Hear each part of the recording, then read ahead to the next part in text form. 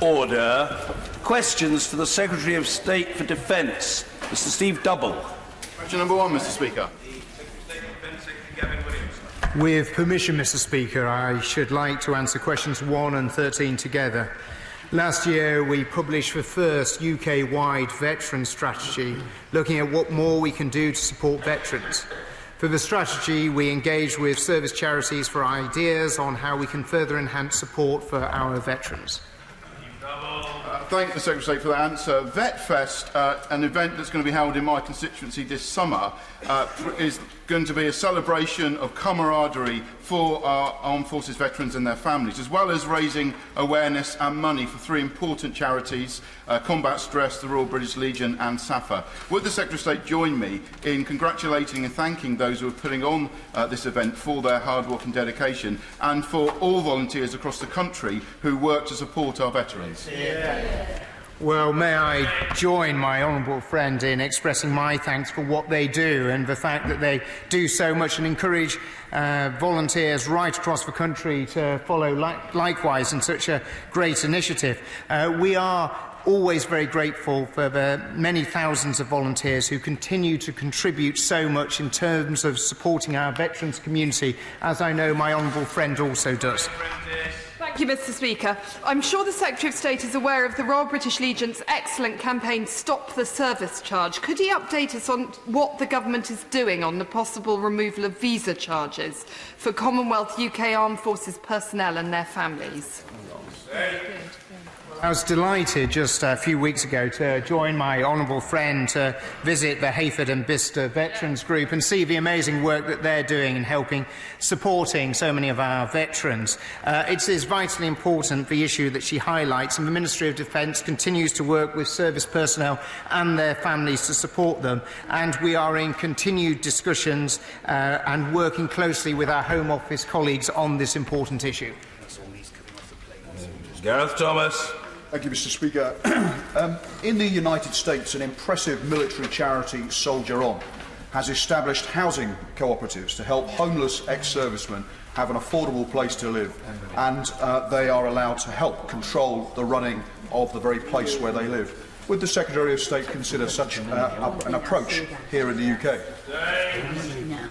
The charity that he mentions also has been looking at the United Kingdom, and it's something we're very keen to work closely with them on to see as to how we can take the lessons learned from the United States and some of the very positive experiences being created, and make sure that this is something that could benefit people here in the United Kingdom as well.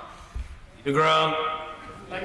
I would certainly endorse the gratitude expressed for the many thousands of volunteers for the support they give to veterans. Isn't it time we accepted that it shouldn't be left to charities to look after people who have been injured in the service of their nation? It's not charities that send people into war, it's governments. What representations has the Secretary of State made to his colleague, the Chancellor, to ensure that health services, local authorities and other public bodies are adequately resourced so that the welfare of veterans can be funded from the public purse rather than relying on charity and volunteers? Well, I think when you see as to everything that this government has done in terms of putting veterans and our service personnel very much at the heart of not just what the Ministry of Defence does, but right across government, and of course devolved governments play a vitally important role in terms of delivery of services.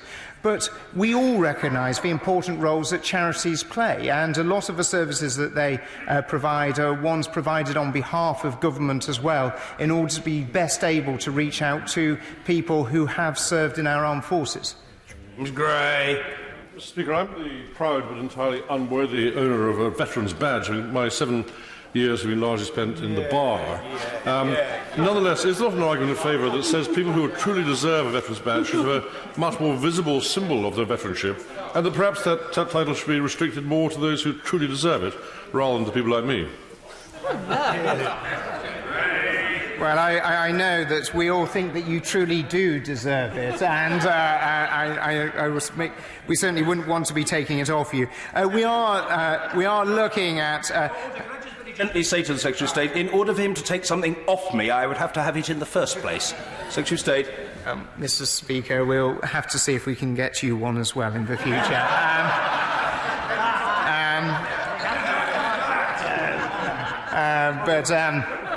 But, Mr. Speaker, we are constantly looking at how we can recognise those who've served.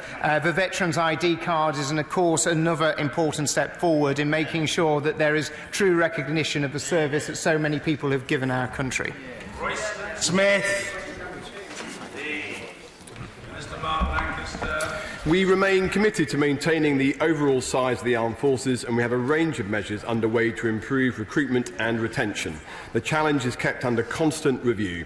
Importantly, the services continue to meet all of their current commitments, keeping the country and its interests safe.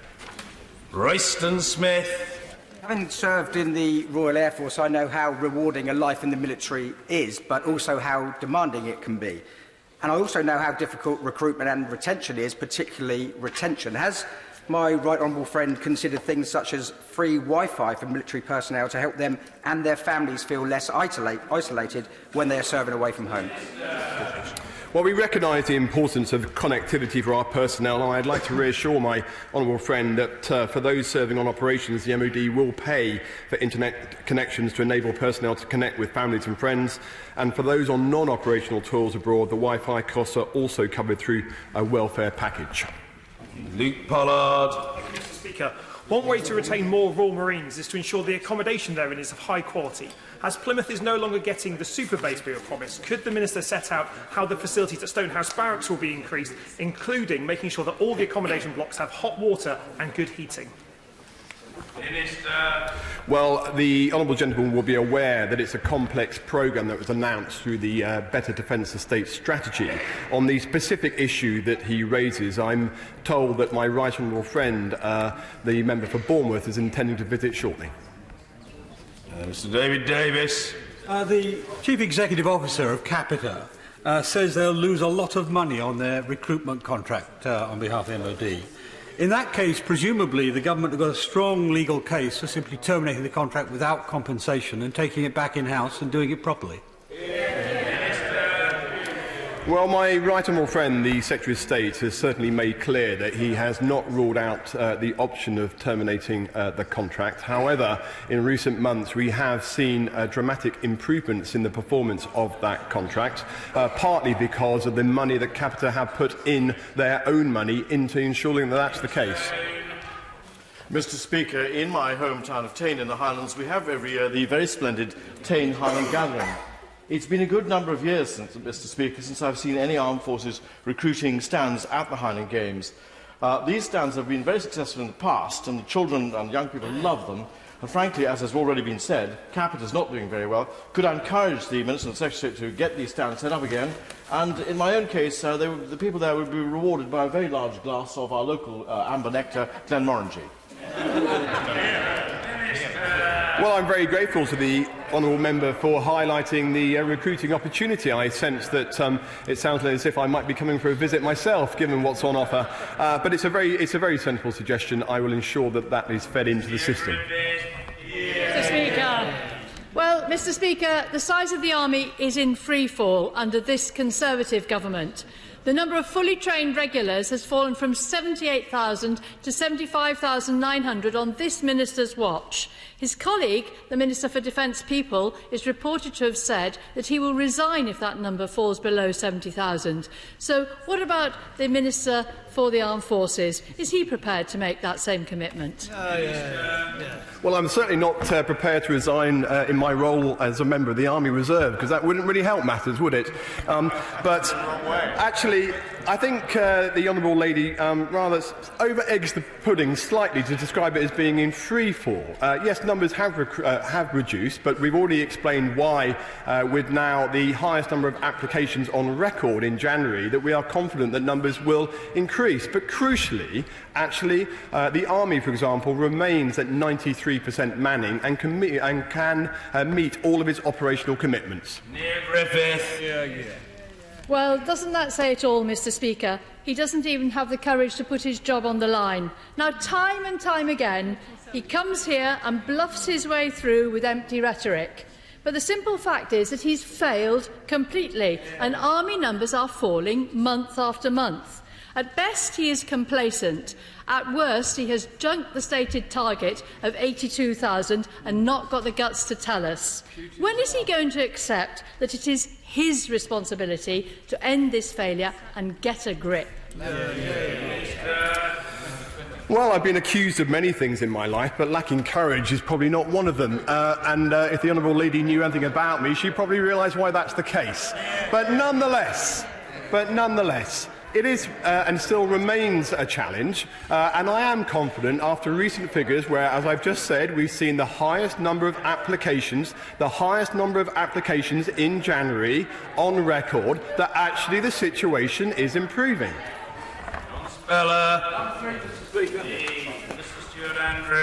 Thank you, Mr. Speaker. The UK defence industry is globally competitive and creates and contributes to jobs across the United Kingdom. I am confident that that will continue to thrive in the future. The Government is seeking the best possible deal for UK industry after exit.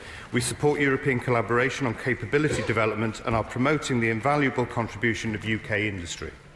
John Speller. Well, Mr. Speaker, that was a standard complacent reply from the Minister, because at a time when ministers are still hanging on to the mythology that EU regulations prevent them from supporting British industry, most recently with the Fleet Solid support ships. Though, of course, no one else in the EU actually holds on to that view or indeed behaves like that. However, as leaving the EU is looming, will the Minister now show some decisiveness and backbone, instruct his officials to scrap the old discredited dogma and start putting British industry first?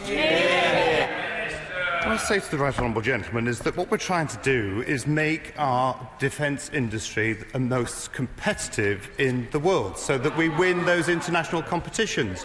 Now, it's not right, it wouldn't be right for me to comment on the decisions taken by other countries, as he referred to with FSS, but I might just note, however, that the EU Commission has publicly questioned the legality of applying Article 346 to the procurement of support ships by other member states. So I'm glad that we've behaved properly. David T.C. Davis. Mr. Speaker, could the Minister confirm that even after we've left the EU, we will continue to have members of the British Armed Forces based in EU countries contributing towards the defence of those countries, and that therefore it's not unreasonable for us to expect their governments to support the British defence industry and the British government as we finalise negotiations with the rest of the European Union? Well, my honourable friend makes a very valid point, and of course our commitment to EU security, European security and working with our NATO colleagues will continue after we've left the European Union. That's why we're working on an ambitious future arrangement, because people know that the armed forces of the United Kingdom are armed forces they can rely on. Thank you very much, Mr. Speaker. The Minister knows that I'm a huge advocate of the Combat Air Strategy and, in fact, had the first debate in here. Given we are about to leave the EU and Team Tempest is so far showing impressive signs of movement, can he tell me when we're going to discuss a replacement for the Hawk, so we have a full package and a training aircraft and to secure the jobs at Brough? Well, the Honourable Lady is absolutely right about the future combat air strategy. We're in negotiations and discussions with other partner nations. When it comes to the issues around Hawk, I have to say we've been doing an enormous amount of work to try and get more orders for the Brough site. I recognise how important it is. Having visited Q8 myself to try and get that order over the line, it's still work in progress, but I hope that we'll be successful. Thank you, Mr. Speaker. Clearly, one of the ways that we could encourage the UK defence industry is using new and emerging technologies. So could my honourable friend comment on the use of the Transformation Fund, in particular the £30 million given for new military apps and the £66 million for robotic programmes that will encourage the UK industry to develop further? Well, my honourable friend is absolutely right to raise this. I went to see some of the small and medium-sized businesses who are working with our armed forces with some of the projects that have been funded through that, and plus the Innovation Fund, of course, the £800 million over 10 years, which is encouraging as many businesses as possible to come forward with their ideas, many of whom have probably never worked with defence in the past. Thank you, Mr. Speaker. Today we saw the ceremony for confirming the move of the EU anti-piracy task force from Northwood to a new location near Cadiz. Now, all around us we are hearing about the consequences of Brexit on the defence industry, but on our security relationships. Yet, despite there being a rather uncommon consensus in the House about the importance of that relationship, we've heard precious little from the Department. Now, not only our closest allies, but in defence industry, serving personnel and policymakers need clarity on the UK's grand strategy. So, can the Minister stop hedging their bets and tell us about the defence and security relationship his government wants with the EU? Well, part of the negotiations that have been happening with the EU have actually heavily focused on our future relationship and the collaboration that we want to see with EU nations. But at the end of the day, most of our the sort of cornerstone of our defence is actually through NATO, and it is through those relationships and with the bilateral relationships we have with many of our other countries that will form the way that we do defence in the future. Gerald Jones. Thank you very much, Mr Speaker. As the party opposite play political games and the Cabinet seeks to oust the Prime Minister, the huge uncertainty for our defence industry continues. The Prime Minister's Brexit deal has been rejected twice, so will the Minister accept that the Government must now do the responsible thing and work across the House to build a consensus for a better deal? And instead of treating this House with yet more disdain, will he confirm that the Government will work with MPs from across the House to determine the course of action? I'll just gently say this is defence questions. The Prime Minister will be making a statement shortly. Maybe that question would have to be heard. Floor, please, Mr Speaker. Minister Tobias Ellwood. Thank you, Mr Speaker. With your permission, may I pair this with question 11, 12, 19 and 23? I'm sure they're all very genuine. But it is a genuine subject because this is about the support we provide our veterans. And we owe our veterans a huge debt of gratitude, but it's important that that gratitude is reflected in the practical support that we provide. And that's exactly why we're investing in a new veterans strategy, which will be fundamental to improving the coordination of that support. Yes, it has been gently pointed out to me, not that one wishes to be pedantic, merely correct, that one might not be able to pair something, particularly when there are four, but a grouping, on the other hand, is perfectly orderly. We're extremely grateful. Hugh Merriman. Mr Merriman, let's hear it, man. No, we're waiting for you to finish, Mr Speaker.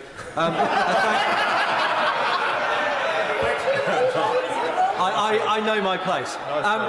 Thank the Minister for his answer. With regard to the amazing role that the charity sector provides to enhance veteran support, what engagement has the Minister had with that sector? Minister. Well, I'm grateful for that question from my honourable friend. It's so important that we engage as much and as best as possible as we can. There are over 400 service-facing charities, and the coordination is done by the Veterans Gateway and indeed COBSIO as well, who form themselves into the clusters so we can provide the necessary support in the various areas that are required. But I'd go on to say, Mr Speaker, that on a regular basis, myself and the Defence Secretary meet up in the MOD every second Monday to meet with the charitable sectors, and the next coming weeks we'll be meeting charities specifically based in the arts. Henry Smith. Thank you, Mr Speaker. Recently, a monthly drop-in service has been established at Crawley Library for veterans to get advice on services supported by the Royal British Legion and SAFA, amongst others. Can I get a commitment from the Ministry of Defence that they will continue to work with the voluntary sector who provide such fantastic support? Here. Grateful for my honourable friend in the same way that my right honourable friend, the Defence Secretary, underlined the importance of these very locally, geographically based charities. It's so important that the message gets out that support is available to the veterans. The biggest challenge we face is actually the veterans not aware of where to go, where help can actually be found. So I'm very grateful for the work that's done in his constituency. Hardy.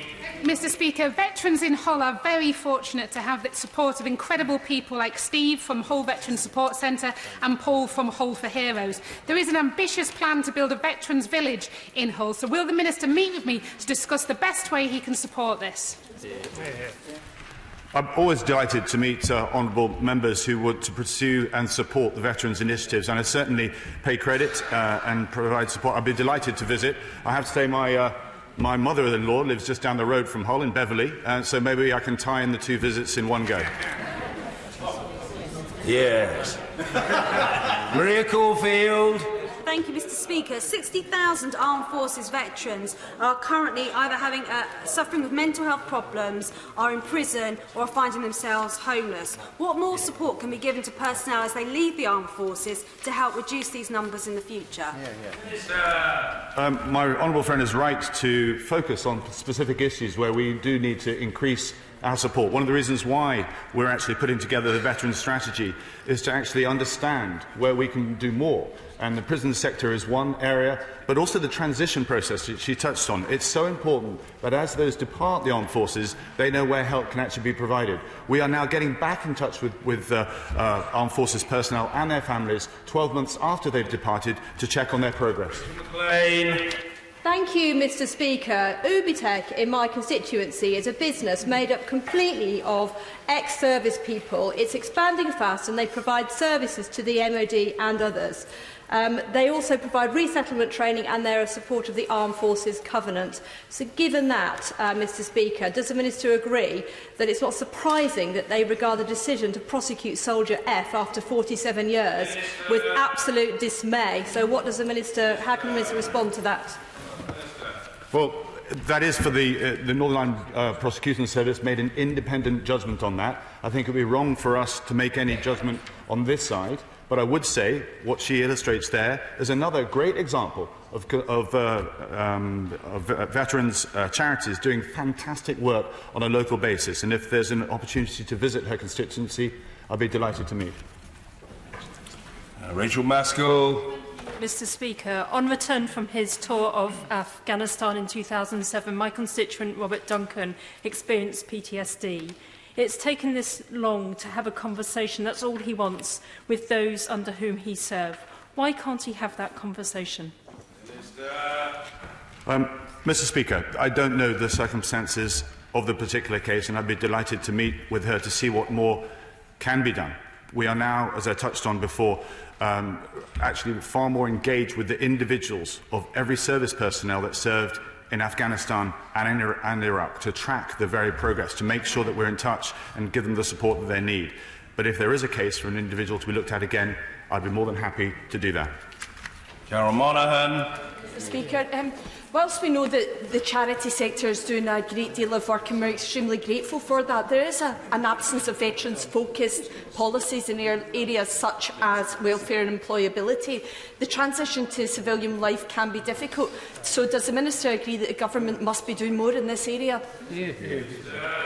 I'm pleased to say that she mentioned government must be doing more, and I would actually say that's absolutely correct. The Veterans Board was established for exactly this mission, to make sure it's not just the MOD that does its bit, but all government departments recognise their duty to honour the Covenant, to make sure that they provide the support that we need to give our brave veterans. Michael Fabricant. Question 5, sir. That's not me. Thank you. Gentleman's pardon. Mr. Hamilton wanted to come in on this question. Yeah. Well, whether we like him, well, we do like him, but whether we like him or not, he's got a right to be heard. Mr. Fabian Hamilton. The honourable member for intervening before he had the chance to ask his question. Mr. Speaker, thank you.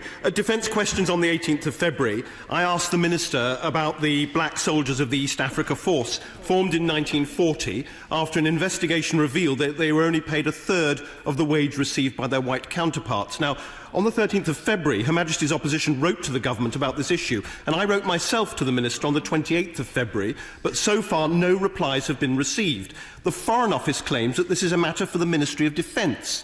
But the Minister told the House last month that this was a matter for the Foreign Office. So can the Minister please confirm that it is in fact his department's responsibility? And may I ask him again when the East Africa Force veterans and their families might expect at the very least an official apology and compensation for this scandal?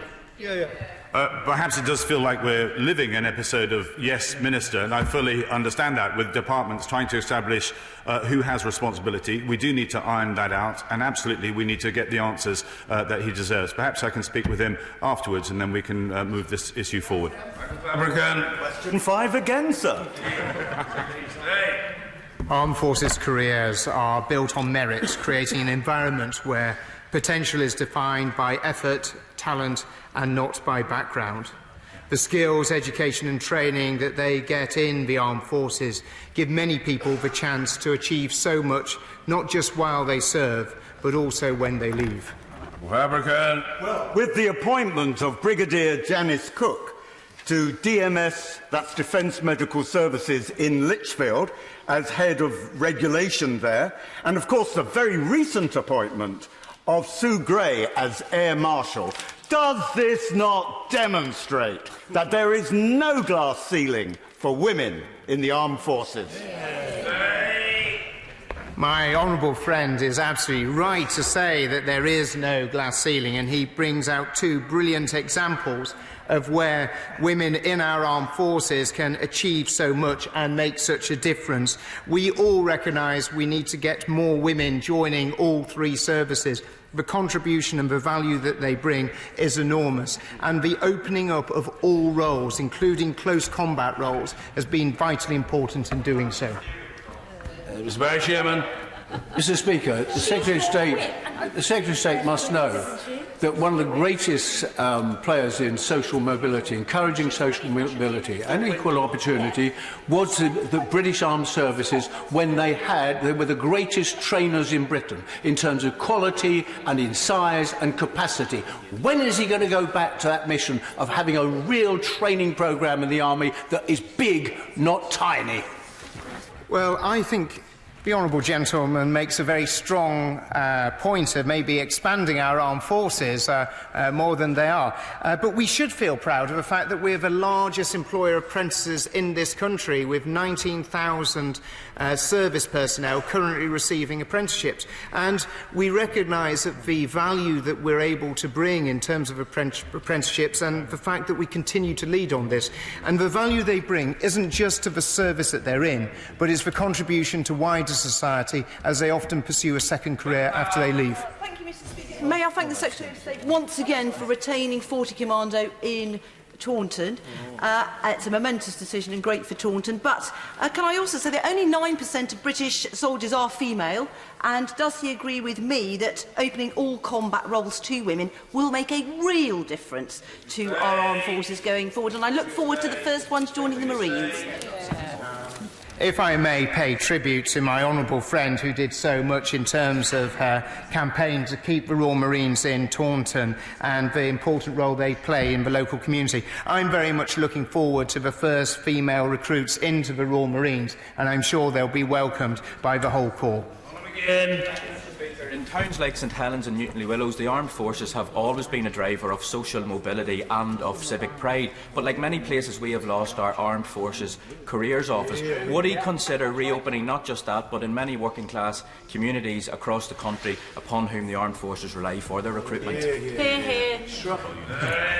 One of the key drivers in terms of recruitment now is increasingly online, but we need to always be looking at how we reach out into local communities. I remember at my school, where I was growing up in Scarborough, the fact that the Green Howards so often used to visit, sending out the message of what an army career would able to deliver. And we need to be looking at how we bring service personnel right into the community recruiting. Number 6, sir.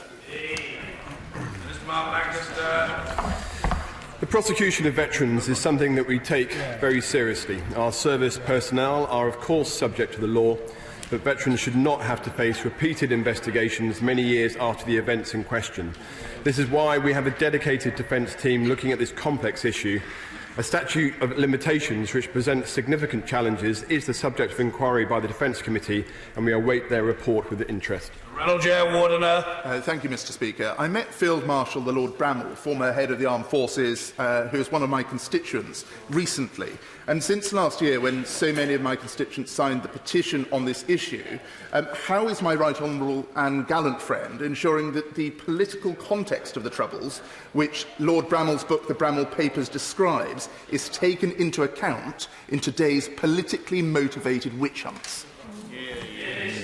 Well, as Chief of General Staff and then Chief of Defence Staff during the height of the Troubles, Lord Bramwell clearly brings a unique perspective to these difficult issues. The House will, of course, understand that prosecutorial decisions in Northern Ireland are taken by the Public Prosecution Service and that the PPS is independent both of the UK Government and the Northern Ireland Executive. But the Government does recognise that the current system for dealing with the legacy of Northern Ireland's past isn't working well for anyone. And that is why the MOD is working closely with the Northern Ireland Office on new arrangements, including to ensure that our armed forces and police officers are not unfairly treated. Members of the Defence Committee have been very pleased by the way in which ministers have set up the dedicated unit to look into this question, and also by the work that the Attorney-General has been doing on it as well. Can we be told whether the proposals that are apparently going to be brought forward in the Queen's speech have yet been finalised and accepted at Cabinet level? Minister. My right honourable friend highlights, as he understands, the complexities of this issue, not least as it transcends not just Northern Ireland but different judicial systems elsewhere within the United Kingdom. We are making progress on this issue. We certainly have applied to bring it forward in the Queen's speech, but we have yet to conclude this work. Danielle Rowley. Question 7, Mr. Speaker. Mr. Speaker, if I can muster this question with question 16 and 17. The Armed Forces Covenant not only obliges government departments to recognise their duties to support armed forces personnel, veterans and their families, but it also encourages organisations, businesses across the country to do the same. And I'm pleased to say that we're now over 3,300 signings, and we're signing around 25 companies or organisations each week. Danielle Rowley. A recent Defence Committee report said some serving personnel, veterans and their families who need mental health care are still being completely failed by the system. We've heard about engagement with charities and mental health support, but a local charity doing great work in Midlothian, the Lothian Veterans Centre, have confirmed this sentiment from the committee's report and told me that charities face a huge burden and huge pressures in helping veterans.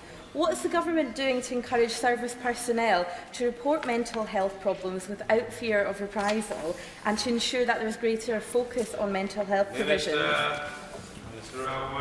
She packs a lot into one question there, and very, very important indeed. The critical aspect is the change of stigma, is the ability to step forward and say, yes, I'm not okay, and not feel that there will be reprisals. And thanks to the new Mental Health and Wellbeing Strategy of 2017, we're doing exactly that. It's taking a while to change the culture, but absolutely more people are willing to step forward and say, let me get checked out, let me get sorted, let me get back into the line without fear that it might damage their promotion prospects. Speaker, why should commercial organisations take this seriously when the Ministry of Defence hasn't yet managed to change its demand for British meat so that our armed forces can be fed the finest meat in the world? I understand this is an issue that dates back to a former armed forces minister's time many, many years ago when we were back in office a couple of decades ago. We discussed this ourselves. I'll certainly look at this, but I would encourage all those, despite their issues with meat, to absolutely sign the Armed Forces Covenant and support our brave veterans and armed forces personnel. The acute care for armed forces personnel who've had acquired brain injuries in the course of their duties is really second to none. Nobody would doubt that. But the anxiety is that when they leave the armed forces, or sometimes even before they've come into the armed forces, an acquired brain injury goes unnoticed and therefore untreated and uncared for, which is why so many people end up, armed forces veterans, end up being homeless and living on the street. What are we going to do about that? Minister. Well, firstly, can I pay tribute to the personal interest that he takes on this? He's absolutely right that people need to be signposted and know where to go. We're working more closely with NHS England and the devolved administrations to understand where the complex treatment services are and to make sure that when you do the transition, you are handed across to the civilian agency to look after you. Anne-Marie Trevelyan. Thank you, Mr. Speaker. Mr. Speaker, as the founder of the all-party parliamentary group on the Armed Forces Covenant, it's wonderful to see an order paper full full of those three words, which didn't exist a few years ago. So this is a conversation that is absolutely critical to this House. Would the Minister therefore meet with me to actually move forward the conversation about how we create an Armed Forces Covenant Ombudsman, so that when these issues which are raised by colleagues get stuck and we can't find a solution, we have a real authority to fix it? Well, firstly, could I pay tribute to the work that she's done as Chair of the Armed Forces, as the APPG on this important issue? I'm more than delighted to meet with her. It is important that we have the necessary scrutiny that's seen to be in place and that we do what's best for our veterans. Thank you, Mr. Speaker. I'm grateful to the Minister for his answer to the question posed by my honourable friend, the member for Midlothian. But when 0.01% of the NHS budget is spent on veterans' mental health care, doesn't he agree that we've got a lot further to go in this area? And will he at least endorse fully the recommendations made by the Defence Select Committee on this issue? Well, I was delighted to address the Defence Select Committee only the other day on this matter to discuss it, and absolutely we need to follow the money. We're aware that £21 billion was given to the NHS over the next 10 years, of which a proportion of that will go to mental health. The Prime Minister herself wants to see parity between mental health and physical health, medical well-being and physical well-being. So let's make sure that we can identify where that funds are. I hope to have a meeting, or the Defence Secretary will have a meeting with the Health Secretary as soon as possible to see what more can be done. Liz Twist. Thank you, Mr. Speaker. Question 8. Minister. The Army continues to work closely with Capita, with multiple interventions now in place and delivering improvements. Regular soldier applications remain at a 5-year high, with this year's Your Army Needs You advertising campaign seeing over 15,000 applications in January alone. It will take longer to see increases to training strengths due to the length of the recruitment and training pipeline. Liz Twist. The Secretary of State has said that he might re-examine the Capita contract in the next financial year, meaning that we'll have to wait another 12 months before any action is taken. All the while, Capita is failing abysmally, with army numbers falling year after year. Instead of endlessly kicking the can down the road, why doesn't the government deal with the problem now, strip Capita of the contract and bring the service back in-house? Well, I answered that question earlier, and with respect to the Honourable Lady, she clearly didn't listen to the answer I just gave her, where applications are up, there's a start of a process. I think one of the confusions the House has is when we talk about trained strength, which is the number, 93% manned of the Army. That is after a very long process of going through not only basic training, but, for example, if you are a Royal Engineer, also combat engineer training, and then trade training. So it can take up to 18 months from the first time somebody puts a uniform on and considers themselves to be part of the Army. When you're in training, you don't go home and say, I'm not in the Army because I'm not fully trade trained yet. And there are some 5,000 soldiers now in that process who are wearing a uniform but not included in the numbers. And in time, they will join the Army, and we're seeing that uplift. It's the time lag which I think this House isn't fully understanding, but I understand why. Richard Graham. Speaker, in terms of the effectiveness of recruitment, my right honourable friend will know that we recruit many Armed Forces servicemen and women from the Commonwealth. But is he aware of the Royal British Legion campaign to eliminate the current high costs of their applications for indefinite leave to remain, to which they are eligible after 4 years' service? This can cost almost £10,000 for a family of 4. And does my right honourable friend agree that it is time that this issue was tackled in order that we recruit more from the Commonwealth? My honourable friend raises a very important issue, and I know that my right honourable friend is engaging with the Home Office in an attempt to solve it. Evan Foster. Number 9, Mr. Speaker. The security situation on the Korean Peninsula has improved since North Korea adopted a self-imposed moratorium on missile launches. North Korea almost certainly wishes to avoid conflict. However, the balance of hard military power on the peninsula has not altered substantively recently. North Korea needs to engage in meaningful negotiations with the United States and take concrete steps towards complete denuclearisation. Foster. Thank you, Mr. Speaker. I thank my right honourable friend for his answer. The failure of recent talks aimed at securing denuclearisation in North Korea was disappointing, though I welcome South Korea's attempt to revive them. Would my right honourable friend assure me the UK government's support for any agreement reached in future would be dependent on a commitment by North Korea to complete denuclearisation? You're in the groove. we have been absolutely consistent that there has to be complete denuclearisation. And while it's disappointing as to where talks have gone, we must remain hopeful that pressure can be applied for North Korea to come back to the table in order to be able to reinvigorate these discussions going forward.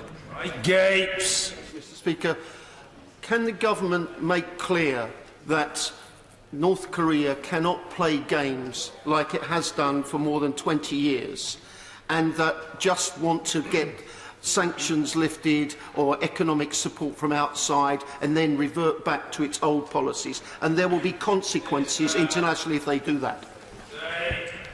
The honourable gentleman makes important points, and I remember visiting South Korea with him back, I think, in 2010 and 2011, where we looked at this. And it's vital that Britain stands shoulder to shoulder with our UN friends in terms of the imposition and the enforcement of sanctions, which the Royal Navy has been leading on with our other UN partners. Is or is not North Korea degrading its nuclear capability? We continue to monitor as to what is happening in North Korea. It's vitally important that we work with other allies, including the People's Republic of China, to put pressure on North Korea in order to reduce the amount of activity that they've been in the past conducting in terms of nuclear testing. Melanie on. Number 10. Mr. Andrew. Thank you, Mr. Speaker. The Ministry of Defence first priority is always to guarantee the UK is able to meet its national security obligations, which includes ensuring our air defence radars can operate effectively. The Ministry of Defence is supportive of the offshore wind sector deal, and we remain keen to work closely across government and with industry to support this.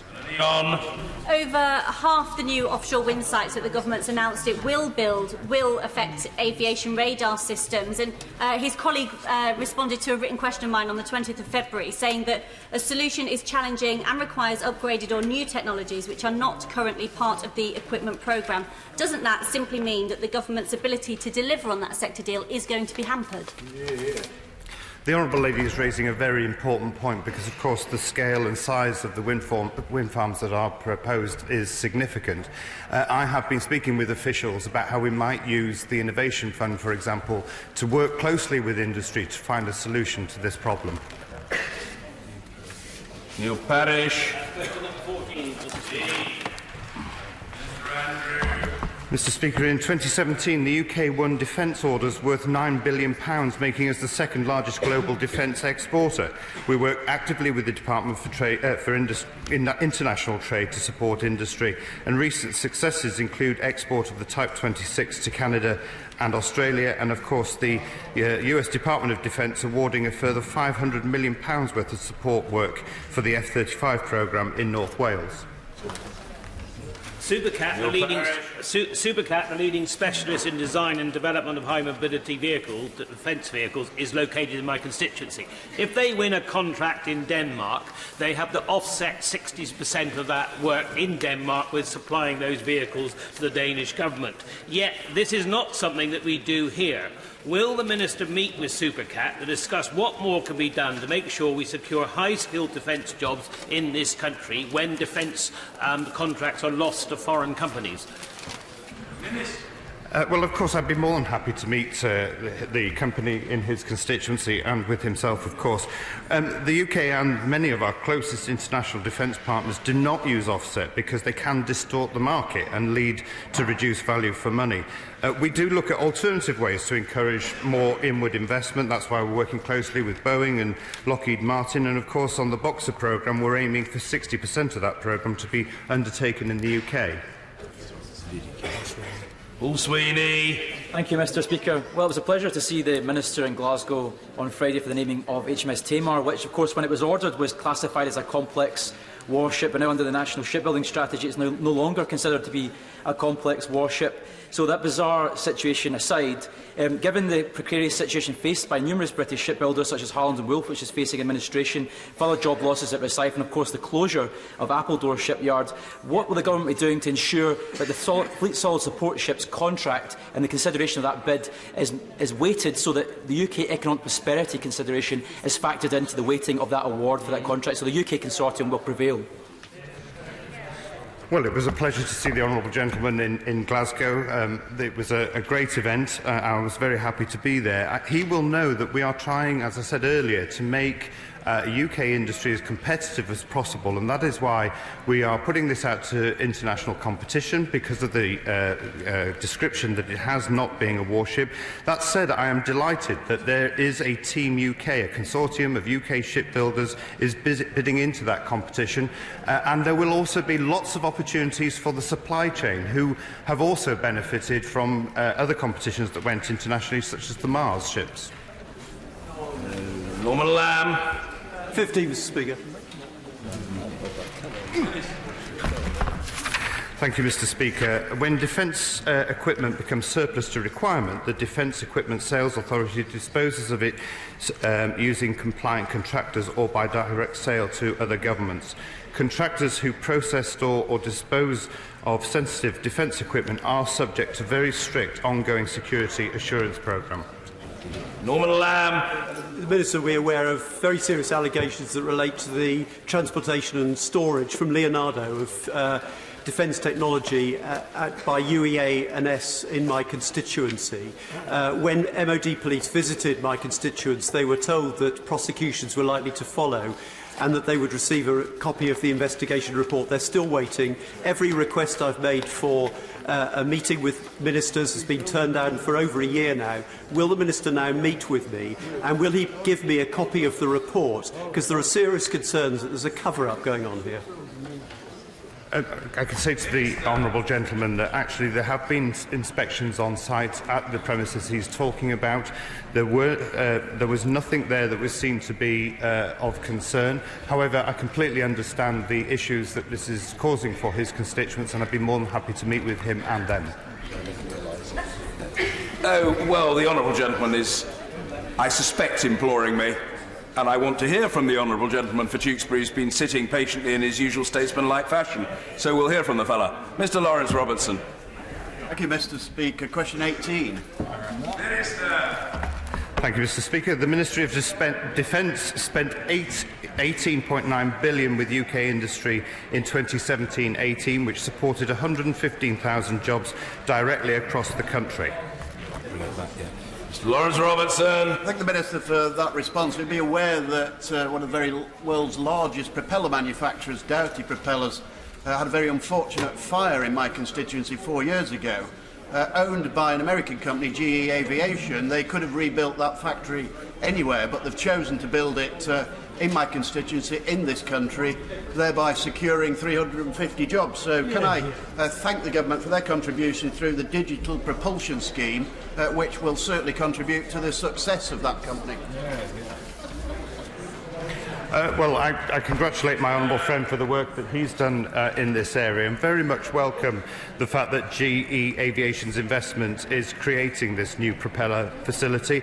I know that that will continue to contribute to the massive contribution that the defence industry plays in the southwest of the UK, and it will continue to provide the jobs that many people rely on. Order. Topical questions. Wes Streeting. Speaker, topical number 1. In this, the 50th year of a continuous at-sea nuclear deterrent, the MOD is proud to continue to protect the security and stability of our nation, but also of our allies.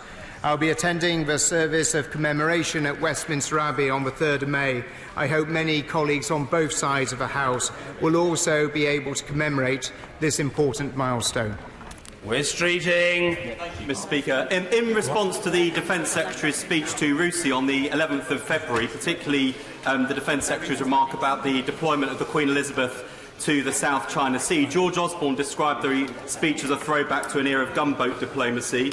Lord Dannatt described the Secretary of State's speech in the context of wanting to use defence as a platform to develop his own career. Could he take this opportunity to explain exactly what he means by that deployment, and whether he's managed to have a discussion with the Chancellor about the finer points of international diplomacy and trade? Well, as I'm sure the honourable gentleman will be aware, we're the second largest investor in the Southeast Asia region. We have strong and many deep allies in terms of Australia, New Zealand, Japan, Korea, Singapore, Malaysia and, of course, the United States. So it's perfectly natural that we'll continue to operate and exercise alongside our allies. That is what is normal and what would be expected. Speaker, how does my right honourable friend score his department on their agreement with the Treasury to disperse of land now considered requirement to needs for the MOD and to release that land for the housing market? Mr. Speaker, my right honourable friend is absolutely right that we need to release that land. 2% of Britain is actually owned by the MOD. It's now surplus to requirements. It's important that we have a programme of disbursement which works with local communities so we can free up that land for important housing. Hughes. Thank you, Mr. Speaker. I'm sure the entire House was disturbed yesterday to hear reports in the press of injuries sustained by UK Special Forces in Yemen, and I'm sure the entire House would join me in wishing them a speedy recovery. I appreciate that the MOD does not comment on Special Forces operations, but this news certainly illustrates, Mr. Speaker, the engagement that UK forces now have in that part of the Arabian Peninsula. So will the Secretary of State now make a statement to the House and to ensure that we and our constituents can know more about the UK's ongoing role in that desperate and devastating conflict? Hear, hear. As the honourable gentleman knows, we neither confirm nor deny the use of our special forces. Rachel McLean. Thank you, Mr. Speaker, very much. As a proud member of the Armed Forces Parliamentary Scheme, I've been so privileged to visit a number of servicemen and women around the world.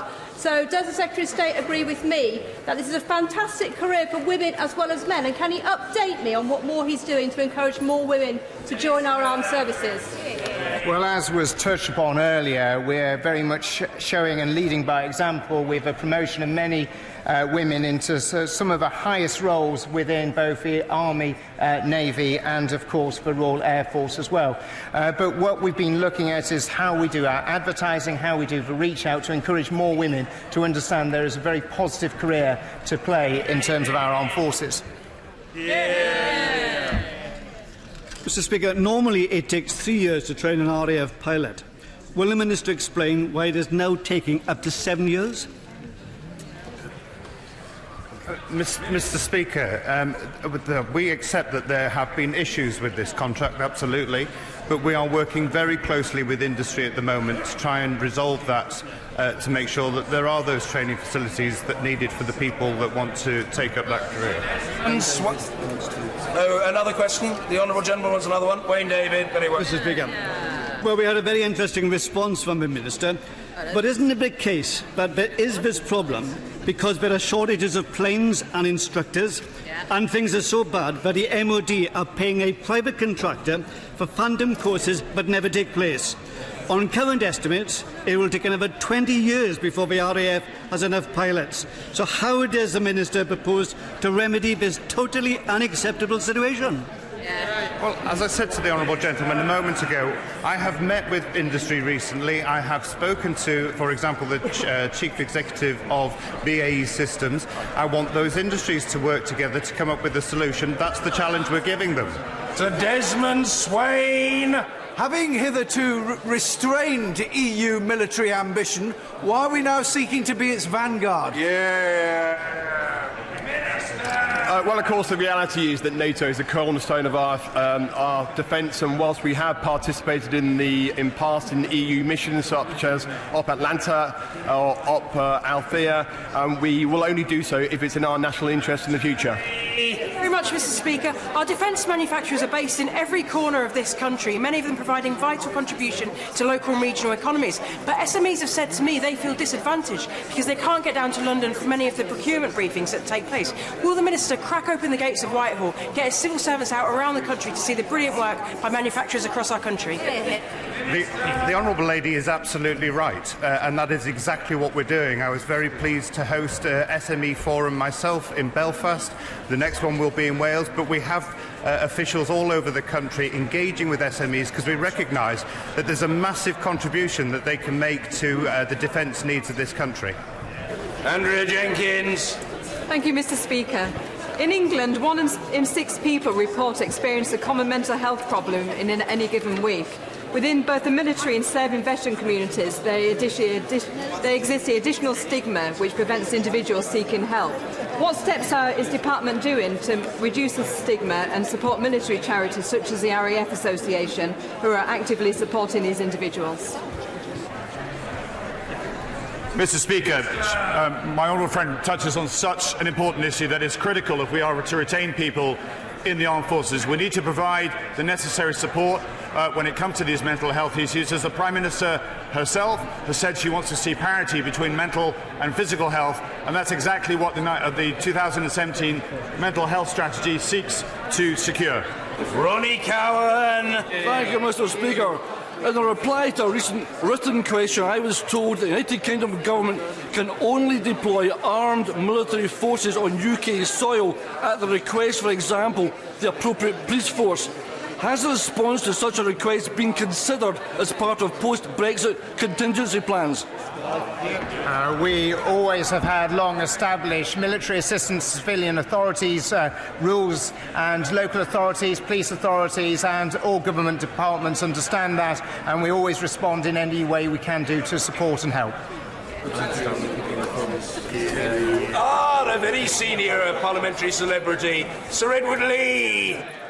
If RAF Scampton is to close, which the whole people of Lincolnshire naturally oppose, in deciding where the Red Arrows should go, will the Secretary of State bear in mind that we have 3 excellent airfields, Waddington, Coningsby and Cranwell, and above all, wonderful airspace, and we should not move the Red Arrows to an inferior county like Yorkshire? I very much appreciate the strong campaigning that my right honourable friend has been undertaking in terms of keeping the Red Arrows in Lincolnshire, and will certainly be listening very closely to all arguments. Mary Glendon! Speaker, our satisfaction with pay... Order! I understand the air of excitement and anticipation of important matters, but the question from the Honourable Lady, the member for North Tyneside, is important and must be heard. Mary Glendon. Thank you, Mr. Speaker. Our satisfaction with pay and pension benefits is at its lowest levels ever recorded. Does the Minister accept that 7 years of below inflation pay rises have had a severe effect on the morale of our armed forces? Well, Mr. Speaker, we take the continuous attitude survey very seriously. We are concerned that there has been a fall in morale. I'm pleased to see the Chancellor is in his place, and I hope he'll recognise that when the spending review comes round for allocation. Pausing! Speaker, in our spend on defence, it's important that our armed forces get the best, and in respect of naval propulsion systems, that means the low-vibration motors produced by GE Energy in Rugby. Does the Minister agree it's important to maintain that capability in the UK? Well, I know that this is an issue that my honourable friend has raised a number of times, and myself and the Minister for Defence Procurement have also met with him. We're working very closely with GE to do everything we can do to support the business going forward, including the enormous work that's been put into securing export orders as well. Anna Soubry! Mr. Speaker, nobody in Broxtowe wants the British Army to leave Chetwynd Barrett, especially as we're so proud of our association with the Sappers, the Royal Engineers. But we understand that the land must be sold off. What we are concerned about is the delay in the sale, and I'd be grateful if the Minister would be agreeable to a meeting so that we can see how we can best dispose of the land for housing. Minister Elwood! I'd be delighted to meet my honourable friend in order to discuss this. I know she's been passionate about this particular issue, and we'll see whether we can resolve the matter. Order. We must now move on. Statement. The Prime Minister. Thank you. With permission, Mr. Speaker, I would like to make a statement on last week's European Council. Before the Council, I wrote to President Tusk to seek formal approval for the legally binding assurances on the Northern Ireland backstop and alternative arrangements agreed in Strasbourg on the 11th of March. I reported your statement, Mr. Speaker, which made clear that for a further meaningful vote to take place, the deal would have to be fundamentally different, not different in terms of wording, but different in terms of substance. I explained that as a result, some honourable and right honourable members were seeking further changes to the withdrawal agreement, and I requested a short extension to the Article 50 process to the 30th of June. I regret having to do so. I wanted to deliver Brexit on the 29th of March, but I'm conscious of my duties as Prime Minister to all parts of our United Kingdom and of the damage that union leaving without a deal could do when one part of it is without devolved government and unable, therefore, to prepare properly. The Council formally endorsed the legal instrument relating to the withdrawal agreement and the joint statement supplementing the political declaration. This should increase the confidence of the House that the backstop is unlikely ever to be used and would only be temporary if it is. But the Council also reiterated, once again, its long-standing position that there could be no reopening of the withdrawal agreement. So however the House decides to proceed this week, everyone should be absolutely clear that changing the withdrawal agreement is simply not an option. Turning to extending Article 50, this has always required the unanimous agreement of the other 27 member states. As I've made clear before, it was never guaranteed that the EU would agree to an extension or the terms on which we requested it, and they did not. Instead, the Council agreed that if the House approves the withdrawal agreement this week, our departure will be extended to 11 p.m. on the 22nd of May. This will allow time for Parliament to pass the withdrawal agreement bill, which is legally necessary for the deal to be ratified. But if the House does not approve the withdrawal agreement this week, our departure will instead be extended only to 11 p.m. on the 12th of April. At this point, we would either leave with no deal, or we would indicate a way forward before this date for consideration by the European Council. If this involved a further extension, it would certainly mean participation in the European parliamentary elections. The Council's conclusions were subsequently turned into a legal decision, with which the UK agreed and which came into force last Friday. So while the Government has today laid a statutory instrument, which will be debated later this week, to reflect this in our domestic legislation, the date for our departure from the EU has now changed in international law. Were the House not to pass the statutory instrument, it would cause legal confusion and damaging uncertainty, but it would not have any effect on the date. But it would not have any effect on the date of our exit. Mr. Speaker, I continue to believe that the right path forward is for the United Kingdom to leave the EU as soon as possible with a deal, now on the 22nd of May. But it is with great regret that I have had to conclude that, as things stand, there is still not sufficient support in the House to bring back the deal for a third meaningful vote. I continue to have discussions with colleagues across the House to build support so that we can bring the vote forward this week and guarantee Brexit. If we cannot, the Government made a commitment that we would work across the House to find a majority on a way forward. The amendment in the name of my right honourable friend, the member for West Dorset, seeks to provide for this process by taking control of the order paper. I continue to believe doing so would be an unwelcome precedent to set, which would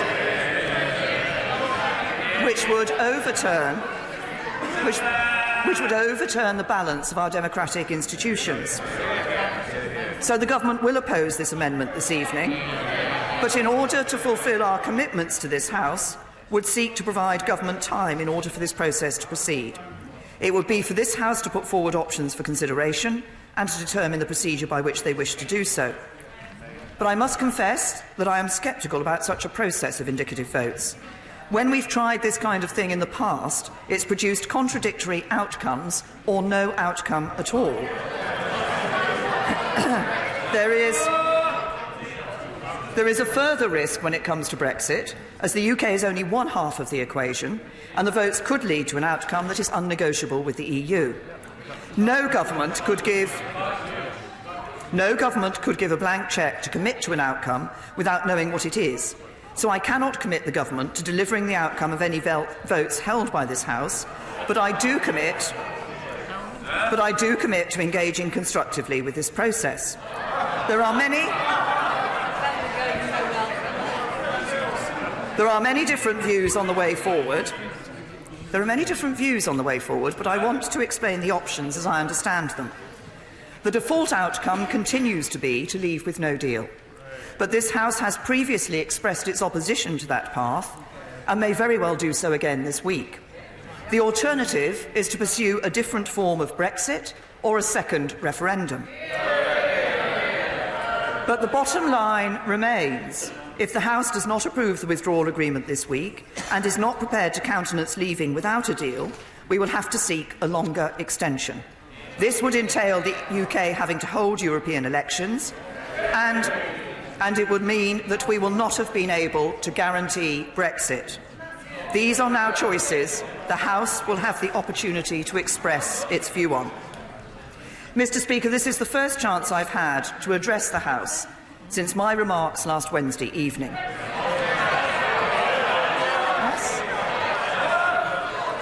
The House must calm itself. The Prime Minister is addressing the House and must be heard. Colleagues know from the record that they have a full opportunity to question the Prime Minister. The Prime Minister. I expressed my frustration with our collective failure to take a decision. But I know that many members across this House are frustrated too, and we all have difficult jobs to do. People on all sides of the debate hold passionate views, and I respect those differences.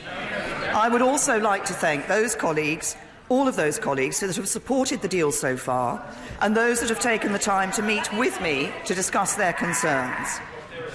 I hope we can all agree we are now at the moment of decision, and in doing so we must confront the reality of the hard choices before us.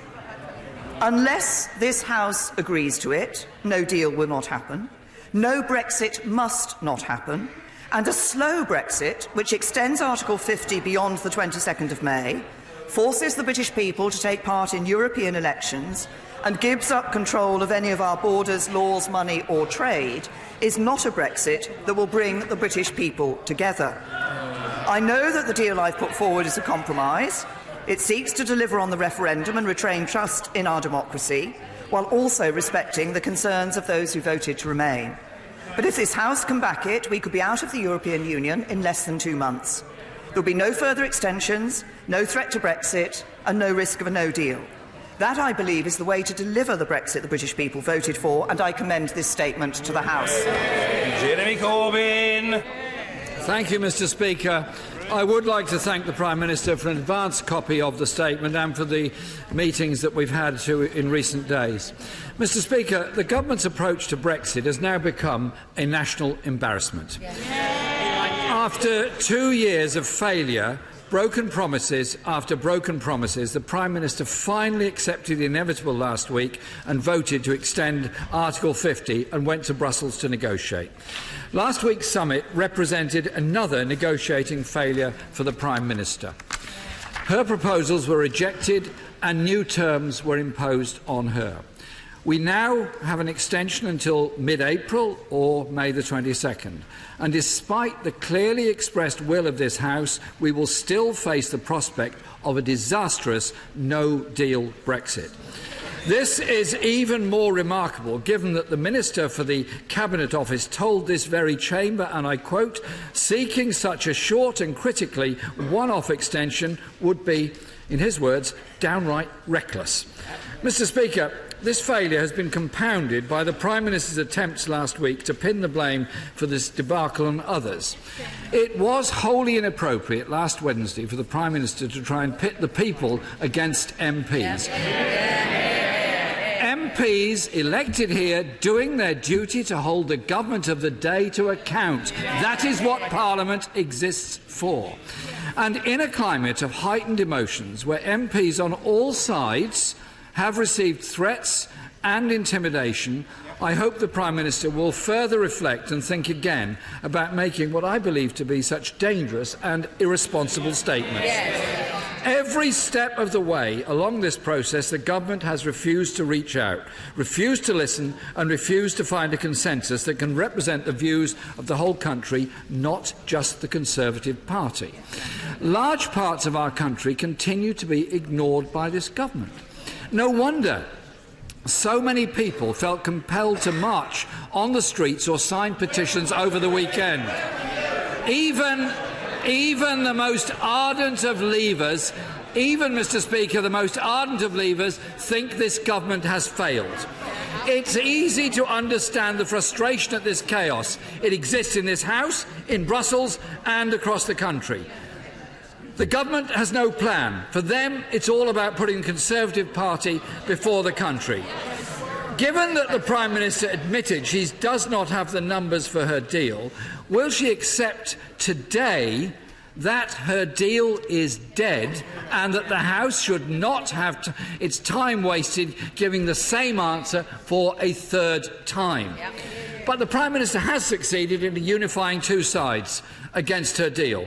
The CBI and the TUC's unprecedented joint statement last week demanded a Plan B which protects jobs, workers, industry and communities. Has the Prime Minister got a Plan B? No. The government has failed and let the people down, whether they voted leave or whether they voted remain. The country cannot continue to afford a Tory crisis.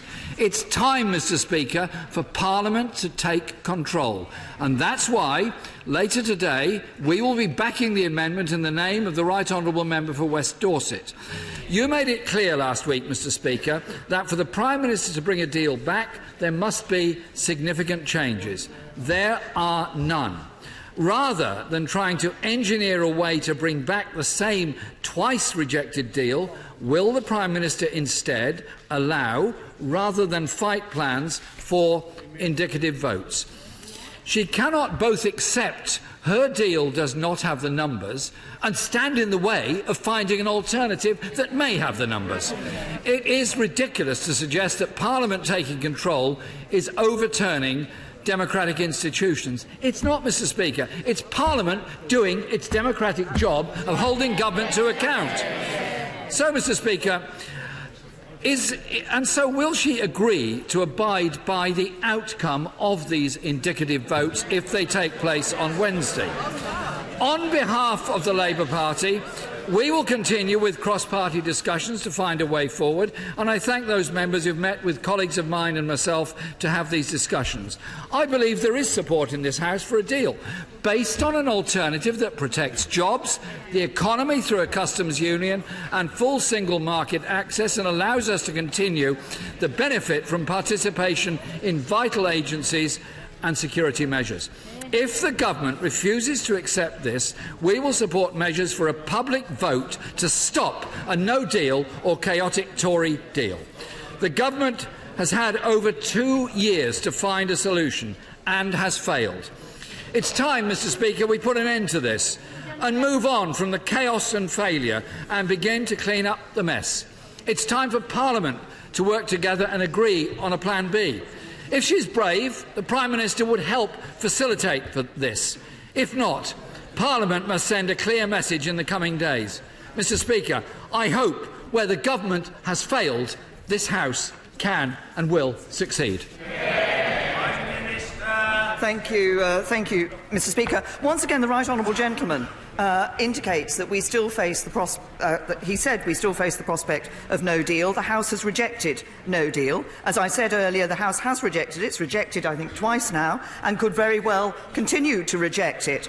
But the only way of actually putting that into practice is to support a deal. Now, he talks about reaching out. I have reached out to party leaders across this House and to other members of this House. My Right Honourable friend, the Chancellor of the Duchy of Lancaster, and my Right Honourable friend, the Secretary of State for exiting the European Union, have both held a number of meetings with members across this House and with party leaders. But the Right Honourable Gentleman ended by saying that it is now time for the House to decide. But the point is that up till now the House has not decided. The House has had... Yet again, honourable members on the opposition benches say they haven't had a chance. The House has had many chances to put amendments down. The House has voted twice on the Right Honourable Gentleman's plans for the future and rejected them. It has voted to reject no deal. It has also voted to reject a second referendum. He asked whether I was going to, whether the government would commit to abide by the indicative votes. I did, as the Right Honourable Gentleman accepted, give him advance notice of my statement. I then read the statement. It did clearly say I cannot commit the government to delivering the outcome of any votes held by this House. And honourable members, well, the Shadow Foreign Secretary shouts that's not good enough. If she just thinks about this, for a moment, just thinks about this. First of all, we don't know what the options are going to be that will be tabled. Secondly, we don't know what will be selected. But there's another point. I think it is important that no one would want to support an option which contradicted the manifesto on which they stood for election to this House. And the Chancellor of Duchy of Lancaster obviously will be opening the debate this afternoon and will refer to the processes that are involved in the House. But the Right Honourable Gentleman said it was important that MPs were elected here to make decisions, yes, to take responsibility and to make decisions. But the MPs elected here to this House at this time have a duty to respect the result of the referendum that took place in 2016, and attempts to stop that result of that referendum being put into place, or attempts to change that result of that referendum, are not respecting the voters and not respecting our democracy. And then finally, the Right Honourable Gentleman mentioned the fact that a number of people had marched on the question of a second referendum. Indeed. Order. The House is in a very agitated state, but it's at an early stage in the proceedings. Calm. The Prime Minister. The Right Honourable Gentleman referred to the fact that a march for a second referendum took place. It is, in fact, the Right Honourable Gentleman's policy. I noticed that his deputy went on the march. I thought the Right Honourable Gentleman normally jumped at any opportunity to go on a march, but on this occasion he wasn't actually there. I can only assume on this occasion he was involved but not present.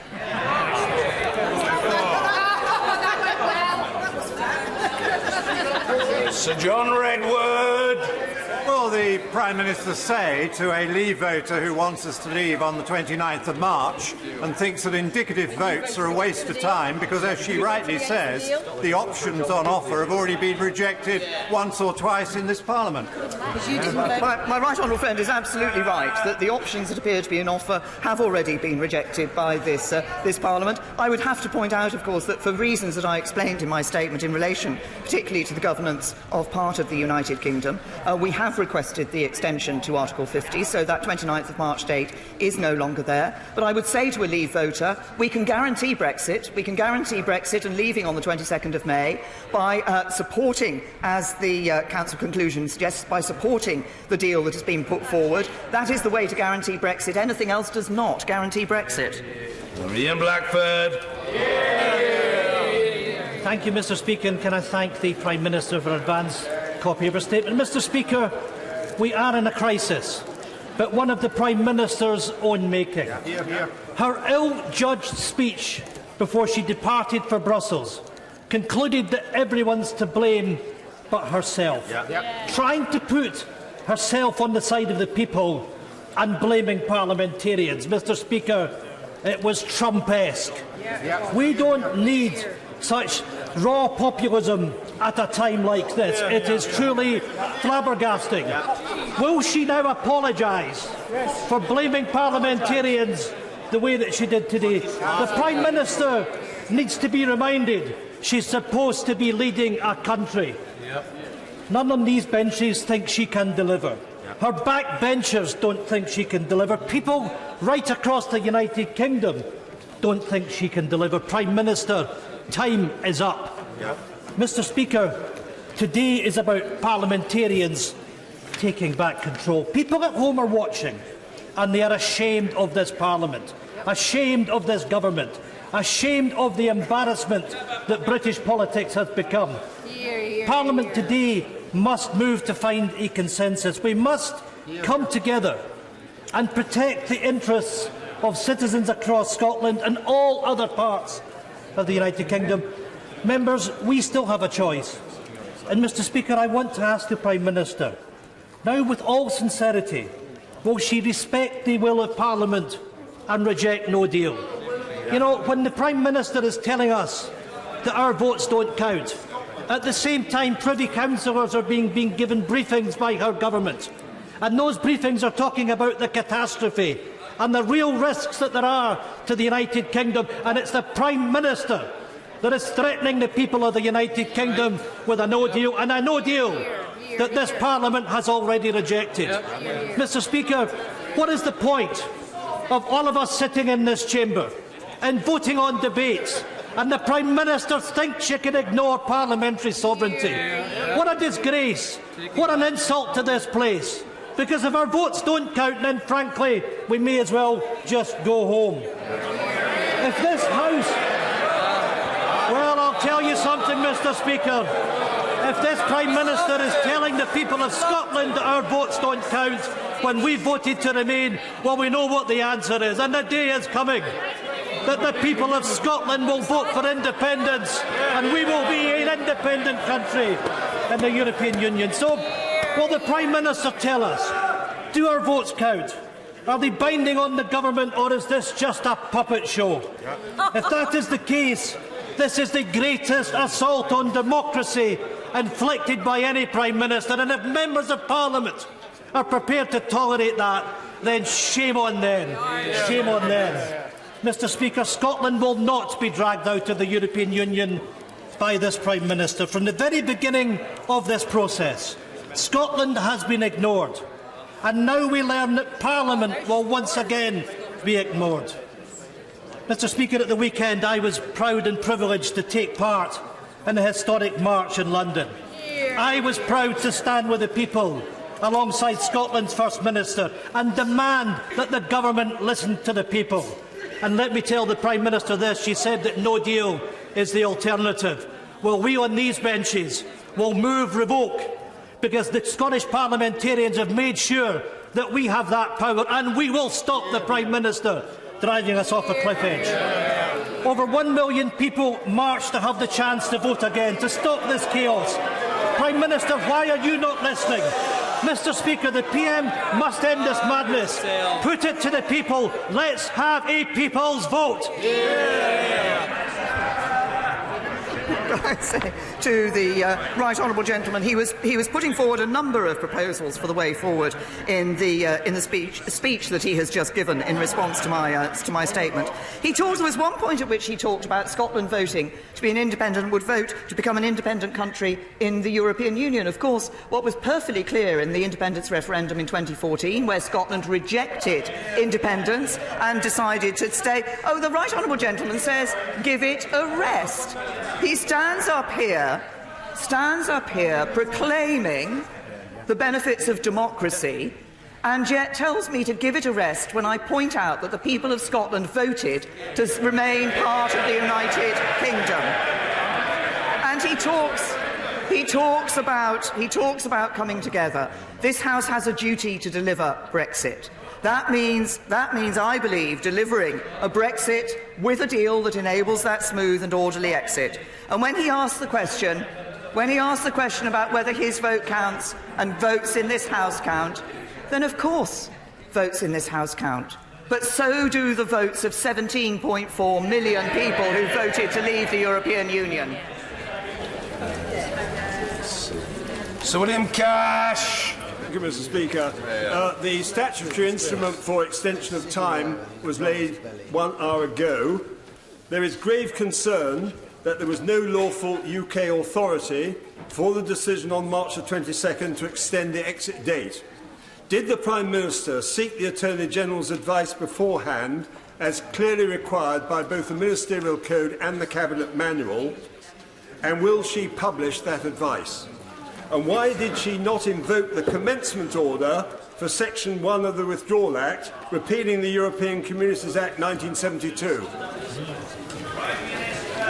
The right honourable gentleman talks about the decision to extend Article 50. This House had supported an extension of Article 50. Yes, the Council took a different decision in relation to the length of time that extension could take place for, but it was clear from this House, and people are saying to me, listen to this House and respect the House was clear that an extension of Article 50 should be sought, and an extension was agreed.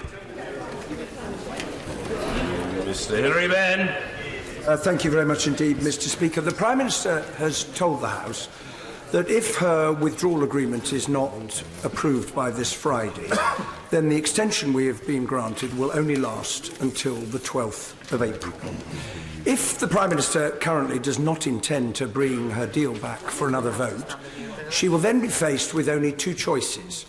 Either doing nothing, in which case we will leave with no deal on the 12th of April, or applying for a further extension.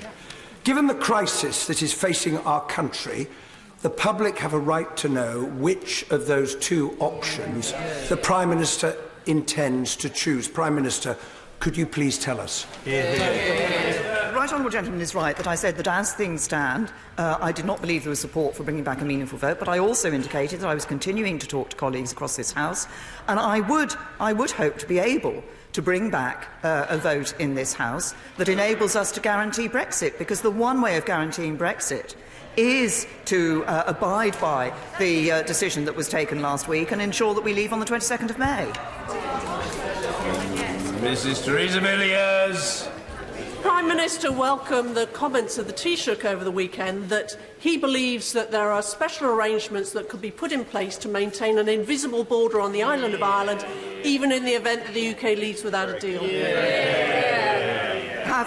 We have, as my right honourable friend knows, and she's been involved in some of these discussions, been looking at the alternative arrangements that could be put in place, and further work is required. But I would also draw my right honourable friend's attention to, I believe, a release by the European Commission today in which they make clear that in all circumstances all EU laws would have to be abided by. Mr. Vincent Cable. Those of us who were among the million on Saturday naturally regret that both she and the Leader of the Opposition were too busy to join us. But can I ask, does she agree with the observation of her Chancellor that such a referendum would be a perfectly coherent proposition? Well, gentlemen, I think virtually every time he stands up in either a statement or a speech, a debate where I'm opening a debate here in this House on this subject, tends to ask me about a second referendum. My view about a second referendum is very simple. I wasn't not on the march because I was too busy, as he says, but of course he and I hold a different opinion about a second referendum. I believe it's important for this House, rather than talking about and wanting to pass the decision back to the British people again, to actually say to the British people, we will abide by the instruction that you gave us in the referendum in 2016. Sir Patrick McLaughlin. The cost to the British people of the amount of money which will be payable under the deal that the Prime Minister has put forward is between £34 and £39 billion. What does the government estimate the cost to the United Kingdom of no deal? Well, my right honourable friend asks an important question. We have published economic analysis which shows the impact of no deal. Of course, as a government, we have put over £4 billion is being spent in preparations for leaving the European Union with or without a deal. But as I say, there is economic analysis which shows the impact of no deal over the coming months. My own view is that over time we would be able to address the issues that arose, but there would be an immediate impact to the economy. Yvette Cooper. The Prime Minister said that she is prepared to provide for indicative votes and also to engage constructively with the process. But she has also, and appeared to again be, many times ruled out supporting a customs union. So can I ask her, if a customs union is supported as part of some indicative votes, is she ruling out the government attempting to negotiate a customs union with the European Union? The Right Honourable Lady has asked me on a number of occasions about a customs union. I've made my view on a customs union very clear. That, and I think those, there are a number of proposals that have been suggested over time in this House for alternative ways forward in relation to a deal. But there are a number of questions that members need to ask themselves in relation to those issues. So in talking about a customs union, what are the rules that the Right Honourable Lady would see actually being abided by? Would they involve abiding by state aid rules? In some of the proposals that have been put forward, there's a real question about free movement, and would free movement continue to be abided by? My own view is, having stood, I stood on a manifesto which made a reference to a customs union. I stood on a manifesto which made a reference to a customs union because I and the party opposite both believed we should be able to have an independent trade policy. It continues to be my view that we should have an independent trade policy in the future. Mr. Patterson. Speaker, The European Commission today said that all preparations for no deal had been completed, and last week in the statement the Parliamentary Under-Secretary for DEXU made clear that very good progress was being made on the UK front in preparation for no deal. So it's a bit surprising, Mr. Speaker, to hear from the Prime Minister that Northern Ireland is unable to prepare properly because it hasn't got devolved government. Which areas of government activity present a problem, and when will they be resolved? I say to my right honourable friend, it is the Northern Ireland Civil Service do not have the powers to take the necessary decisions that would be needed in a circumstance in which there was a no deal and the UK left the European Union with a no deal. Now, it is possible to address those issues, but that had not been done by the 29th of March. The question about the impact on Northern Ireland and where there was no devolved government was an important one. And I believe that it's absolutely right that the government took the view that it was not appropriate to allow that no deal to go ahead at a time when the powers were not in place to ensure proper exercise of the decision-making necessary in a no deal situation. Mr. Nigel Dodds. Speaker, but just on that last point, the Prime Minister has known for some considerable time, and so has the House, that the 29th of March was the target date. So why hasn't appropriate preparations been made? Why do we need another 2 weeks? What's going to happen in another 2 weeks that couldn't have happened up to now? I mean, this is a fundamental lack of preparation, and the government's entirely responsible for that, if that's the case, because this is a new argument. I have to say, Mr. Speaker, this is an entirely new argument that we're hearing for the first time as to why we need extension. But could I ask the Prime Minister, further to the question that the former Secretary of State for Northern Ireland raised, someone with great experience, having served, I think, 4 years in Northern Ireland, who raises the point that Leo Varadkar has made it clear that in terms of a no deal, that he is very confident there will be no border checks. Michel Barnier has said the same. Angela Merkel has said the same. She shakes her head, but that's what he said. That's what he said. So the reality is, Mr. Speaker, that this backstop problem, which has been elevated, one has to ask, and I'd like the Prime Minister's views on this, why is it that the EU insists on this when, in the case of a no deal, it doesn't need to have any checks? And why is it that the Prime Minister ever agreed to this backstop in the first place, which is the thing that bedevils her agreement? Can I say first of all to the right honourable gentleman that actually the issue of the positioning governments of Northern Ireland in a no-deal situation, it's not the first time that it's been raised today. It was raised by my right honourable friend, the DEFRA Secretary, in the debate on no deal, which took place nearly 2 weeks ago. In relation to the question of the border checks in Northern Ireland, I would simply say to the right honourable gentleman, a number of statements are made and have been made from individuals about the situation in relation to the border in Northern Ireland. What is also clear that actually when you look at the detail of what the European Union has said, they have not said, they've made clear that European Union law would need to be adhered to in any circumstance in which there was no deal. We ourselves have said, and the right honourable gentleman is aware of this, that we would ensure that we were moving towards a period of time for a temporary period, because of the legal situation it could only be for a temporary period, of having minimal checks with exceptions. But the legal position is a different one in relation to the necessity to be able to have certain checks taking place. And the European Union has been clear that EU law would need to be applied in all of these circumstances. Vicky Ford. Thank you, Mr. Speaker. To carry on with that point that has just been raised, is the Prime Minister suggesting that in order for Northern Ireland to be ready to leave with no deal, there would need to be some form of direct decision-making by us in this House in the absence of a Stormont government? Yes, my honourable friend is absolutely right. If there is no Stormont government, if powers are needed and ministerial direction is needed, which is not available to the civil servants currently, it would require some form of direct application of powers here from this Westminster. Angela Eagle. Speaker, the Prime Minister appears to have ruled out bringing back her deal for an indefinite amount of time, and yet we only have 2 weeks before we crash out without a deal.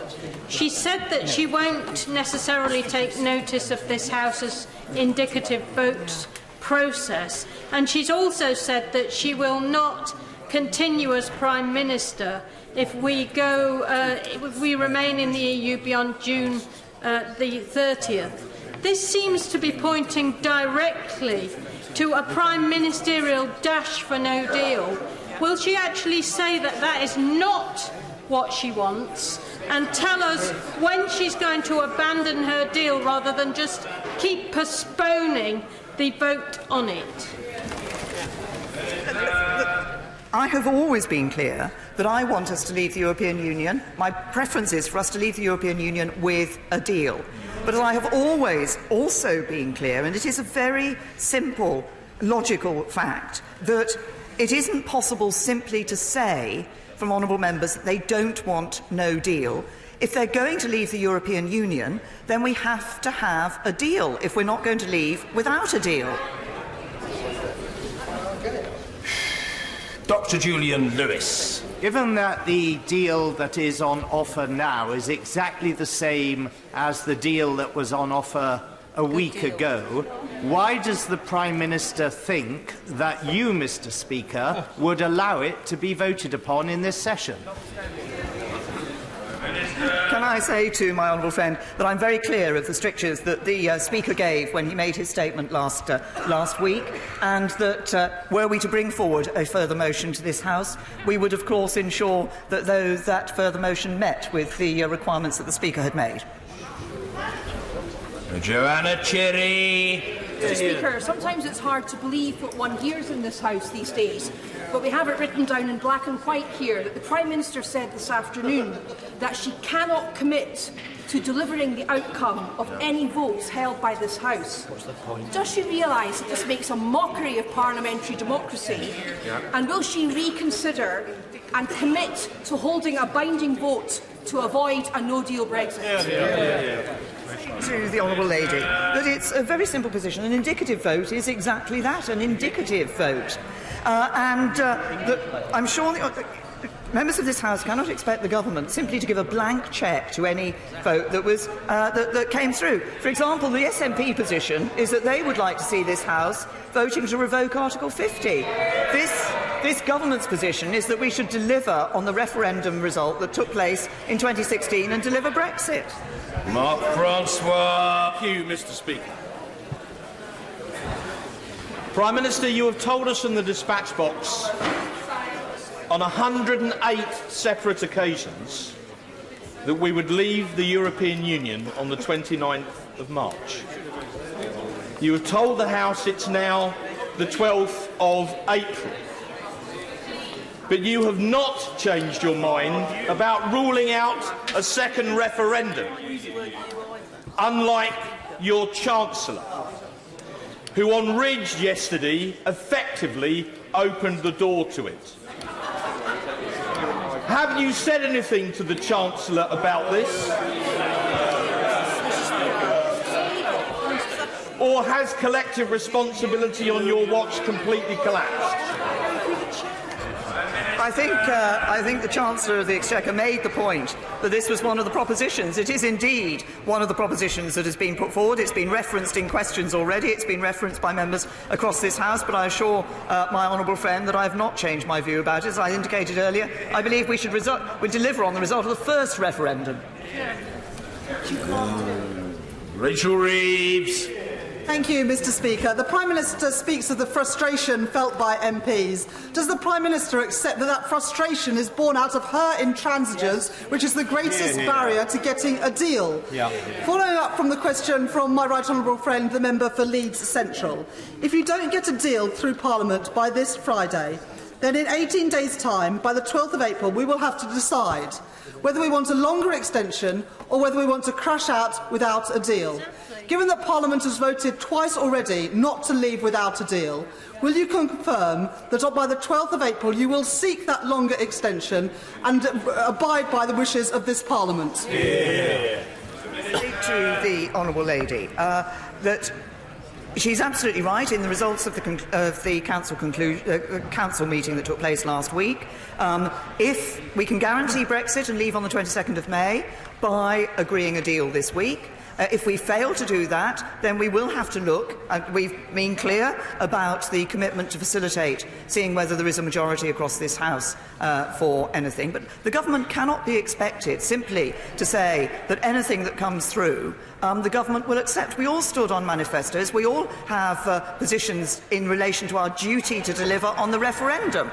And I think that's important, and we should keep that in our minds. Mr. Kenneth Clark. Mr. Speaker, the Prime Minister has accepted that the House is going to have so-called indicative votes to try to find if there's a majority for a way forward, but she has twice now, I think, declined to commit the government to giving effect to a majority in this House, citing the fact that she stood on a manifesto which she thinks should guide things. May I remind her that that manifesto only appeared halfway through the election campaign. I don't think it was discussed in Cabinet. It was not circulated to the candidates who were already fighting their campaigns, and nothing in that manifesto in Europe played any part in the general election campaign. We're all being asked to show pragmatism, flexibility and put the national interest first. Can I ask her to be prepared to bend from her commitment to the manifesto, apart from the one proposal that she dropped fairly promptly when the manifesto first appeared? To my right honourable and learned friend, first of all, I don't accept the entire description that he set out there. But can I just say to my right honourable friend, I think we have looked in the whole process of negotiation. There has been compromise, but I don't think my right honourable and learned friend was a respected and long-standing member of previous governments. And I suspect that if my right honourable and learned friend had been standing at this dispatch box prior to the possibility of indicative votes, and we have to see the Chancellor of the Duchy of Lancaster will make a reference, obviously, to the government's position when he speaks, and further explanation when he speaks later this afternoon. But if my right honourable friend, our right honourable friend, the member for West Dorset's amendment passes, then of course there will be those indicative votes. But if my right honourable and learned friend was standing here as a government minister, I don't think he would give a blank cheque. I think he is indicating his assent with what I'm suggesting. Kate Hoey. The Prime Minister has said once again that the European Union are not going to, under any circumstances, look again at the withdrawal agreement. So I actually agree with her that indicative votes are a nonsense, because actually, in the end, they are talking about the future relationship and not about the withdrawal agreement.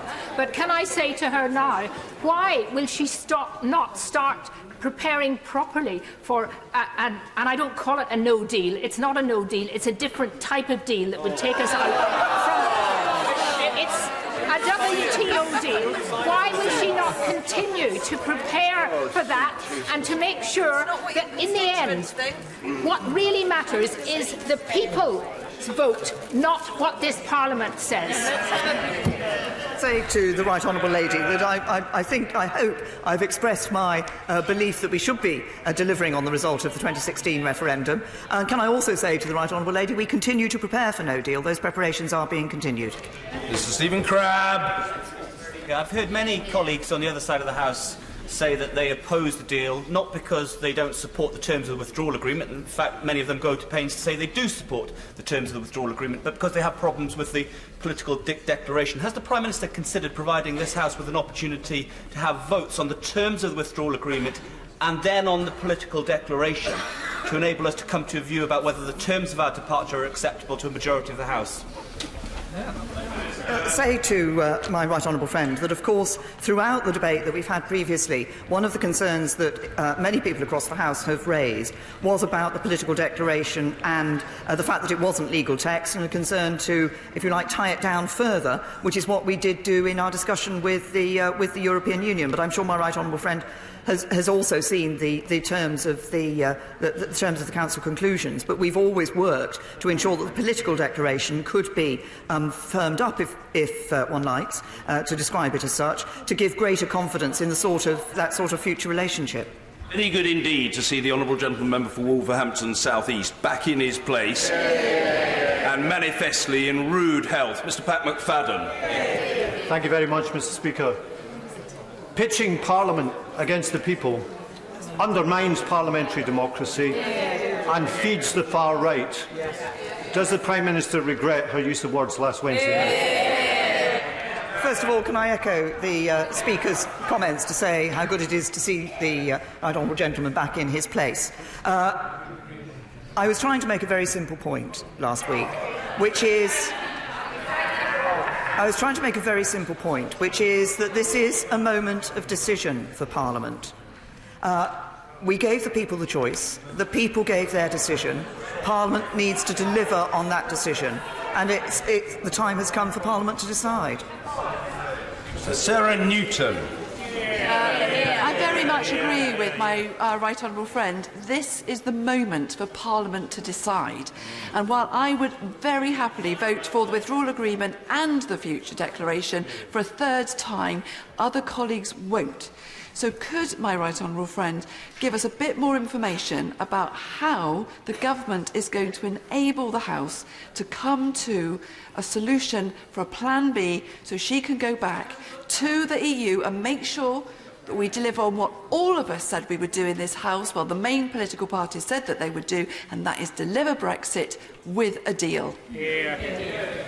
I'm grateful to my honourable friend for her question, and the opportunity will come for the Chancellor of Duchy of Lancaster in the debate that follows this statement to set out in a little more detail how the government sees the processes going forward over the next few days. It is, of course, the case that the European Union Council has made clear that the withdrawal agreement does remain closed and will not be reopened. And it's against that background, of course, that Parliament would look at any options that it brought forward. Anna Soubry. Thank you, Mr Speaker. And I can say, and I think on behalf of a lot of honourable and right honourable members, I was proud to march with the people. Those 1 million people from all over the United Kingdom, of all backgrounds and all generations, that came to London on a precious Saturday because they want this matter to go back to the people. Mr Speaker, the people of this country are crying out for leadership, and businesses are crying out for certainty. And in this Prime Minister, they are not getting either of those things. The Prime Minister was asked twice now by honourable members, right honourable members, on this side of the House, come April the 12th, if her withdrawal agreement has not been passed by this House, what is her plan B? Because she still hasn't told us, Mr Speaker. Is it going to be no deal or a lengthy extension? Prime Minister, just answer the question. Can I point out to the right honourable lady, she talks about the response of business. Business was very clear that it wanted this House to support the deal. Yes, business was very clear that it wanted the House to support the deal. When we get to the point, you see, some members, honourable members and right honourable members, are saying to me, the government should say now, what will you do on the 11th of April? Others are saying, listen to the House and do whatever the House says on the 11th of April. These two are not entirely compatible. Sir Edward Lee. Has the Prime Minister noted the fourth section of the European Council conclusions, which state any unilateral commitment, statement or other act should be compatible with the letter and spirit of the withdrawal agreement?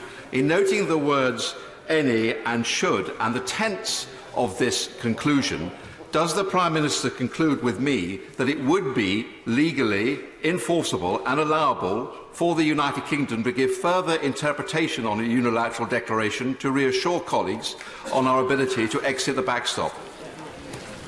Right honourable friend is right to draw attention to that conclusion. There are certain commitments which we, unilateral commitments, we've made unilateral commitments in relation to Northern Ireland. We've indicated we're prepared to make those unilateral commitments. And certainly that my right honourable friend has raised before this question of the application of international law, and we are looking again at how we can reflect that properly in any papers that are brought forward. Mary Cray.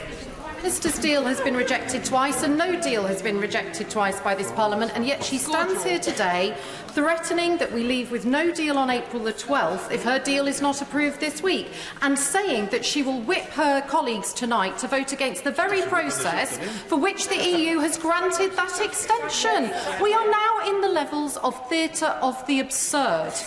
1 million people stood in Parliament Square demanding their right to be heard. If MPs can have 3 votes in 3 months, why can't the people have 2 votes in 3 years?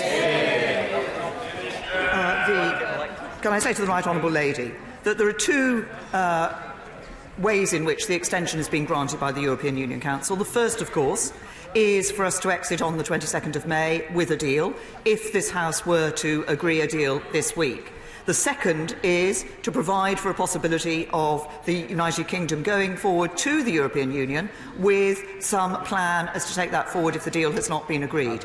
I indicated in my statement why it is the case that the Government will be whipping against the amendment in the name of my right honourable friend, the member for West Dorset. And there are elements about this issue of Brexit, but there are also elements about the precedent that sets for the future, for the relationship between this House and the Executive. O'Neill. Thank you, Mr. Speaker.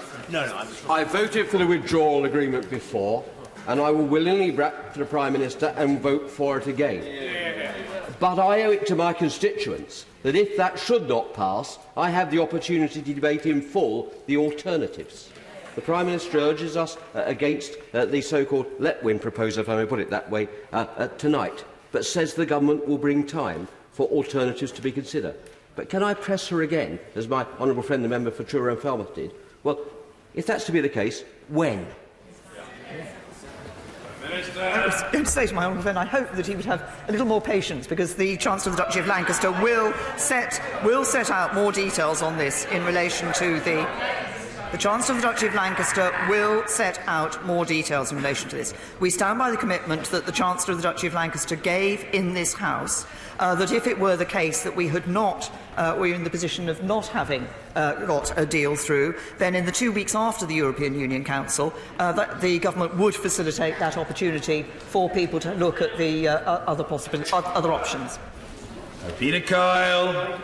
The Prime Minister accused MPs of wasting time and playing games, but can I just remind her, it wasn't MPs that made her sign Article 50 before she was ready for the negotiations. It wasn't MPs that made her call a general election in the middle of the Article 50 process. It wasn't MPs that made her burn through 3 Brexit secretaries in 2 years. And it wasn't MPs that made her set red lines that could never pass this House. She has spoken consistently about compromise, but what she really has meant is capitulation.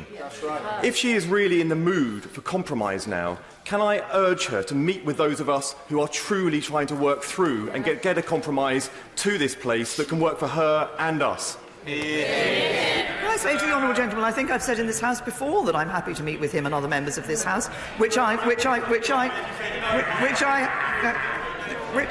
have, and I have been meeting, and as the Leader of the Opposition indicated, I met with him earlier this afternoon. But can I also just remind, I have indicated that I am happy to meet members of this House to discuss these issues. But can I also remind the honourable gentleman, when he refers to triggering Article 50, this House voted to trigger Article 50. When he refers to the general election, actually the House voted for the general election. Rachel McLean. Mr. Speaker, can the Prime Minister confirm that it is not the Government's intention to hold European parliamentary elections? Because my constituents in Redditch, who voted to leave the EU nearly 3 years ago, would find that completely unacceptable. Can I say to my honourable friend, I absolutely agree. I think people would ask what on earth we were doing if we, having voted to leave the EU nearly 3 years ago, then found themselves electing members to the European Parliament. But of course, the way in which we can ensure that we don't have to do that is to ensure we leave the European Union by the 22nd of May, and that is only possible if a deal is agreed this week. Stephen Doughty. Speaker, like many other members of this House, I was proud to walk alongside the over 1 million people in the streets on Saturday. And I walked along at one point alongside 2 youngsters and their family, and they were carrying a banner that said "Votes PM 3, People 1." Now, this is a very, very fundamental point. Can the Prime Minister explain to all the thousands, hundreds of thousands, millions of young people up and down this country why she gets to have multiple votes on a deal that's been rejected by this House and is not supported by the country, and why the people don't get a chance to say whether they want to go ahead with a deal that this House can agree on? That's right. Say to the honourable gentleman, this House votes on many occasions on many different issues. This House, one of the things this House voted on was to ask the people of this country whether or not we should leave the European Union. The people gave that decision. At the time, the government said it would abide by that decision, that it was not an advisory decision. It was effectively an instruction to this House. It was a duty of this House to be able to abide by that, and that's what we should be doing. Crispin Blunt. Does the Prime Minister understand that by taking no deal off the table at the behest of this Remainer Parliament, she has just put the final torpedo into her own deal and any real prospect of Brexit, and that her statement will represent the most shameful surrender by a British leader since Singapore in 1942?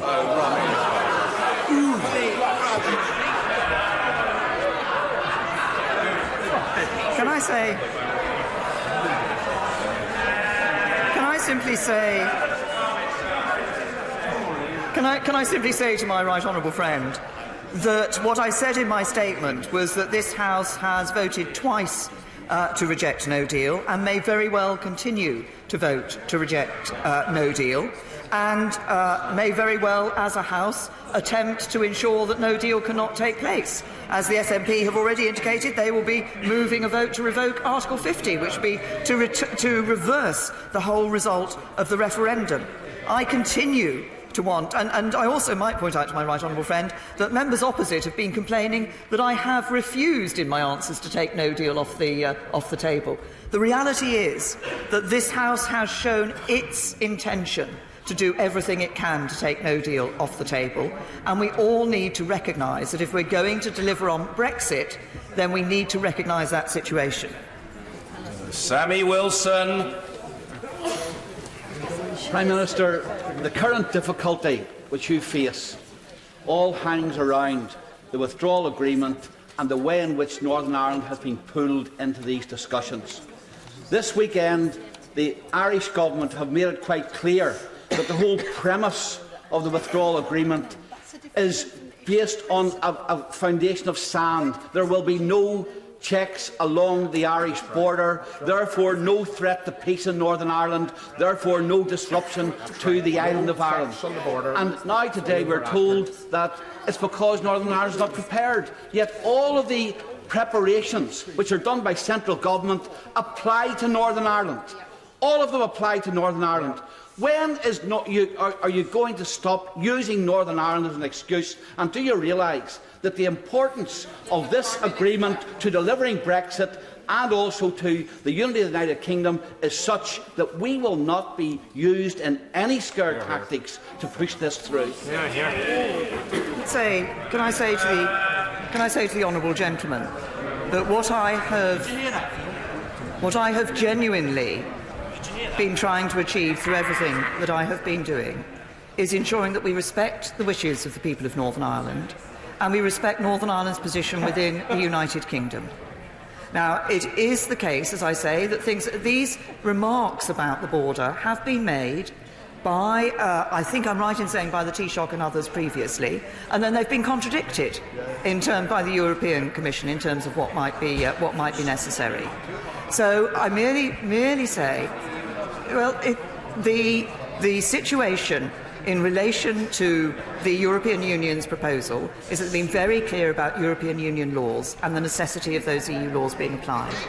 Order. I have no wish to distract from the importance of the matters, but there's been quite a lot of naughty behaviour this afternoon, including by the Honourable Gentleman Member for East Antrim and the Right Honourable Gentleman Member for Rayleigh in Wickford, in repeatedly using the word "you," which is unparliamentary. So I am looking to a custodian of our fine traditions of parliamentary courtesy, and I need look no further than Victoria Prentice. Well, Mr. Speaker, I don't know about you, but I think that The 2017 Conservative Manifesto is possibly not bedtime reading in many households, so let me remind the House briefly. We want to agree a deep and special partnership with the European Union. This partnership will benefit both the European Union and the United Kingdom. While we are leaving the European Union, we are not leaving Europe, and we want to remain committed partners and allies to our friends. Does the Prime Minister think that any of the indicative votes which we may be able to cast on Wednesday, aside from that on the meaningful vote on the withdrawal agreement, will be covered by that manifesto? And if so, will she whip us to vote in any particular way? Well, my honourable friend is tempting me to indicate what we might do. We don't know what the options are. We don't know what the options that will be chosen or the sequence in which those will be chosen. But she's absolutely right to point out that we stood on a particular manifesto. We stood on a manifesto to honour the result of the referendum. The Labour Party stood on a manifesto to honour the result of the referendum. I think there is a way to honour the result of the referendum, and it's a pity we haven't been able to agree that. Lucy Powell. Thank you very much, Mr. Speaker. The Prime Minister talks of frustration with Parliament. She also today, on a number of occasions, has said today is decision time. But given that she is not putting her deal to another vote, and she is preventing this House and not allowing this House to have indicative votes, could she advise us on how we are to express our decision? First of all, can I say to the Honourable Lady that actually what I said was, as things stand, I wasn't bringing the meaningful vote back, but I continue to have discussions with colleagues across the House to build support so we can bring the vote forward this week and guarantee Brexit. The process, in the absence of a meaningful vote, in the absence of agreeing the deal this week, the process will be referred to by the Chancellor of the Duchy of Lancaster in the debate that will take place after this statement. And, of course, there is the amendment down by my right honourable friend, the member for West Dorset, which gives an indication and a timetable were that amendment to be passed. I will be whipping against that amendment for the reasons I set out earlier. James Cutledge. If we go to indicative votes and we look at other options, the issue of free movement is likely to feature. Now, I strongly agree with the Prime Minister that the public want us to end free movement, but must we not recognise that immigration into this country from outside the European Union is now running at a 15-year high of 261,000. That's more than Ipswich and Colchester combined. Should we not therefore have some candour and say to the public that if we end free movement, immigration is unlikely to fall, it will simply come from much further afield? Can I say to my honourable friend, over time, the government has taken a number of actions to ensure that we can deal with introducing more control into our immigration system. That is one of the advantages of ending free movement, is that actually we can bring an entirely new immigration system into place, which enables it to be skills-based rather than based on where somebody has, the country that somebody comes from.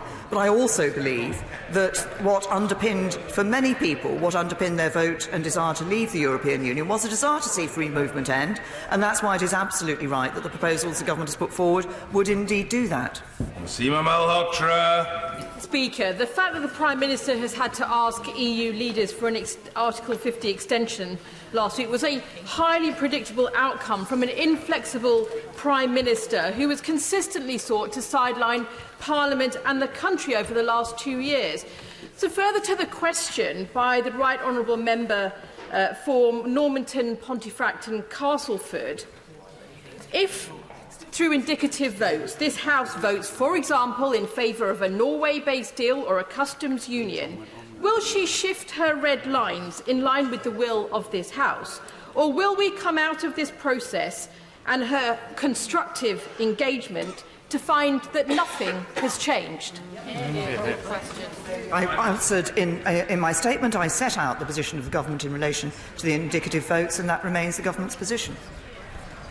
Jeremy Lafroy. No harm done at all. Mr. Speaker, further to the question from my right honourable friend for Pembroke Preseli, would the Prime Minister agree that there is perhaps a majority across this House for the withdrawal agreement on its own, given that there needs to be a little bit more work done on the terms of the backstop, and that actually the political declaration is very close to the manifestos of both the Conservative and the Labour Party in 2017. And again, with a little bit more work, there should be a majority with goodwill across this House for the agreement. The honourable friend is right that there are those across this House who obviously have concerns, continuing concerns with the withdrawal agreement, but many across the House who do not have those concerns in relation to the withdrawal agreement, but who do have concerns about the certainty of the future in the political declaration. The political declaration does provide for a spectrum of options in relation to our trading relationship for the future.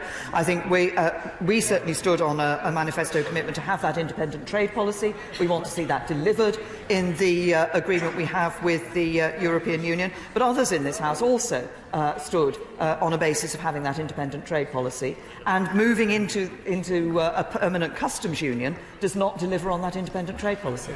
Chris Leslie. May I just press the Prime Minister a little further on this notion she may scuttle any outcome of indicative votes because perhaps they're not negotiable with the European Union.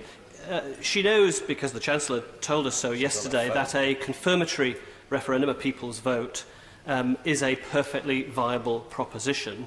I want to know, and I don't want to interrupt her while she's on her phone, but if she wouldn't mind... Well, she was on the phone, Mr. Speaker. Yes, she was. I'd like her to answer specifically whether she regards a confirmatory referendum as something which, if this House agreed it, she would also perhaps not abide by that particular outcome. Yes or no? Right, honourable gentleman. And I apologise to the honourable gentleman. Just a little bit of female multitasking trying to take place there.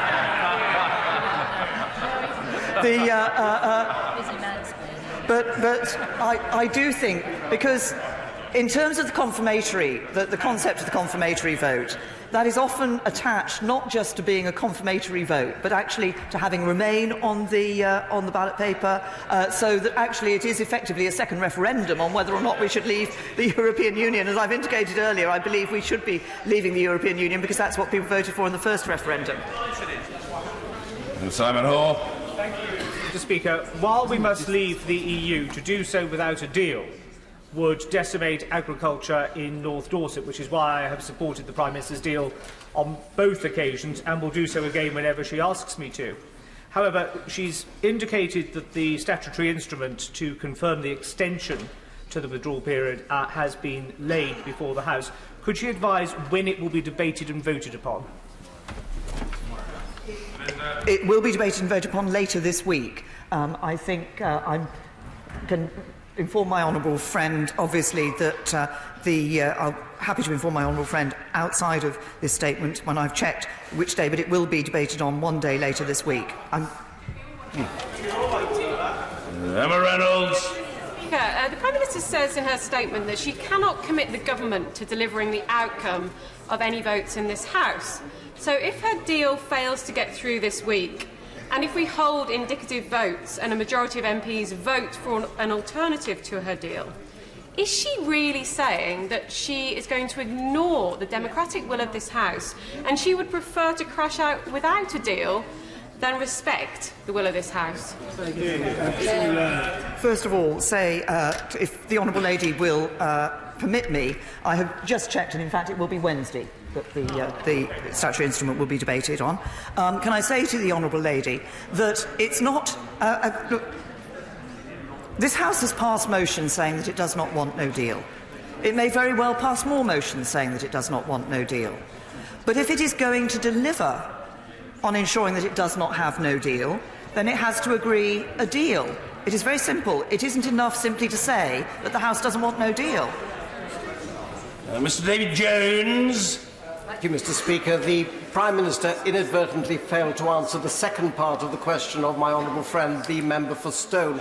Can she please say when the order will be, the commencement order will be made under the provisions of Section 25, subsection 4 of the Withdrawal Act? This, as she will know, is a matter of particular importance. Yes, and I apologise for not answering the question to my honourable friend, the member for Stone. And if my right honourable friend will permit me, I will confirm that point and come back to my right on both of my honourable friends when I'm able to do that. Chris Stevens.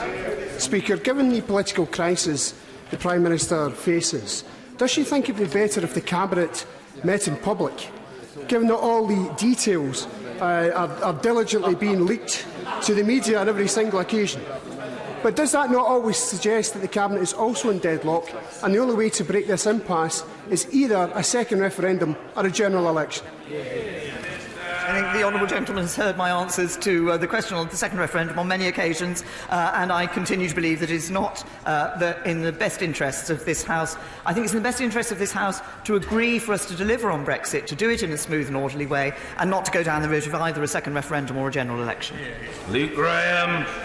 Mr. Speaker, I voted for the withdrawal agreement twice before, and I would do so again. But can I actually say that I welcome my right honourable friend's movement? I welcome my right honourable friend's movement towards indicative votes, because I think they will be helpful. And can my right honourable friend confirm that there will be a full range of workable options, including EFTA, so that we can debate and actually decide in this House? Yep. Can I say to my honourable friend, I think it is the purpose of any such votes is to determine the views of this House, and I think it's appropriate for this House to bring the options forward that it wishes to see being debated. Caroline Flint. Thank you very much, Mr. Speaker. I think it's time that we recognise that beyond those who are polarised, both in this place and outside, the overwhelming number of members across this House, but also across the British public, want us to come to some sort of compromise and move on and move forward. There are, for some people, no deal is going to be ever good enough, either those who want to crash out with no deal or those who want to overturn the referendum. And it's already been said that actually in many parts there is agreement with the withdrawal agreement, but there are concerns about the future relationship on trade and also security going forward. So could I ask the Prime Minister, could she assure the House today that if we do agree the withdrawal agreement, and I've voted for it once because I think it's the right thing for my constituents and the country to move on, that in the next stage, when we get into the detailed discussions around trade and other matters, this House will have to be able to, in detail, explore what those options are, be able to debate them and vote on them. To the right honourable lady, that first of all I agree with the sentiment that she's expressed, that I think most members of the public certainly want to see this resolved and want to see us able to move on. In relation to the future relationship, there are differences of opinion across the House, around the House, about the nature of that future trade relationship, but I've already indicated, as I did a while back, that in the next stage of negotiations there will be a greater involvement for members of this House than there was in the first stage of negotiations. Richard Graham.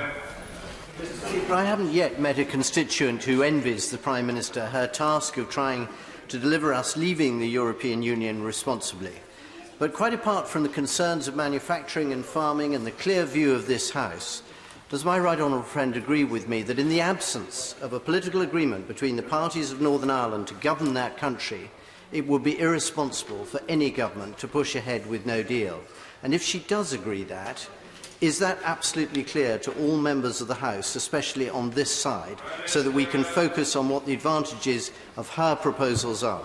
I think my honourable friend makes an important point, and it is about the responsibility to ensure that we do have appropriate governance in a situation in a no-deal situation, where significant decisions would need to be made.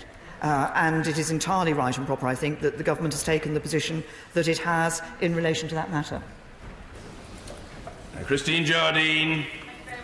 The Prime Minister has told this House on numerous occasions that she is committed to delivering the will of the people as it was expressed almost 3 years ago now.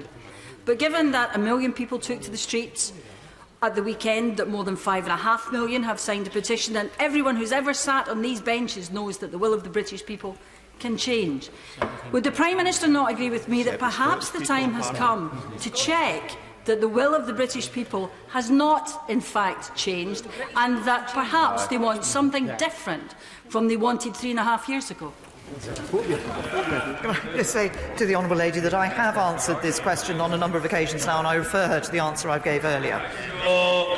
Mr. Speaker, If the Prime Minister's deal is not to come back before the House, I believe it is vitally important that this House has the opportunity to consider across parties what it can agree on. The Prime Minister has kindly indicated that parliamentary time will be given over for that process. But can she indicate, notwithstanding that we're going to be getting a statement from the Chancellor of the Duchy of Lancaster, can she herself indicate, as Prime Minister, by when those votes will take place? The first point to make, of course, although I've indicated we would whip against the amendment from my right honourable friend, the member for West Dorset, is that if his amendment were passed, then that would lead to certainly some votes taking place on Wednesday of this week. The commitment that the government has made is that over this week and next week, there would be opportunities. That was what my right honourable friend, the Chancellor of the Duchy of Lancaster, indicated, that in the 2 weeks following last week's European Union Council, we would facilitate the opportunity for the House to make those decisions. Thank you, Mr. Speaker. As someone who's not DUP or ERG or from a Leave seat, can I thank the Prime Minister for the dear colleague letter that she sent me, which has the offer of a meeting in it. When she came to Ealing Central and Acton in 2017, it had a 200 majority. She had hopes of taking it back. Today, in that same seat, there are more people who've signed a petition to unilaterally rescind Article 50, never mind people's vote, than voted Conservative in that same election. Wow. If she is serious, could she meet with me so we can thrash out a way forward and that London is not lost forever? Because otherwise it seems she's just listening all the time to the same old voices. As I indicated in response earlier to a question from the Honourable Lady's honourable friend, I'm always happy. I have been meeting members from across the House, and I'm very happy to meet members to discuss these matters. Eve Double. Speaker. Mr Speaker, I need to tell the Prime Minister that, having spent time in my constituency this weekend, I've spoken to many constituents who took her at her word when she said we would be leaving the EU at the end of March, and now feel disappointed, disillusioned and even betrayed that that is not happening. So can she reassure my constituents that she is absolutely determined to do everything in her power to ensure we leave the EU and we leave it as soon as possible? I say to my honourable friend, I regret not being able to deliver on Brexit on the 29th of March. I had genuinely wanted to be able to do that. And can I confirm to my honourable friend that I think it is important that we do deliver Brexit, that we do deliver on that vote that people took. I want to see that, obviously, if we're going to do that with a withdrawal agreement that has been put into legislation, that takes time. That's why the extension to the 22nd of May was agreed at the European Council. But I want to make sure that we do leave and we do deliver on the wishes of the people. Maskell. Speaker, the Prime Minister has yet to explain why she expects MPs to change their mind over a matter of 2 weeks, as opposed to the people of the country to change their mind over a matter of 3 years. Can she explain that to the House? The members of this House have been expressing their views in a whole variety of ways and will continue to do so over the coming weeks. But as I've said and I've indicated to this members earlier, so they will not be surprised at this position, I do think it is important that we deliver on the vote that took place in 2016. And I also, can I just say to the Honourable Lady that those who think that if a second referendum took place and came to a different decision, I presumably would then say, regardless of whether people said they were changing their minds from that, that decision should be held. But actually many people would say, why is it that we have failed to do what the British people asked us to do?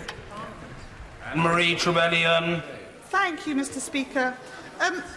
Mr Speaker, I would like to be able to support the Prime Minister's withdrawal agreement, but I continue to have concerns about the backstop and our lack of control of it should it kick in.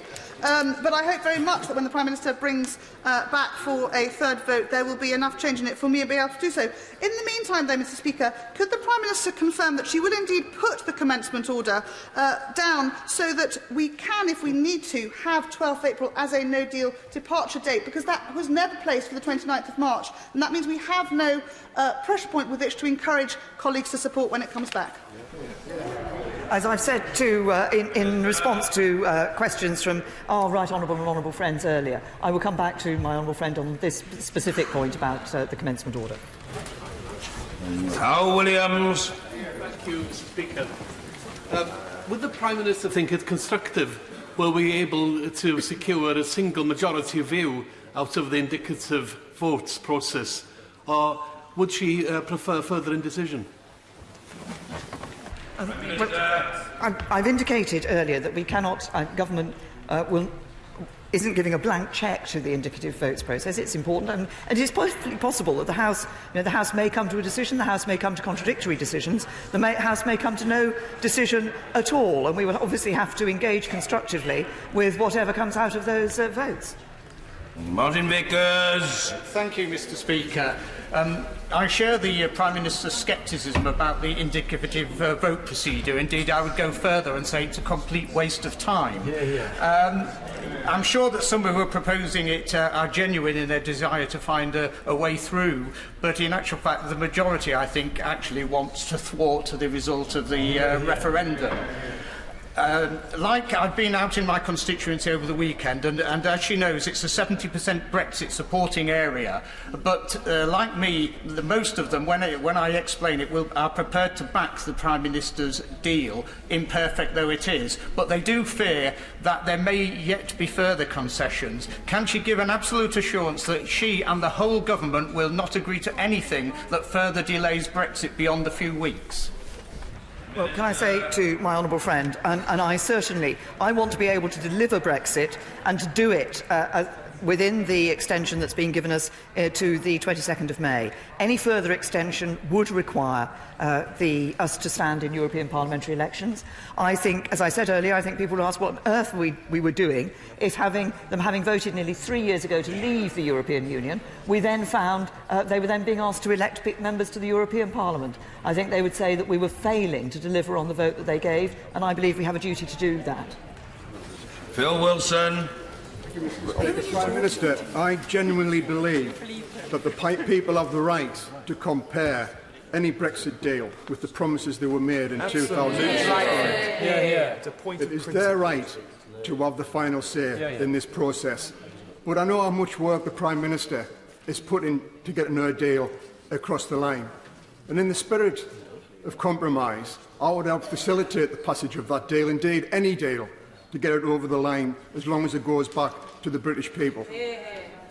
Can I ask the Prime Minister to meet with myself and my friend from Hove to discuss the compromise that we think is the way out of this, because whatever the result of that ballot,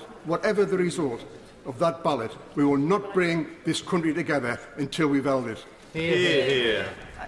I say to the honourable gentleman, as I've indicated to his honourable friend and others, that I'm happy to meet members of the House to discuss these matters. I know that the Secretary of State for exiting the European Union has already met the honourable gentleman and talked about this issue. I continue to have the reservations and the concerns that I've expressed previously in relation to these matters of the confirmatory vote. But as I've said, I'm happy to meet honourable members of the House. Henry Smith. Thank you, Mr. Speaker. Almost 3 years ago, every household in my constituency, like the rest of the country, was sent a leaflet paid for by the taxpayer from the government advocating that we remain, but also crucially saying that the results would be honoured. 3 years on, and with a general election where 589 members of Parliament were elected on a promise to deliver Brexit, and with the European Withdrawal Act now law from last year, is it not within her power to now deliver Brexit? Because that is the message that I clearly get from my constituents that they want now achieved. Well, can I say to my honourable friend, I thank him for reminding the House that in that government leaflet it did indeed say that we would abide by the result of the referendum, and as he said, that something like 80% of members of this House were elected on the basis that they would honour the result of the referendum, and I think that's absolutely what we should be doing. I think the concern the point I was making earlier in relation to a number of matters is that, of course, this House has already indicated ways in which it does not want to see Brexit being delivered, by voting against no deal, and may continue to do so. And of course, we could very well see the House trying to ensure that that solution is not delivered. I'm very clear: we need to deliver Brexit. We need to deliver it because we promised people we would. Caroline Lucas. Thank you, Mr. Speaker, why is the Prime Minister incapable of accepting the principle that democracy is a process, not a single one-off event? Because over the last almost 3 years, opinion poll after opinion poll have shown that people do want to have a final say on whatever deal comes out of this place. And before she answers that that might lead to a third or a fourth referendum, she knows perfectly well that that is the beauty of the Kyle Wilson Amendment, precisely that whatever the result of going back to the people on the deal that comes out of this place will go straight into law, so it will be an end of it. Why will she not accept that? Well, I've answered this question on a number of occasions. Well, I have answered this question on a number of occasions. I think it is very important, and I think when I met the Honourable Lady, she indicated she would want to see Remain on the ballot paper as well as the deal. She's not asking for confirmation of the deal in relation to leaving the European Union, but actually questioning people and going back and saying, well, we asked you the question, you gave us an answer, but actually we're not sure that's the right one. Have another go.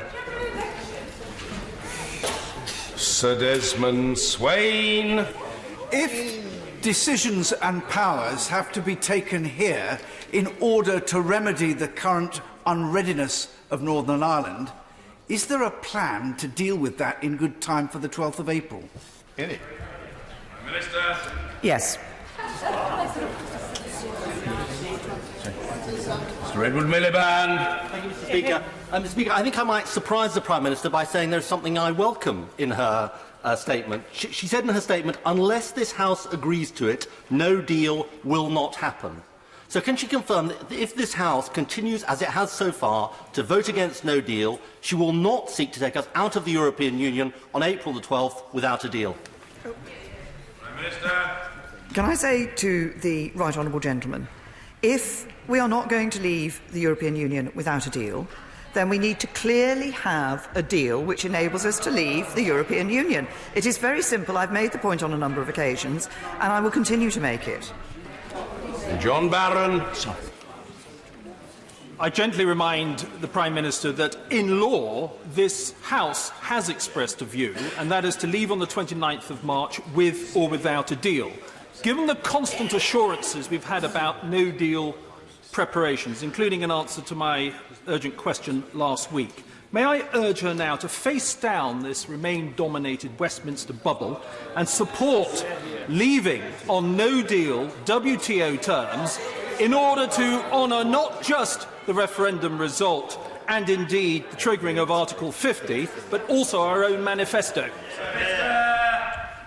I say to my honourable friend that I do want to deliver Brexit. I do want to make sure that we leave. I continue to believe that leaving with a deal is better for is the best route for the United Kingdom. We are continuing with those no-deal preparations. My honourable friend will be aware of the results of the Council conclusions in relation to the extensions. I continue to believe that if it is possible to do so, we should leave on the 22nd of May, and that's the way of guaranteeing Brexit. Heidi Allen. Thank you very much indeed, Mr. Speaker. Does the Prime Minister realise, when she so flippantly dismisses calls for a confirmatory public vote or second referendum, she's just like that dismissing the million-odd people who marched on Saturday, the 5.5 million and rising number of people who signed the petition to revoke Article 50? She says it would undermine democracy, but she does realise that democracy isn't indefinitely owned by the people who voted that day in the referendum. It's not owned by the government, it's certainly not owned by the Conservative Party, and it is most definitely no longer owned by the Prime Minister. Our country's future is owned by the people. Does she not realise it is no longer her decision to make? Now, Parliament, it's our turn. And following that, this decision absolutely must go back to the British people. Can I remind the Honourable Lady that actually Parliament has already had a vote in relation to a second referendum, and Parliament rejected the concept of a second referendum in that vote. Mr. Richard Drax. Mr. Speaker, for 2 years we have heard the opinions of MPs in this place, the majority of whom, sadly, do not want to leave the EU or want it watered down to the extent that, in fact, we really haven't. That is the problem the Prime Minister is dealing with. Prime Minister, what about the people of this country who voted overwhelmingly to leave LEAVE, the EU? Can she assure me that that's what we will do? If it takes to April the 12th, so be it. But on that date, if a deal cannot be agreed, we leave the EU as we promised the people of this country. Can I say to my honourable friend, I want to deliver on the vote of those 17.4 million people to leave the European Union. I continue to believe that it is better to do so with a deal. We have the extension to the 22nd of May. We can guarantee Brexit by agreeing a deal and leaving on the 22nd of May. Thank you, Mr. Speaker. Has the Prime Minister got a plan B, and if so, what is it? Well, can I just say to the honourable gentleman and many of the other members of this House, on the one hand, people are asking me to listen to the House of Commons and to abide by the decision of the House of Commons, and then they're asking me to actually have a plan B, which could very well be different to the decision of the House of Commons. You can't have it both ways. Mr. Peter Bone. Mr. Speaker, I'm not recommending this to the Prime Minister, but has she got so fed up with this House of Commons and the way it's behaving that she just wants to pop over to Brussels and sign the withdrawal agreement anyway? Can I say to my honourable friend, and he being an experienced member of this House, will know that in order to ratify the deal, we need to pass legislation through this House. So it's not quite as simple as he might like to think it would be. Great idea, Peter. Kevin Brennan. Thank you, Mr. Speaker. Doesn't everything the Prime Minister said today indicate that she still believes that no deal is better than any other deal other than her own? And does she understand that this House will not permit her to allow this country to crash over the edge into a no-deal zone? So why doesn't she just state that clearly so that we can get on with the indicative votes? I've dealt with the issue in relation to indicative votes. I have said that no deal is better than a bad deal. I happen to continue to believe that we did negotiate a good deal with the European Union. But I repeat the point to the honourable gentleman that I've made to others, that it's all very well wanting to say that the House doesn't want to leave with no deal, but the House then has to have something, agree something to put in its place.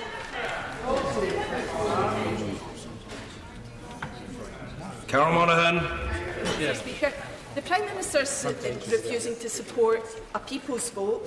She's also refusing to allow a second referendum on Scottish independence, despite the fact there has been a fundamental material change in circumstances. So if the Prime Minister is so sure of her position, why is she scared of trusting the people and putting it to democratic votes? I just say to the honourable lady that if she believes in trusting the people, she should trust the result of the 2014 Scottish referendum. John Woodcock. Mr. Speaker, can I implore the Prime Minister not to believe that she can run down the clock to the extent that she puts her deal back to the Commons with days to go, and think that the members opposite, members across the House, will vote differently. If she brings it to the wire and makes a choice between her deal or no deal, she will usher in a period of economic chaos and political damage that will give succour to the extreme fringes of our politics on the left and right. I say to the honourable gentleman, I want us to be able to leave the European Union in an orderly way, to deliver, to recognise the vote, to deliver on that Brexit, and do it in an orderly way, which, as I've said before, does protect our union and also protects jobs and livelihoods for people and protects our security. And that is what I will continue to work for. Shannon. Speaker, in a previous question to yourself, Prime Minister, I stated clearly that Northern Ireland was never going to be the sacrifice for the withdrawal agreement. I felt the sacrifice then, as I feel the same now, and I refuse to play that role. So does the Prime Minister understand our determination to be treated as an integral part of the United Kingdom of Great Britain and Northern Ireland? The failure to deliver the legally binding assurances and time-limited backstop continues to be the stumbling block and obstacle, and we must not, and we will not, Prime Minister, be treated differently from the rest of the United Kingdom. Can I say to the honourable gentleman that we have, of course, been working with him and his colleagues to look at the ways in which we can ensure there is that commitment to the people of Northern Ireland, that there will not be that different treatment. We were very clear with the European Union on the need to have a UK-wide customs territory in the backstop, not in Northern Ireland, only customs territory, and we continue to maintain our commitment to ensure that Northern Ireland is treated as an integral part of the United Kingdom. Paula Sheriff.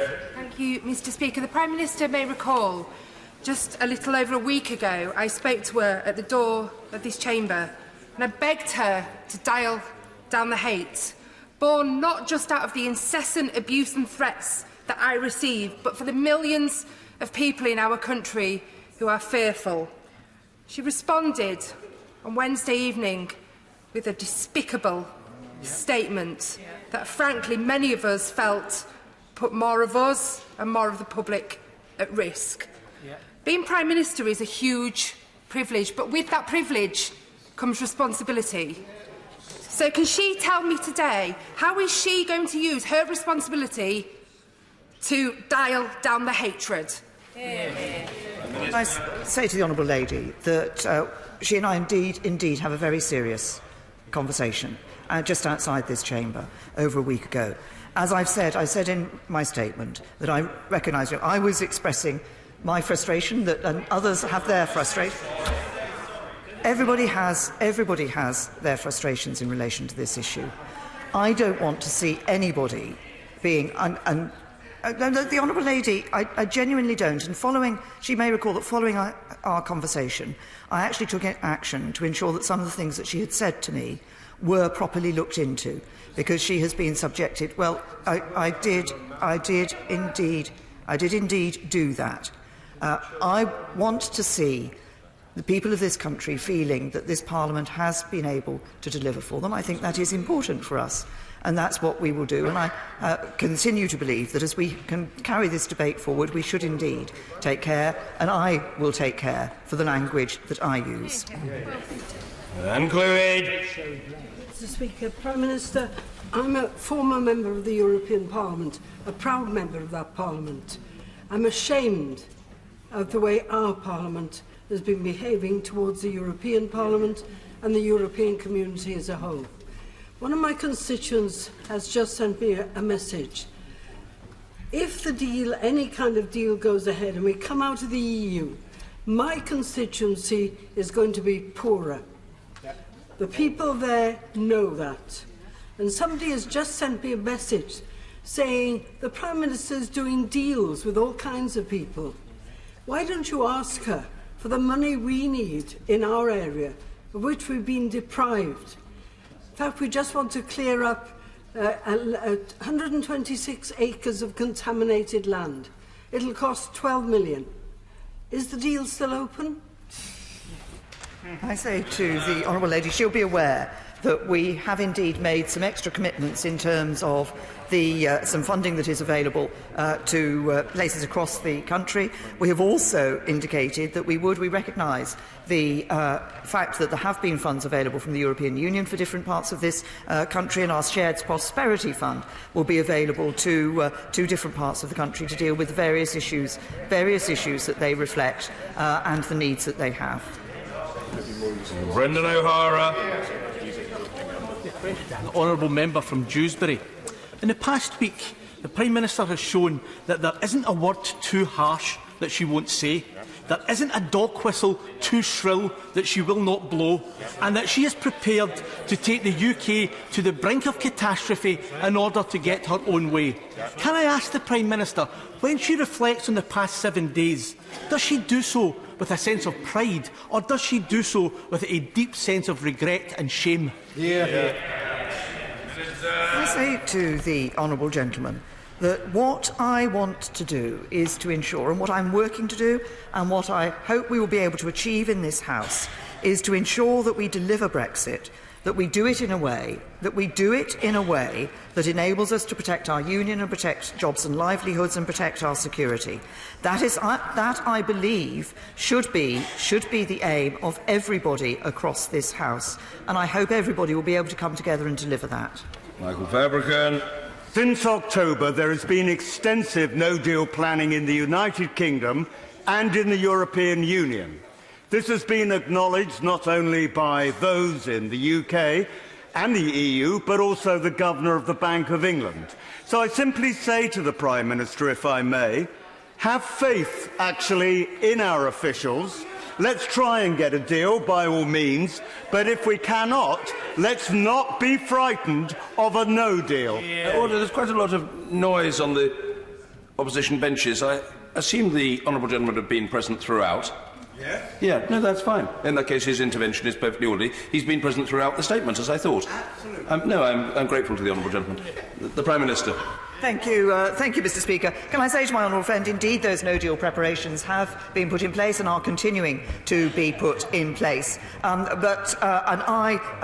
He expressed the wish for us to leave with a deal. I want to see us leaving with a deal. I think the point I made in my statement, though, is that this House has shown itself already on a number of occasions to want to try to ensure that we do not leave without a deal. I think the best route is to be able to leave with a deal, as I think my honourable friend indicated he did.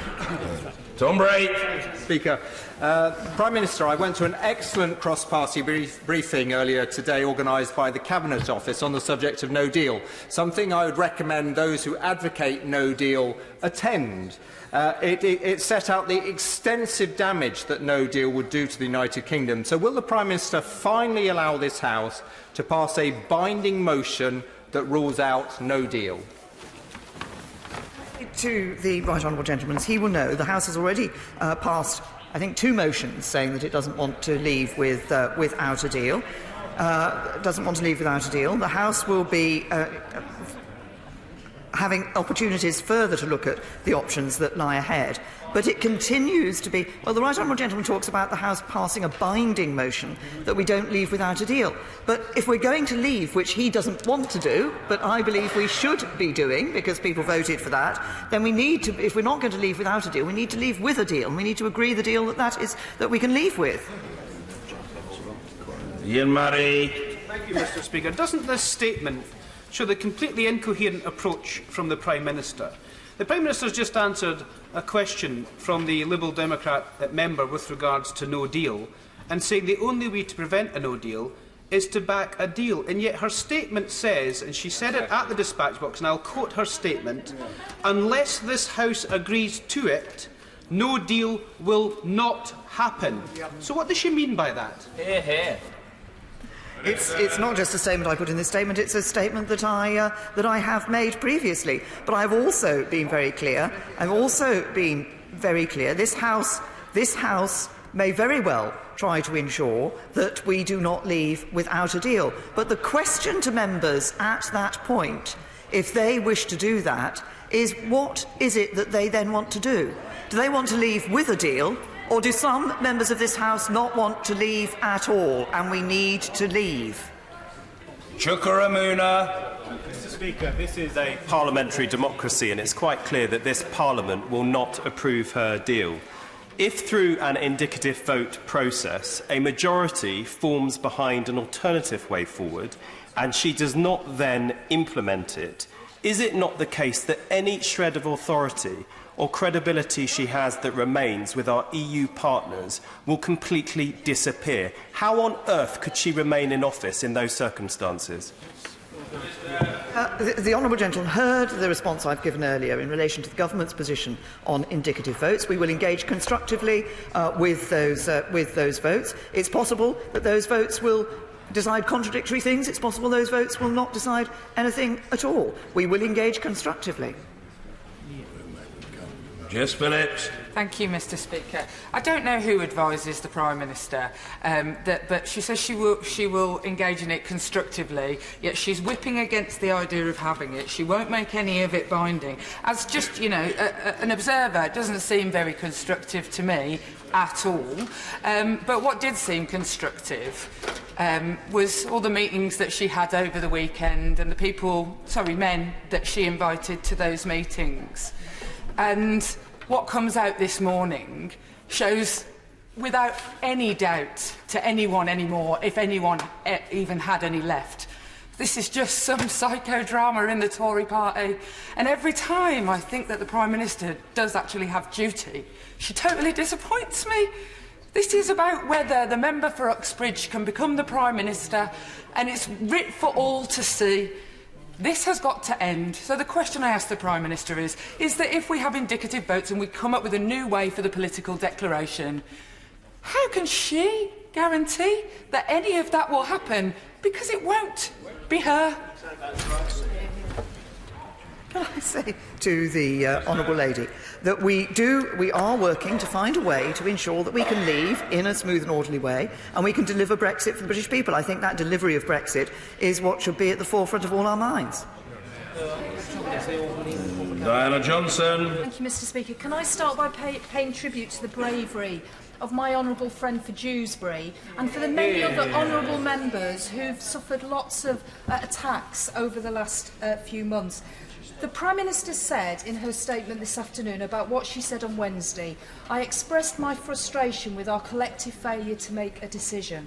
I don't think that's actually correct. No. It was an attack on members of Parliament doing their job, scrutinising the government at a time when tensions in the country are already heightened and MPs are accused of being traitors. Now, in my constituency, the majority of people who've asked me about this don't want me to vote for the Prime Minister's deal. So can the Prime Minister now do the right thing and apologise to members of Parliament for what she said on Wednesday evening? Can I say to the honourable lady, it was never my intention that what I said should have the sort of impact that she is talking about. And I regret if it did have that impact, because the point was a very simple one that I was trying to make, which is that we stand at a moment of decision for this House. It is an important moment. People have talked about responsibility. We all have responsibility of members of this House to make the decision that enables us to deliver Brexit for the British people. Dr. Lisa Cameron. Mr. Speaker, does the Prime Minister intend to lead the next phase of Brexit negotiations?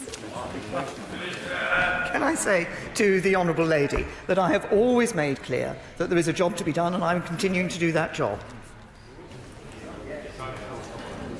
Hugh Gaffney. Mr. Speaker, Prime Minister, under your watch, your deal has failed. The UK has seen austerity rise. Food banks have risen, and now we hear the government will delay the repeal of the Swedish deregulation, leaving thousands of agency staff financially worse off. So will Plan B include any resignations? I point out to the honourable gentleman that we have employment at a record high, our debt is falling, our deficit is falling, and we've seen the strongest period of growth, quarterly growth of any country in the G7. Mike Gapes. Mr. Speaker, 2 years ago, after triggering of Article 50, the Prime Minister went during the Easter recess on a walking holiday. Does she have any plans to go on a walking holiday in April? And if so, will it begin at the end of next week when the recess is supposed to happen, or after the 12th of April?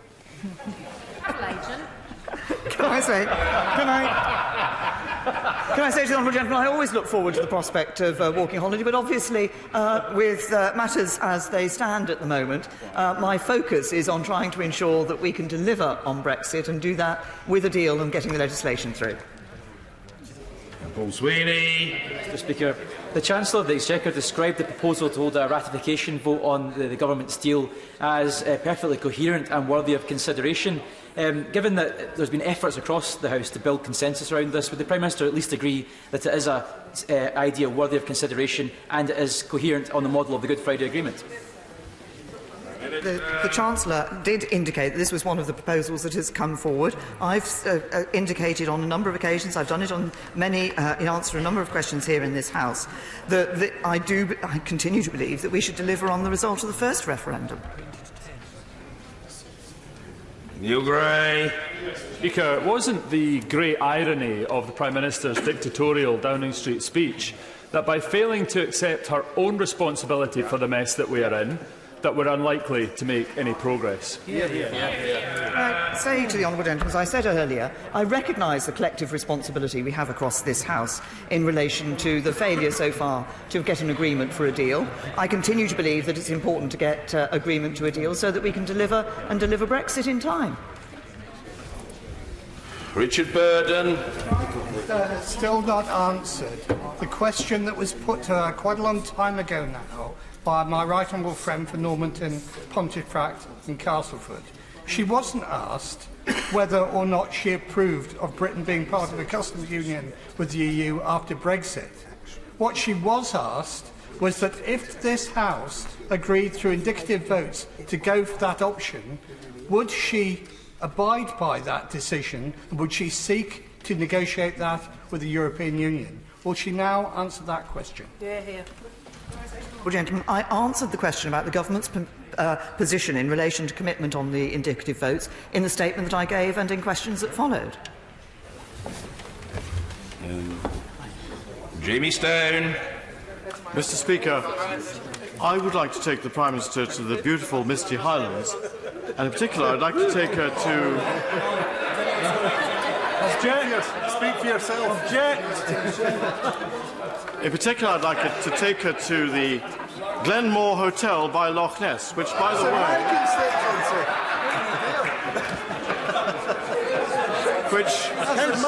which, by the way, is one of the best places to see the Loch Ness Monster.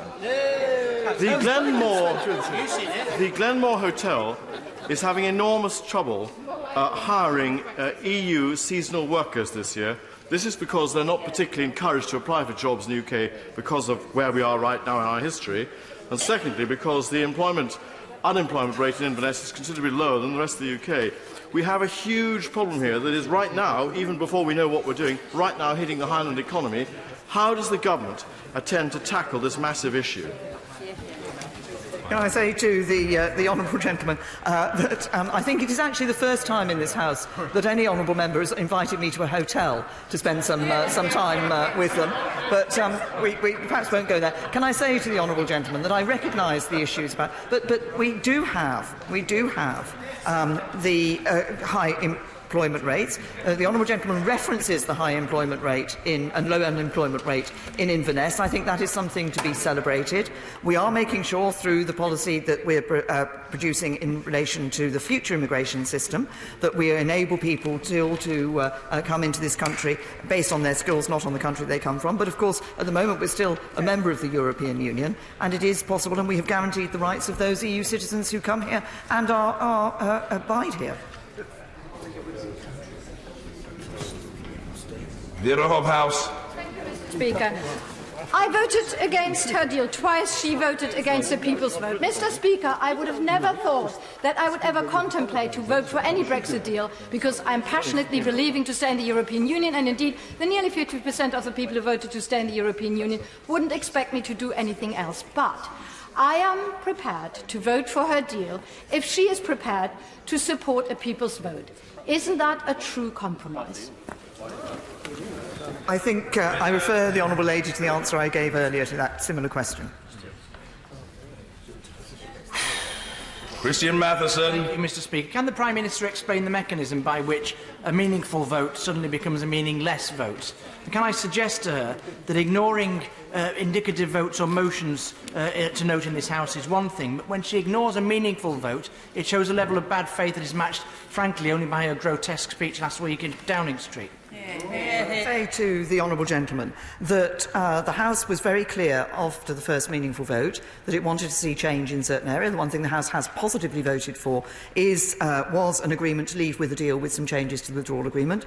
We did negotiate changes to the withdrawal agreement. We negotiated legally binding changes to the withdrawal agreement. The House did not accept those has not accepted those changes that were initiated. We continue to look, and I continue to talk to colleagues, because I continue to believe that it is better for this country to leave the European Union with a good deal. Justin Madders. Thank you, Mr. Speaker. The Prime Minister has often said she considers the withdrawal agreement to be in the national interest. So, if she concluded that the only way that she could get support in this House for her deal would be to offer her resignation, would she, in the national interest, do that? Can I say to the honourable gentleman, I think what this is about is actually making sure that we leave the European Union and do it in the way that is best for this country, and that's what the deal is about. Patricia Gibson. Thank you, Mr. Speaker. People are very concerned and very alarmed by this Brexit chaos in North Ayrshire and Arran, and indeed in the UK as a whole. This is a time of crisis, and the people of Scotland and across the UK are represented in these Brexit talks by a Prime Minister and a government which EU leaders at the weekend described as evasive and confused in the final days before Brexit. Does she think that description by EU leaders inspires confidence in those across the UK who are worried about Brexit? What I hope people across the UK who are worried about Brexit will see is a government that is trying to ensure that we deliver on the vote of the British people, but do so in a way which protects their jobs, protects our union and protects their security. Alan Brown. Thank you, Mr Speaker. Mr Speaker, yet again the Prime Minister displays her lack of self-awareness and her complete irony bypass. In her statement she says if she cannot get her vote through, she'll work across the House to find a solution. Except then she tells us she'll block Parliament taking control and won't bind the government to accepting votes. And then she dismisses all alternatives except she's keeping no deal on the table. The truth is, she had no strategy when she triggered Article 50. She's negotiated a bad deal, and when the wheels have come off the bogie, her idea of seeking consensus is threatening Parliament. When will she recognise her own failures and do the right thing and walk? Say to the honourable gentleman that we have indeed engaged with others across the House. I've engaged with his right honourable friend, the leader of the Scottish National Party, and with other leaders of other parties. There are different views across this House. I do not agree with revoking Article 50. I think we should deliver on the Brexit vote. That's a difference of opinion between us. But we have reached out to see if there is an opportunity to find a way to ensure that we can see us able to leave the European Union with a deal that delivers for people, delivers to protect their jobs, delivers to protect their security and delivers to protect our union. Dr Sarah Wollaston. Thank you. The Prime Minister has tested to destruction the possibility of getting the DUP and the right-wing ERG to get her deal through this House. She could, however, get it through if she agreed to just check it still is genuinely the will of the people. Instead of listening to 14 men in fast cars who came to Chequers, would she actually listen to the million people who walk past her door? And will she also agree, considering that she spoke earlier about female multitasking, will she agree to meet with a delegation of 14 women parliamentarians from across this House? And let's really get things done. Can I say to the honourable lady, as I've indicated to others, and I think as she knows, because we've previously sat down and discussed these matters, that I am always happy to reach out and talk to members of across the House. I do have a difference of opinion with the honourable lady in relation to the issue of a second referendum, because I believe we should actually deliver on the first. Drew Hendry. Thank you, Mr Speaker. In 2002, the newly elected chairperson of the Conservative Party said, "Twice we went to the country, unchanged, unrepentant, just plain unattractive, and twice we got slaughtered." That chairperson was the Prime Minister herself. Has the prospect of bringing her rotten deal back a third time made her reflect on those comments? What I reflect on is the need to ensure that we deliver Brexit and that we do it in a good way for the United Kingdom. Tommy Shepherd. Thank you, Mr Speaker. On several occasions the Prime Minister has referred to the result of the 2014 Scottish referendum and correctly observed that a majority of people then voted to remain in the United Kingdom. But she will know that a great many of those people believed the promises made by her party and her government that by doing so they would firstly retain their European citizenship and secondly that their views would be respected within the United Kingdom. Given how things have turned out, does she understand that many of those people are now reconsidering that decision? Can I say to the honourable gentleman that we went into the European Union as one United Kingdom. We will leave the European Union as one United Kingdom. Many people say to me who voted Remain in the referendum in 2016, that they believe that we should be delivering on the vote. Although they took a different decision, they do believe that it's important that the decision is respected and that we deliver on it. Prime Minister, colleagues, thank you. Yes, indeed. Yes. Very well. I'll take the others first, if I may, of which I have noticed. Thank you. Point of order, Emma Lewell-Buck. Thank you very much, Mr Speaker. Last year, the DfE published a myth-busting document advising local authorities they could dispense with statutory guidance that's in place to protect our most vulnerable children. In this House, on 2 occasions, I raised this with the Parliamentary Under-Secretary of State for Education, the Honourable Member for Stratford-on-Avon. On September the 10th, he stated there had been no changes to legislation. On January the 17th, he denied the very substance of the document. 50 children's charities also wrote to him asking for this dangerous document to be withdrawn. Following a legal challenge from children's rights charity Article 39, it appears, according to the press, that the document has now been withdrawn.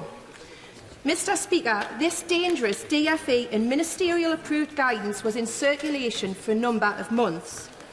Can you please advise me if it is incumbent on the Honourable Member to outline what steps have been taken to disseminate this U-turn to local authorities? Also, if he can outline if there is any redress for children and families who may well have been harmed by this guidance. And finally, Mr Speaker, can you advise what safeguards are in place to stop ministers from acting in such a reckless manner? Well, I thank the Honourable Lady for giving me notice that she wished to raise this matter. I rather assume that she has notified the Minister of her intention to bring it up on the floor of the House this afternoon. She's made her concerns clear and it's on the record. Moreover, those concerns will have been heard on the Treasury bench, including at a very, very senior and cerebral level. I rather imagine that the point that she's made will be conveyed to the relevant minister before very long. Insofar as she asks about redress and what the minister concerned might do, that really is a matter for the minister rather than for the chair. But what I would say to her is that if she does not receive a satisfactory response from the minister, there is a range of options that she might pursue involving airing the issue through the order paper or indeed in debate in the chamber. My advice to her would be to consult the Table Office, a very short distance, I say, for benefit of those observing our proceedings, from here, and the dedicated and outstanding staff of that office will be happy to advise her as to what courses of action are open to her. My basic advice, which I know can sometimes jar somewhat, but it does have the advantage of being valid, is persist. Persist. Persist. Go to the Table Office. Don't take no for an answer in terms of the right to question members of the Treasury bench. And, of course, if the Honourable Lady wishes to seek a debate on the matter, on the adjournment, who knows? She may be fortunate. Yes. Who was the other one? I think Mr Grant. Right Honourable Lady is so distinguished, I feel I must save her up. Point of order, Mr Peter Grant. Thank you, Mr Speaker. On a point of order, the Ministerial Code requires that any minister carrying out official business in the constituency of another Member of Parliament must give that Member of Parliament notice in advance and in good time of the proposed visit. On Friday, the Pensions Minister, who I've notified of my intention to raise this matter today, carried out an official visit in my constituency. My constituency office were notified about it at 2 minutes to 12 on Friday. Can you give me advice, Mr Speaker, at what point does such short, inadequate notice constitute contempt as opposed to courtesy? And what options, other than continually having points of order raised in here, being heard and then ignored by the Treasury bench, what other options are available to ensure that ministers comply with the Ministerial Code? I would say to the Honourable Gentleman is as follows. The convention of notifying a member of a prospective visit to his or her constituency is very strong. It isn't within the standing orders of the House. It is just that, a convention. Moreover, it is not in any way justiciable, the merits of the case one way or the other, by the chair. But the convention is there for a reason. It is about that basic concept of courtesy and respect for each other. So what do I advise the Honourable Gentleman? He can take it up directly with the Minister in the form of correspondence or the request for a meeting. That is one possible approach. Secondly, he could take it up with the Leader of the House, who I know will accept that, in common with her predecessor, she has a responsibility for ensuring ministers' compliance with important conventions, including, for example, the Convention of providing timely and substantive answers to questions. Where that doesn't happen, traditionally leaders of the House have accepted their responsibility to remind ministers of their duty. And the other option open to the honourable gentleman is to ask his honourable friend, the member for Perth and North Perthshire, who performs with elan at Business Question every week, to raise the matter at the Business Question with the Leader of the House. I am concerned that this really rather important convention is being quite regularly dishonoured, and that does seem to me to be wrong. There is no precise time beforehand for notification, but the presumption is that of courtesy. Simply notifying a member or his or her office minutes or an hour before a visit simply doesn't cohere with the spirit of the convention. So the honourable gentleman has got reason to be irritated, and I hope that irritation can soon be overcome by a satisfactory explanation, apology and commitment not to repeat the offence. Point of order, Angela Eagle. Thank you, Mr Speaker, and I haven't given you notice of this point of order because it's come out of the proceedings that we have just witnessed, and I wonder whether you might give us some advice about the fact that it became clear during the Prime Minister's statement that she has no intention of listening or responding positively to the results of an indicative vote process, which rather renders the whole thing pointless. I remember, sir, when we went through a similar process about the future of the other place, the then government made it absolutely clear that should that process come up with one way forwards which had been carried by the House, that they would actually put it into effect. And yet today we've heard the exact opposite from this Prime Minister. Mr Speaker, sir, could you give us some view about how, as Members of Parliament, we can take this forward in a reasonable way and not see the convention and that this Parliament and its votes actually matter disappear before our eyes at this very difficult time for our country? Well, I don't think it's for me to rule on the matter at this time. The Right Honourable Lady has raised an extremely important point, but in the course of making it, and in a spirit of some frustration or almost despair, she said, well, unless it was guaranteed that the process or its results would be honoured, it rendered the exercise pointless. May I very politely suggest to her that that is, I think, not the right mindset in the matter. I have the highest regard for the Right Honourable Lady, who's a more experienced parliamentarian than I, and she served as Shadow Leader of the House and as a Minister in important roles. But I would say that it would be better to proceed with this process and to support amendments as she sees fit. And if there are such votes subsequently, the intention, I believe, of the authors of this exercise is that such votes should be on Wednesday, wholehearted participation in them by colleagues is to be recommended. See the outcome, and then the Right Honourable Lady can repeat her demand that those results be observed. I don't think there's much point in having the votes on a half-hearted basis. I think one has to go into it with a full-hearted enthusiasm and commitment and see how events play out over the next 48 hours. But process does matter, and the Right Honourable Lady might have noticed, although I wouldn't remotely blame her if she didn't, that I think since the publication of the withdrawal agreement last November, I have sat in the chamber for every single minute of the debates on this subject. And I do so out of respect for the House, and I think that principle of respect for the House, respect for what it says, is extremely important. Order. We come now to the... I thank the Right Honourable Lady for what she said, and I hope my reply is at least helpful. We come now to the business of the House today motion. Minister or Whip to move the motion. Thank you. The question is the business of the House today motion as on the order paper. As many as are that opinion say aye.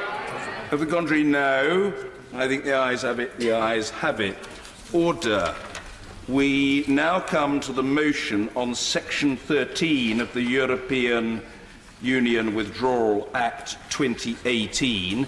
I inform the House that I have provisionally selected amendments D that is to say, the amendment in the name of the Leader of the Opposition, A, in the name of the Right Honourable Gentleman, the Member for West Dorset, and F for Freddie, in the name of Dame Margaret Beckett.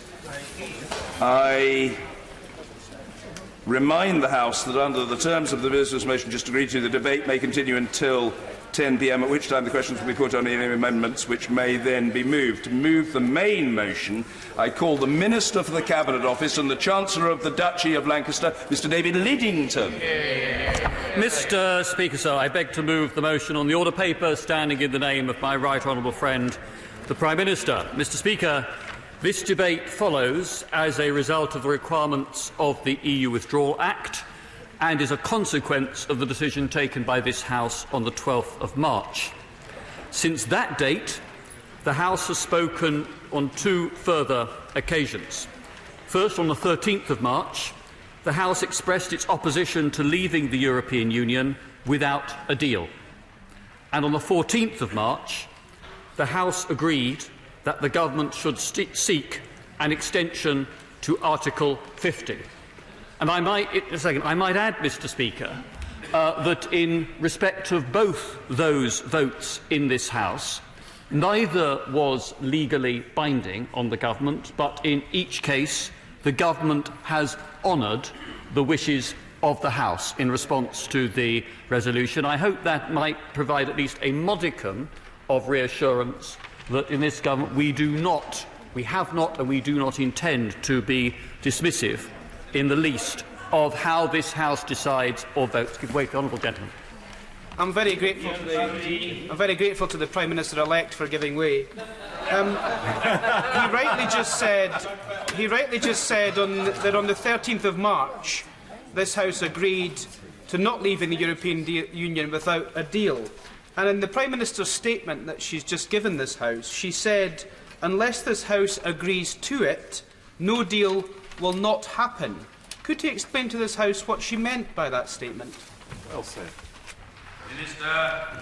Well, Mr Speaker, what the Prime Minister said I thought was quite clear, that the government believes, in the case that we frequently brought to this House, for the deal that we believe is in the interests of the United Kingdom, that is something that both those who supported leave and those who voted remain should be able to rally behind and move forward. We know that the legal default position must remain no deal, because from now on any decision about this is contingent not only upon the view that this House might take or the government might take, but on decisions by the European Council as to whether or not they wish to extend. Well, if other colleagues will forgive me, I do want to reply to one intervention before I move on to others. And it was by no means a given that an extension would have been granted at last week's European Council. If I give way to the honourable member first and then to the Chair of the Select Committee. I thank the Minister of the Cabinet Office for giving way. My honourable friend makes a very important point. And as we embark upon another very important debate today and a number of serious important debates over the next few days, could I just raise with him the concern that I have about the Prime Minister's speech last Wednesday night? She has apologised. She has made well, maybe not a clear apology as we would have liked, but she has made some recognition that perhaps the words were not appropriate. But I was particularly concerned to see that the clips from her speech were being pumped out across Facebook with targeted advertising, paid for by taxpayers' money, paid for by the Cabinet Office, into different MPs' inboxes. Would he agree with me that at this time it is not appropriate to be raising the heat in this debate, when what we need is an atmosphere of compromise, of concern, and of respect for all the different views across this House, bringing people together, not dividing them further?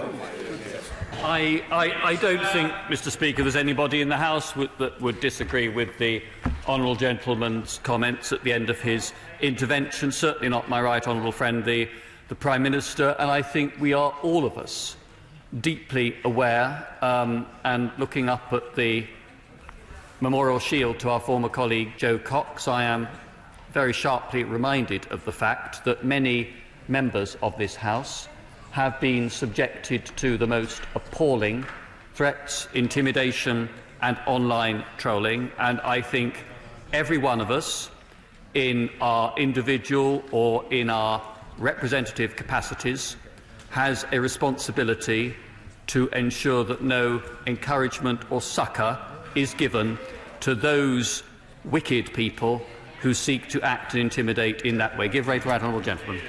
I'm very grateful to the Chancellor of the Duchy of Lancaster for giving way. Can I return to the point of the first intervention which he took? And that is the Prime Minister's categorical statement, which I have to say I welcome today. Unless this House agrees to it, no deal will not happen. That could not be clearer. Given what he has rightly said about the need for the European Union then to take decisions that facilitate this, isn't the inevitable consequence of what the Prime Minister has told the House today, unless she gets her deal through, she will have to apply for an extension prior to the 12th of April? That depends, of course, upon what this House decides to do this week. That is the logic, certainly, of the honourable gentleman's argument of my right honourable friend's remarks. If we start from the premise that the House were not to approve the withdrawal agreement this week, I hope it is the government's intention to persuade the House to approve the withdrawal agreement during this week, in which case the deadline moves forward automatically to the 22nd of May. But I do repeat the comment I made earlier in response to the honourable member for Edinburgh South, that the United Kingdom can request, but it is not ever a certainty that the European Council will agree. I give way to the member for North Perth. Very grateful to the putative Prime Minister. Can I just say to him, he couldn't possibly do a worse job than what we've seen in the course of the past few years. But can I ask him if he's paid attention to the petition that's now been signed by 5.5 million people right across the UK, including over 10% of the right honourable gentleman's constituency? Would he now agree and would he concur that revoke, just ending this madness once and for all, remains a real-life possibility for this country now? No, I don't agree with him. And you know, since in my constituency the votes were pretty finely balanced in 2016 between the two sides in the referendum, you know, it wouldn't surprise me that 10% of my constituents felt strongly in favour of revocation in the way that he suggests. I think that, but you know, obviously, one takes seriously both the scale but also the strength of the opinion that was being expressed in the demonstration at the weekend and in the number of signatories that have been attracted to sign the petition. But that does not mean that one can simply ignore or set aside the idea that 17.4 million people did vote to leave the European Union in 2016. Now, I'll give way to my honourable friend, and I will try to make some progress. I'm pleased he's reiterated that 17.4 million people took the trouble, and many of those people had never voted ever before to engage in the referendum. Can I ask him, given that when the House voted on the recent times about whether we should have no deal or the withdrawal agreement for the second vote, now the Prime Minister seems to have taken no deal off the table. So for some of us, there will be different options to think about. I think it's vital that the withdrawal agreement comes back before the House, because if no deal is off the table, there may well be much worse deals that are put forward by a Remainer House that those of us that do not wish to see them happen will feel we've got a very, very bad situation. Mr. Speaker, I certainly hope that we have the opportunity to vote again on the withdrawal agreement during the course of this week. I'll give way to the honourable lady, my honourable friend. I thank the Minister for giving way, and he said very clearly that the government has responded to two of the motions that were passed recently and honoured them in the last couple of weeks. But what about that huge majority that there was for the withdrawal agreement and leaving on March the 29th, still legally in our statute books?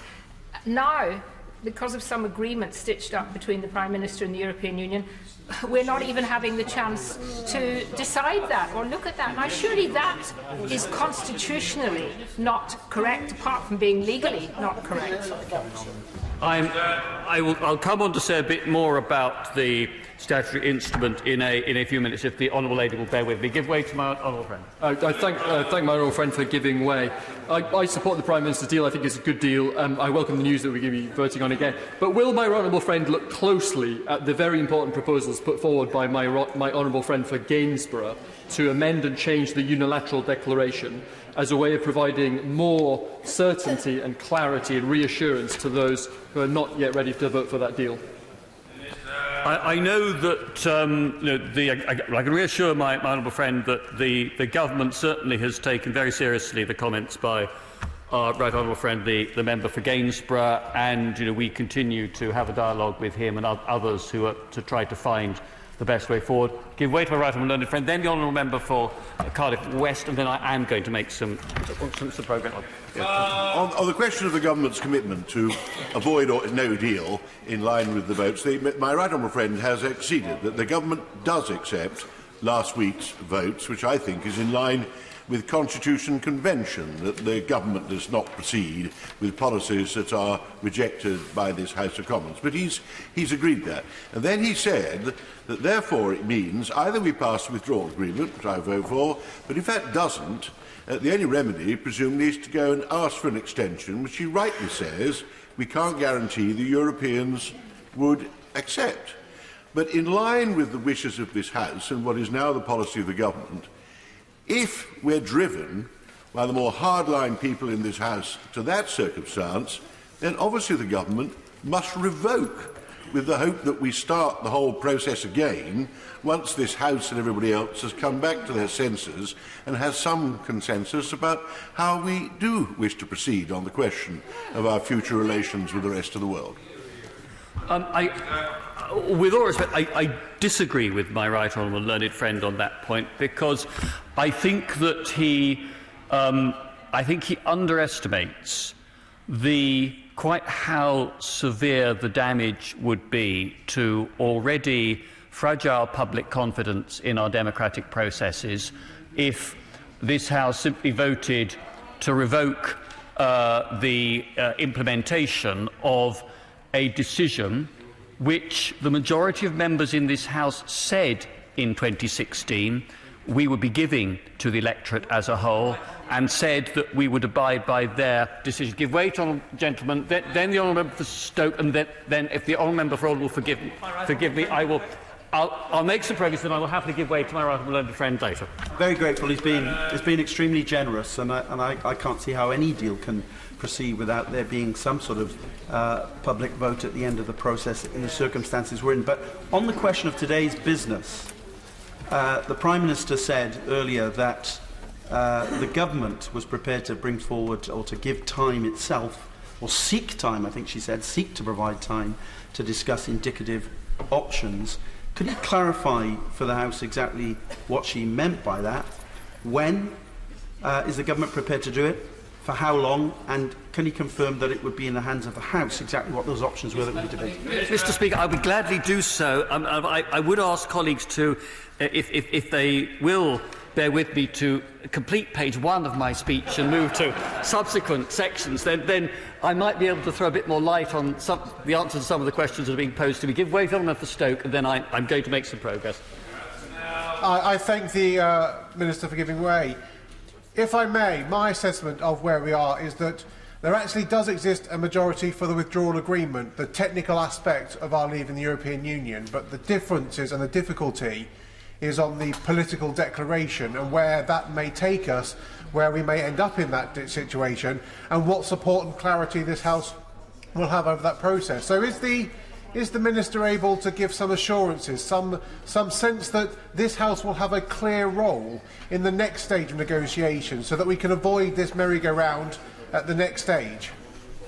Yes, indeed. It's something to which the government has been giving a lot of thought, and has certainly featured in some of the conversations that ministers have been having with members across the House, not just in the last few days, but in the last several weeks.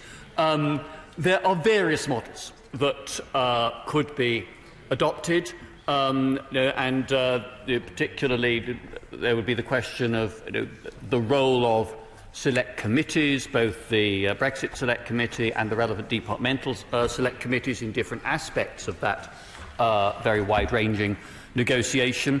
And frankly, Mr. Speaker, I mean, one lesson I've drawn from the experience of the last couple of years here is that the House is simply going to insist on having a say and will find ways in which to express its view, including some novel initiatives. So I think that the reality is the House is going to have a say, the House is going to have influence as those negotiations proceed, and I would hope that the agreement that I believe the government will eventually succeed in striking is one that will then command very widespread public support. Now, Mr. Speaker, he's on this one. All right, I'll break my rule, give way to my right-honourable friend, and then I hope the House will allow me to move on. So I'm very grateful to my right honourable friend for his characteristic courtesy. May I just take him back to his answer to my right honourable and learned friend, the member for Rushcliffe, who raised the issue of revocation, because I rather share the view of my right honourable friend that revocation would indeed be a drastic act, but the fact that so many people are signing up to advocate it is probably a reflection, I suggest, of a growing level of exasperation. Is it not the case that the better course of action, rather than revoking unilaterally, is to go back and ask the public whether they want the Prime Minister's deal with the alternative of Remain, which does show respect for the 2016 referendum result? My anxiety is this. The government boxed itself in with red lines in its negotiations with the European Union. Now what it's doing is boxing itself in with red lines in relation to the options available to this House to resolve the current difficulty and crisis.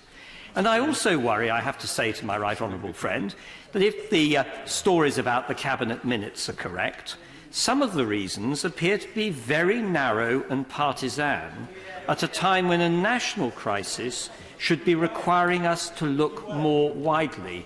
Those of us who've tried to do that get vilified, but I'm quite prepared to put up with that because I think that's where the national interest lies. Mr. Speaker, one thing I can say with great confidence is that my right honourable friend, the Prime Minister, above all, is somebody who, in all my observation of her approach to these negotiations and the subsequent parliamentary proceedings, has been motivated entirely by what is right for the national interest. And judging the national interest certainly involves looking at the content and terms of our departure, but the national interest does also mean taking account of the fact of the referendum result in 2016 and the political and democratic reality which that represents. Now, Mr. Speaker, I'm going to make some progress. Last week, the European Council approved, during its meeting, the legally binding assurances in relation to the Northern Ireland backstop, which the Prime Minister had negotiated with President Juncker a fortnight ago.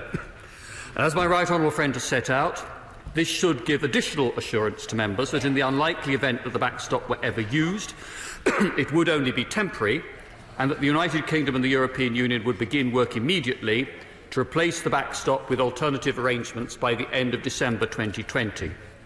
The Council also agreed, subject to a vote in this House to approve the withdrawal agreement this week, that the date of our departure from the EU would be extended to the 22nd of May in order to provide time for this House to agree and ratify a Brexit deal and pass the necessary legislation to make that possible. However, in the event that the House did not approve the withdrawal agreement this week, the European Council agreed that Article 50 should in such a case be extended only until the 12th of April. At that point, we would have two options. We could leave without a deal, or we would need to have agreed an alternative plan for a longer extension with the European Union, and they would have to have accepted that. And such a longer extension, it is very clear from what EU leaders and the EU institutions have said, would require elections to the European Parliament to be held in the United Kingdom.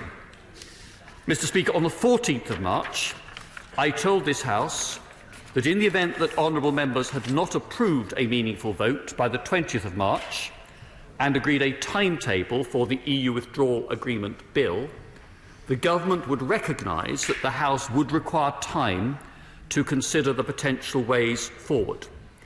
The government stands by the commitment that I set out that day, that in such a scenario the government, having consulted the usual channels at that time, would facilitate a process in the 2 weeks after the March European Council to allow the House to seek a majority on the way forward.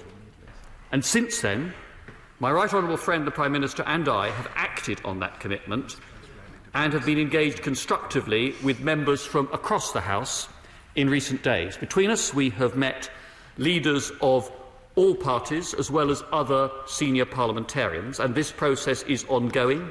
My right honourable friend, the Prime Minister, met the Leader of the Opposition earlier today. These discussions will continue. Well, my right honourable friend, I'm very grateful to the right honourable gentleman.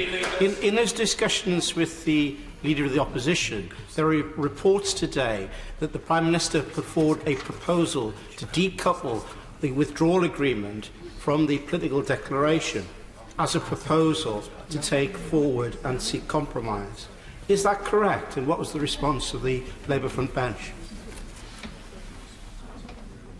It is the European Council conclusions specify that it is approval of the withdrawal agreement that count in terms of whether there is an extension to the 22nd of May.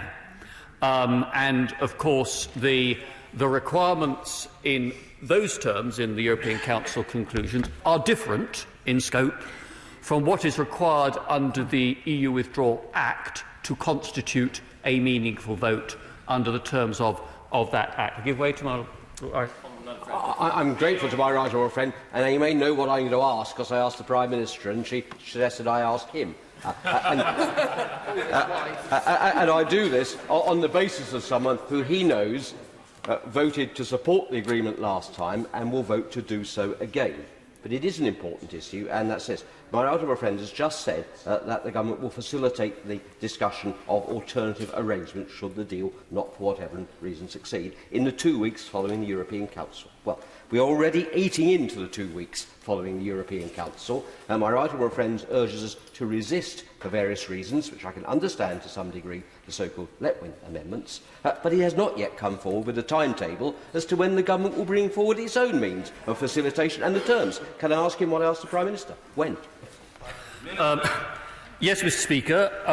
As I said a moment ago, these discussions with other parties and members across the House will continue, but I can confirm to the House today that the government would seek to provide government time in order for this process to proceed.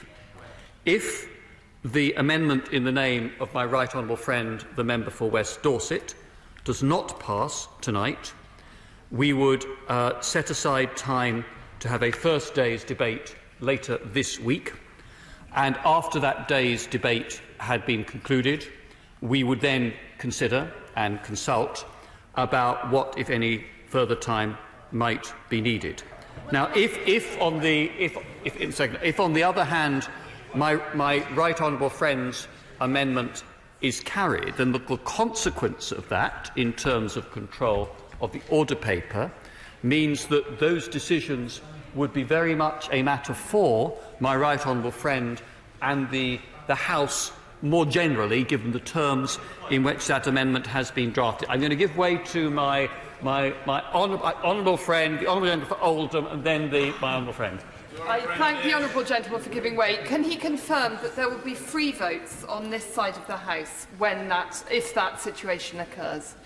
Well, I think it's premature to say anything at this stage about whipping, because at the moment we don't know exactly what the content of any options might be, nor what amendments might conceivably be tabled to those, nor which of those amendments the Chair might be willing to accept. But I know that my right honourable friend, the Chief Whip, will have heard my honourable friend's representations. Give way to the member for Oldham and then to... Can I thank him for giving way? The reason why the Prime Minister's statement last Wednesday was so disappointing, and we'll hear it today actually, it's not about the 17 million any more than it is the 16 million. It's about everybody who lives in this country, who has a stake in its future. And people are looking at what's happening in absolute frustration and despair, that those people who they've elected to make decisions and make this work have not found a way through this. Now, we have an opportunity with the indicative votes that are coming to really make a breakthrough and find some common ground, but it would require the Prime Minister to depart from the red lines and learn to compromise. What advice would he offer to the Prime Minister in this circumstance?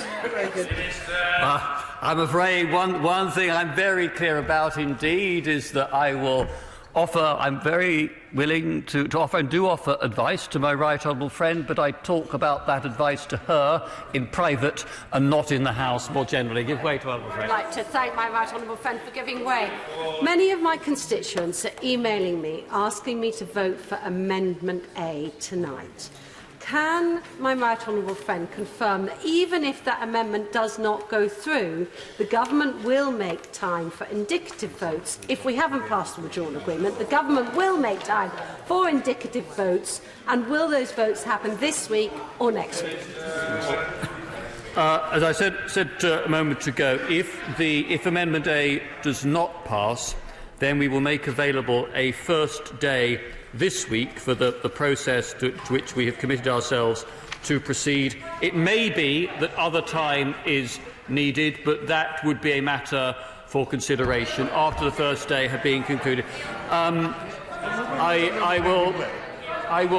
will give way to the honourable lady, then to the right honourable lady, then I hope the House will forgive you. I am going to try and move on. The honourable gentleman is very generous in giving way. If the Amendment A is voted down and the government does indeed come forward with proposing its own slot, will the government determine the options this House votes on, or will MPs? I think that the honourable lady was preempts my next paragraph, because what I was about to say is that we do not think that it is for the government to tell the House what options it should and should not consider. That should be a matter for the House. But that in turn does not mean that the government is going to be silent about the options that might be debated. We will certainly continue to be strong advocates for the deal we've negotiated, and we will continue to urge members from all sides to be realistic. Give way to the right honourable lady. Well, again, Mr. Speaker, the right honourable gentleman is incredibly generous with his time. Can he help us, though, with this? Is it the government's plan that those votes will relate to the withdrawal agreement, or will they only deal with the political declaration? Because, as he knows, there is a profound difference between the two. The former, the withdrawal agreement, will go into, if it passes, into treaty, into law and so on, as international law, but the political declaration is non-binding. If I could, if the right honourable lady will bear with me, I want to come to that in a second. I will give way to my right honourable learned friend one last time. But before he moves back to that point, I'm very grateful. My honourable friend has said that the government's going to reject, or try to reject, the so-called Letwin amendment this evening, but then will make time available for roughly the same thing in government time. So, as far as I can see, the only objection to the amendment we have today is it's been tabled by a backbencher and not by the government. Wouldn't this all be resolved if he would confirm that the government will make this Wednesday available for this purpose, because we don't have much time, and then it seems to me we'd all be in total agreement to be able to proceed to the indicative votes. Mr. Speaker, until we have had the division this evening, assuming that there is one on my right honourable friend's amendment, we won't know whether Wednesday is available for the government's disposal or whether that is something that will fall to other means of consideration. Mr. Speaker, I'll give way to the honourable member for Ilford Town, my honourable friend member for Falmouth and Truro, and then I am going to make some progress. I am genuinely grateful that he's given way, but this is genuinely hopeless. He can't, Mr. Speaker, argue against a perfectly sensible and reasonable in the circumstances amendment in the name of the right honourable member for West Dorset on the basis that the government is going to propose something similar, without at this stage saying on what day, for how long, on what conditions, on what range of motions. You know, if he is saying that Parliament shouldn't be in control because the government ought to be in control, then surely it's reasonable to expect the government to actually be in control, to have some sense of what the process is, and to give some clarity now. Otherwise, we may as well troop through to vote for the right honourable member's amendment. Mr. Speaker, there is a matter of constitutional principle here. What the government is saying is that it is for the government, as is normal, to control the order paper, but in this case we would devote that time to consideration of those measures that the House wanted to see debated and decided. I give way to my honourable friends, and then I have an obligation to give way to my right honourable friend afterwards. I'm very, very grateful, and my right honourable friend is being incredibly generous and gracious. Is it not the case that it's common practice in a debate for sometimes the government to actually welcome an amendment posed by members of the backbench or the opposition parties? And given, from what I have heard, the right honourable gentleman has said he is actually going to do on Wednesday exactly what Amendment A says, wouldn't the easiest thing to do just be accept Amendment A tonight?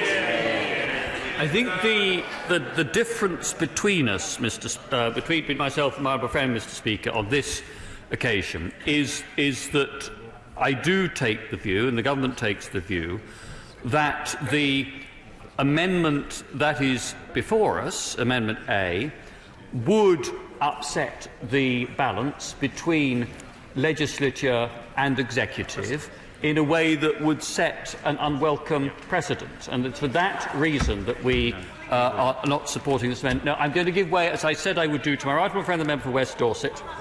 Just before the... Yes, honourable gentleman. Point of order, Sir William Cash.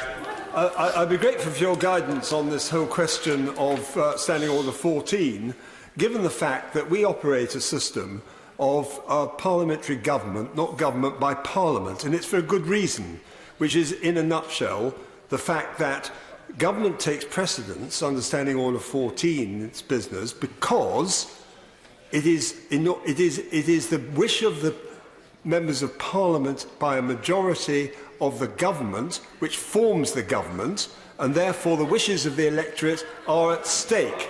I just ask you if you would be kind enough to refer to that.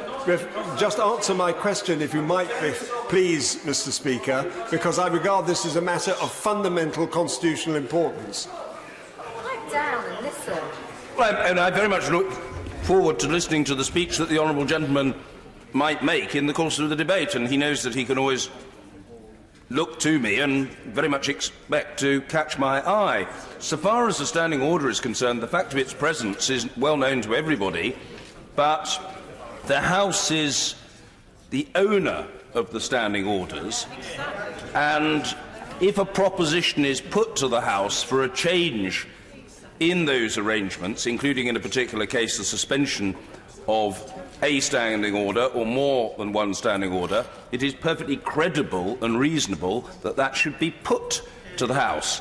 And I did, after all, announce my selection and provisional selection of amendments earlier, and I don't think although I accept that he objects to this amendment, it came as any great surprise that the cross-party amendment in the name of the Right Honourable Gentleman for West Dorset was selected. As to whether it is acceptable to the House, that does remain to be seen. It's obviously not acceptable to the Honourable Gentleman, and we will hear further and better particulars of his objection in due course.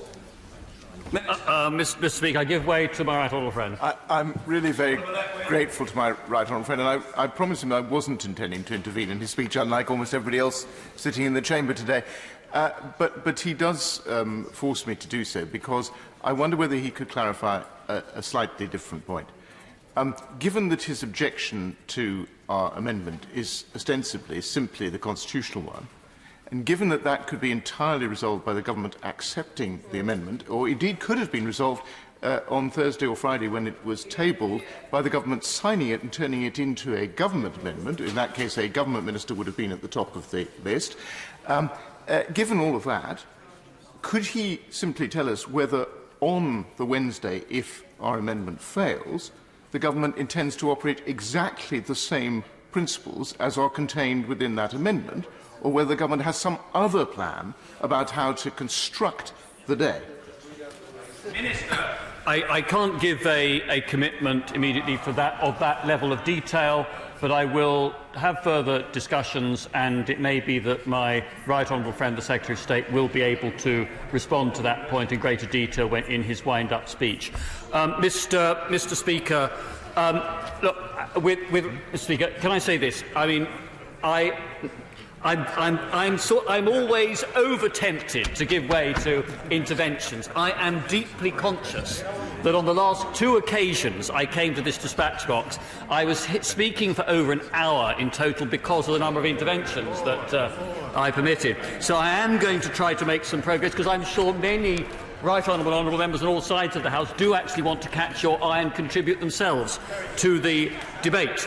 Now, whatever options are put forward, and this starts to address the issue raised by the Right Honourable Lady the Member for Broxtowe, whatever options are put forward, they will need to be negotiable with the European Union. And in particular, any deal will require the withdrawal agreement that not only we, but the 27 other governments of the European Union member states have negotiated. The conclusions of the European Council last week could not have been clearer that they are not prepared to consider any reopening of the terms of the withdrawal agreement that for them, as well as for us, represented the outcome of a lengthy period of negotiation and compromise on both sides. And this is one of the reasons why my right honourable friend was clear earlier this afternoon that the government cannot simply pre-commit to accepting whatever might come out of this process. It is entirely possible that this House could vote for something that is neither realistic nor negotiable. For example, it could vote to seek further changes to the withdrawal agreement, which the EU has been clear is simply not going to be possible. Equally, the House could vote to maintain all the benefits of the single market without agreeing to the obligations that, such as alignment with state aid rules or free movement of people, while the EU has been clear that the 4 freedoms are indivisible. But of course, we will engage constructively with members across the House on whatever the outcome of this process is. And we continue to believe, though, that the amendment in the name of my right honourable friend, the member for West Dorset, would be an unwelcome precedent to set, that it would overturn the balance between Parliament and Government. In the event that his amendment were carried tonight, then obviously we would want to have a dialogue with him and his co-sponsors about how he proposed to take those measures forward. Now, in addition, no, I'm not going to give way further, Mr. Speaker. Now, I want to say a few words to add to those of the Prime Minister about the statutory instrument that has been published today about the extension of Article 50. Because now that the United Kingdom and the European Union have agreed an extension to Article 50, and that has been embodied in a legal decision of the European Council, the date needs to be amended to reflect in our domestic law the new point at which the EU treaties will cease to apply in the United Kingdom. The Government has therefore laid today a draft statutory instrument under the EU Withdrawal Act that provides for both of the possible extensions, the 12th of March and the 22nd of May. This will be subject to the draft affirmative procedure. Did I misspeak March? I think I meant April.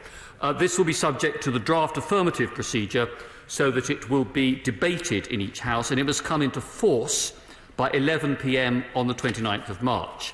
And the purpose of this is to make sure that our own statute book reflects the extension of Article 50, which is legally binding in international law. Without this instrument, there would be a clash in domestic law because contrary provisions would apply both EU rules and new domestic rules simultaneously.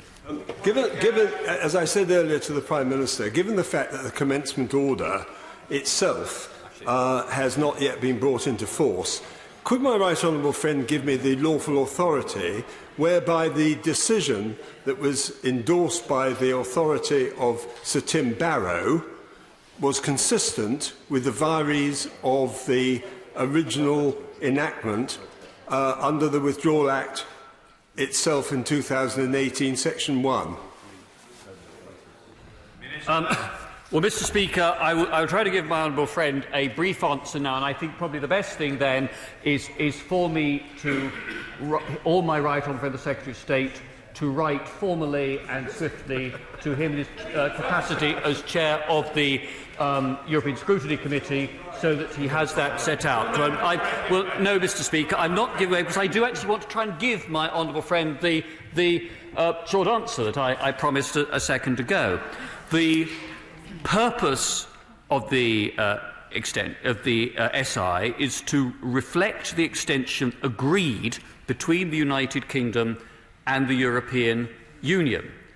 And the Government will now, therefore, delay the commencement of the repeal of the European Communities Act. A commencement order is required under Section 25(4) of the EU Withdrawal Act in order to give effect to this repeal. The timing of that commencement order will depend upon the date that we leave the European Union. And as a matter of both EU and international law, the effect of the European Council decision is that we are not leaving the European Union on the 29th of March. Therefore, it would be wrong to commence the repeal contained in Section 1 of the Act on that date. And in making that change, having sought an extension, the Government has acted on the basis of the resolutions that were passed by this House.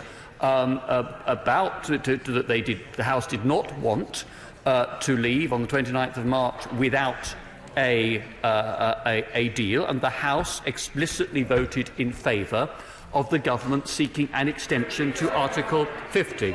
Mr. Speaker, no, I'm going to make some progress. I'm going to speak. Point of order, Kate Hoey. Point of order, Mr. Speaker. I wonder, could you rule what the position would be then, constitutionally, if this statutory instrument, when it comes before us, changing the date which we've already in our legislation, was not accepted by this House? Does EU law overrule our Parliament? As a matter of general practice, it is well established that EU law trumps UK national law. I'm not saying anything controversial there. As to the particular circumstances here, the answer is that I might well pronounce upon it, but I would be extremely foolish to do so off the top of my head, and therefore I may be able to sate the curiosity of the Honourable Lady, which will be widely shared across the House, but I'm afraid it's not within my gift to do so now. Better to give a valid and informative answer later than an invalid, uninformative and potentially misleading answer now. Minister. Mr.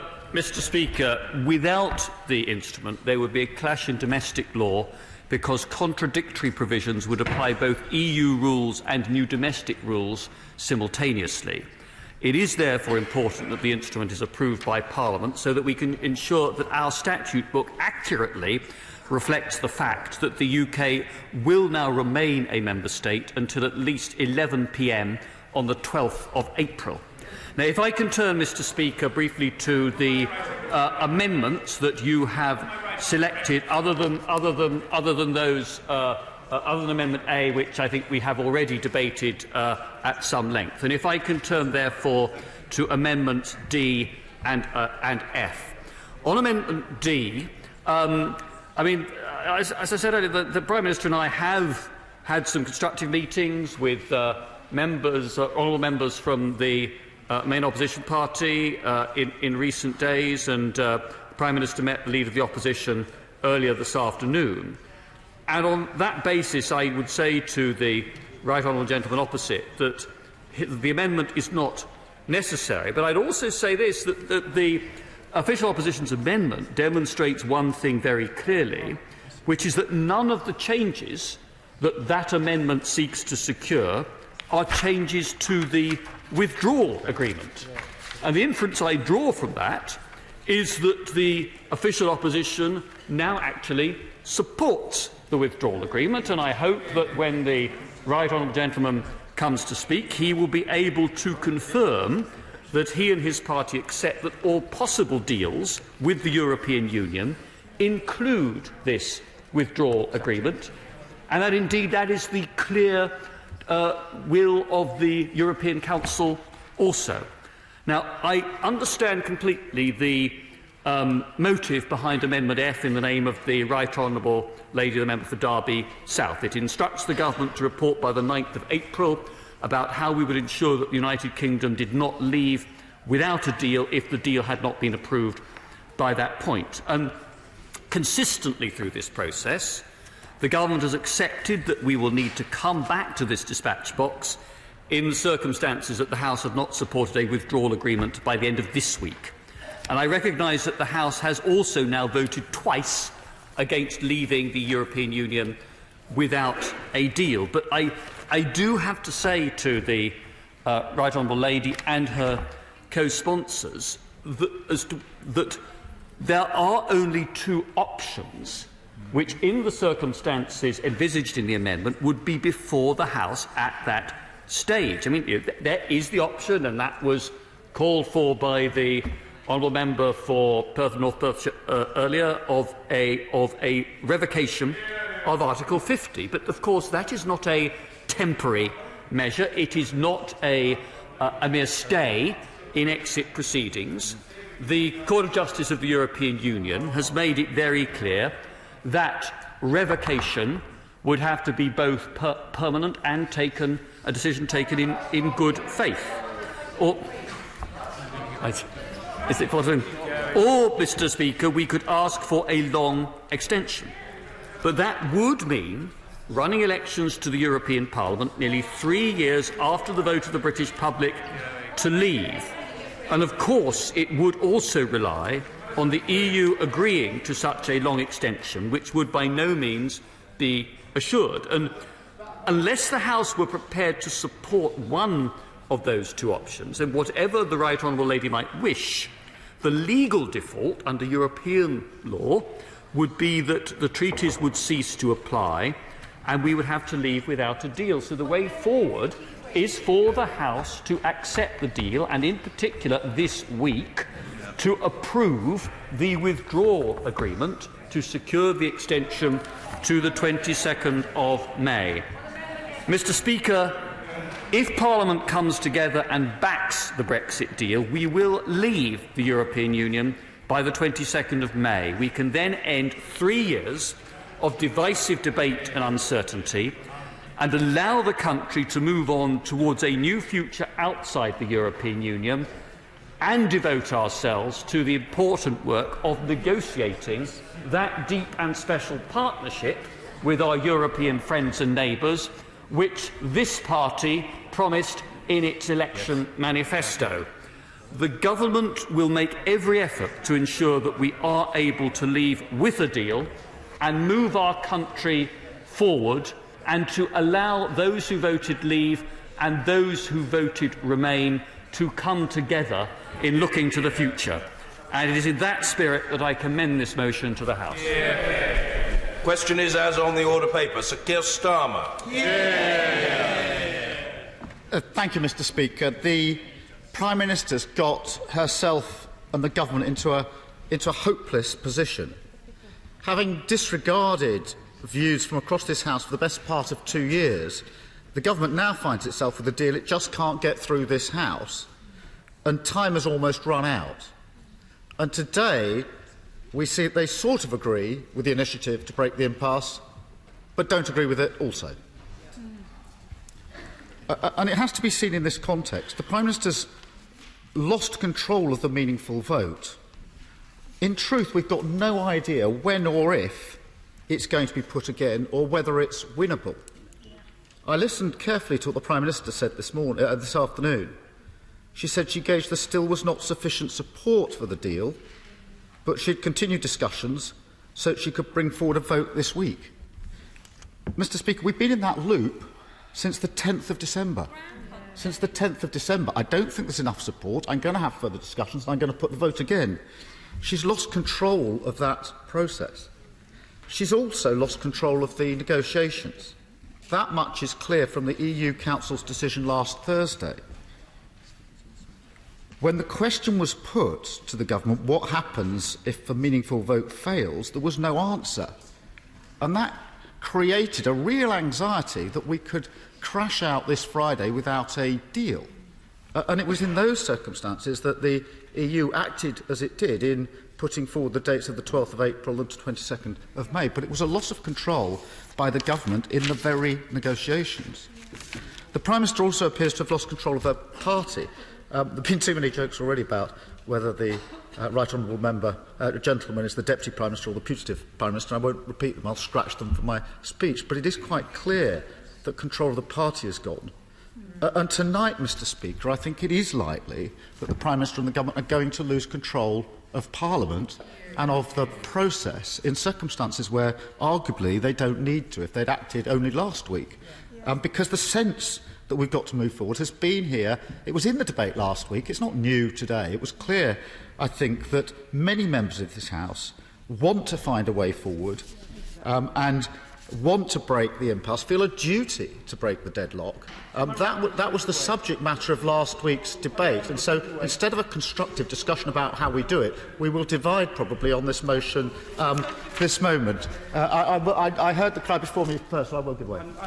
I'm extremely grateful. And on that point about trying to break the impasse, the manifesto of the Conservative Party has been cited. But isn't it the case that manifestos, in order to be implementable, need to win a mandate?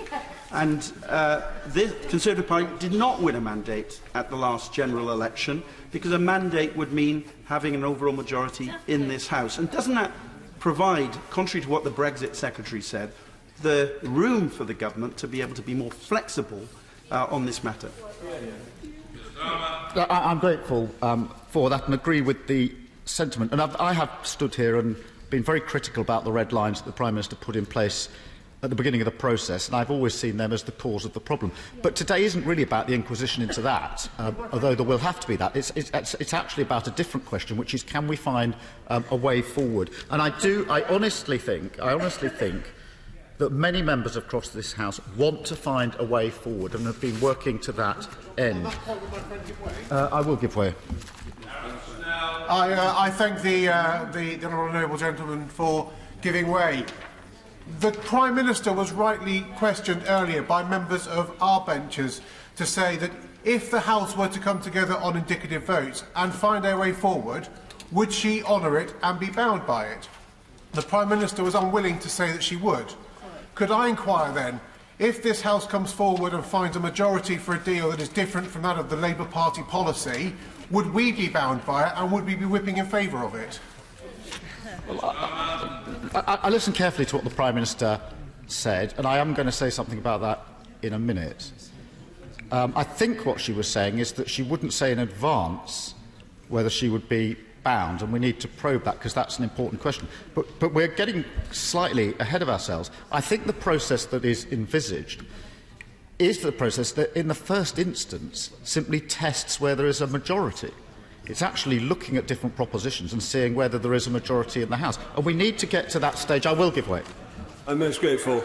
I'm sure that the honourable gentleman understands that although the amendment in question, Amendment A, is in the name of the member for West Dorset, in reality there are only about 14 or 15 Conservatives, maybe slightly less, on that amendment. Therefore, to all intents and purposes, it is the numbers on the opposition benches which would carry it if it did. How does he answer the charge that this is inconsistent with our constitutional accountable government understanding Order 14? And how does he answer the question that the attempt to do this would effectively seek to reverse the referendum result and also the Withdrawal Act itself? Well, I honestly can't see how exploring whether there's a majority for a different approach is inconsistent with anything we've done so far. It's actually what we should have done 2 years ago. It's what we should have done 2 years ago.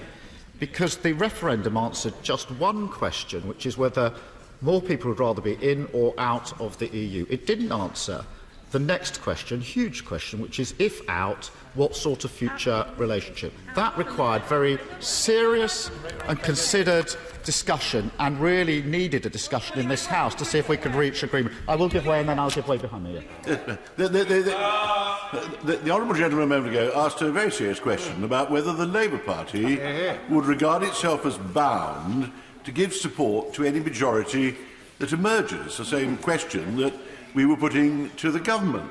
The whole thing is pointless if the Labour Party is going to whip on all these indicative votes, and then if a majority emerges, is going to whip against that if it's not consistent with its manifesto, which also did not get the majority support of the public at the last election. We resolved all this in 1972, and I apologise, I don't normally go back into the depths of history, by having free votes on each side, because it would have been fatuous for the front bench to try to go in this process. So, will the Labour Party have free votes, and will the Labour Party be bound by what majorities might emerge from the indicative voting? If this passes tonight, there will be an intense discussion about how the process takes place and what the options are. When we see those options, we, the Labour Party, will take decisions about how to... Well, no, just let me complete this. Just let me complete this point. If one of the options is no deal, we'll whip against it. Of course we'll whip against it, and if that's the outcome, we'll reject it. So of course we need to see the options. Yes. I thank my right honourable friend for giving way, and I'm glad to hear him say that the Labour Party will whip against no deal, because these are my constituents' jobs that we are talking about here.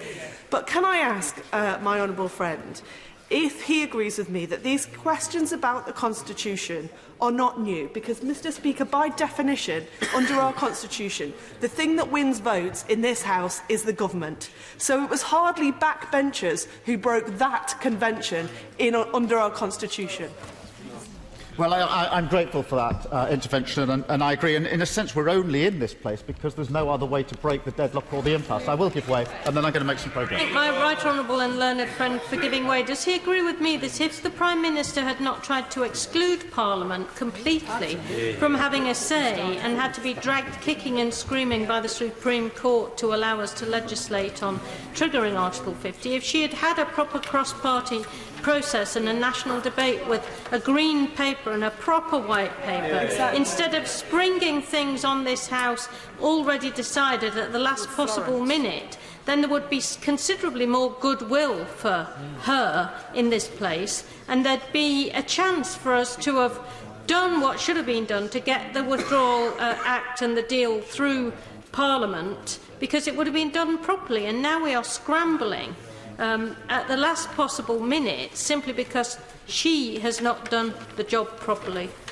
Well, I couldn't agree more. And it is a matter of record that the Prime Minister did not want to vote even on triggering Article 50, and we only get a vote on that because of a Supreme Court decision.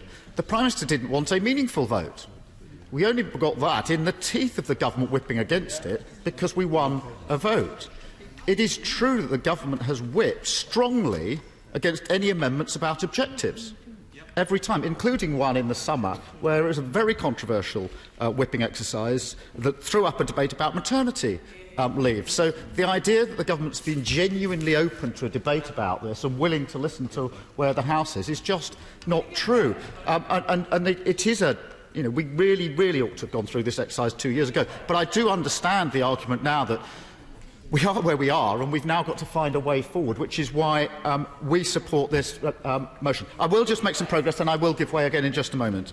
But as we go, if we're to find a way forward, I think we need to be clear about what we're not prepared to do. And there's no way forward that includes blaming members of this House for the mess that we're in. There's no way forward that can include whipping up a sense of people versus MPs. There's no way forward based on the notion that members of this House who've persistently and forcefully advanced their views, whatever they may be in across the House, are indulging in some kind of illegitimate exercise. They're not. They're making important points on behalf of their constituents and in the national interest. They're doing their job. And I heard the Prime Minister say earlier that she didn't intend her comments last week to have that effect. And I'm now not sure what I'm more concerned about. One, that she made the comments, or secondly, that she didn't appreciate how they would actually be heard in the environment we're living in. But we cannot... I'll give away in just a minute. Nor can we find a way forward that's based simply on the proposition of putting and re-putting the same meaningful vote. The fact we're even discussing meaningful vote 3 or even 4 only has to be said to be seen to be absurd. The deal has been roundly rejected twice. We need now to move on, and I hope tonight that we can begin that process. I will give way. To the Right Honourable and Learned Gentleman for giving way. I know he will have listened with great care to what the Cabinet Secretary has said about the government's alternative if Amendment A fails to win a majority. Does he share my concern that the government will only, in effect, allow indicative votes on the political declaration, and the assumption is that the withdrawal agreement will go through, cannot be touched or amended, and in that event, is this nothing more than a government ruse to get through the withdrawal amendment by some backdoor method? No. Well, I'm grateful for that intervention. I did listen very carefully to what the Minister for the Cabinet Office said in relation to withdrawal agreement. I think in relation to the government's proposal, this is no disrespect to the Right Honourable gentleman, because I do respect him, but I think the trust in the government is not where it should be. And that isn't to disrespect anybody on the front bench sitting there, but it is to say this. When we voted to take no deal off the table and on extension, we were voting on the basis of the words that the Minister from the Cabinet Office said from that dispatch box about a short extension in the event that the meaningful vote failed being reckless.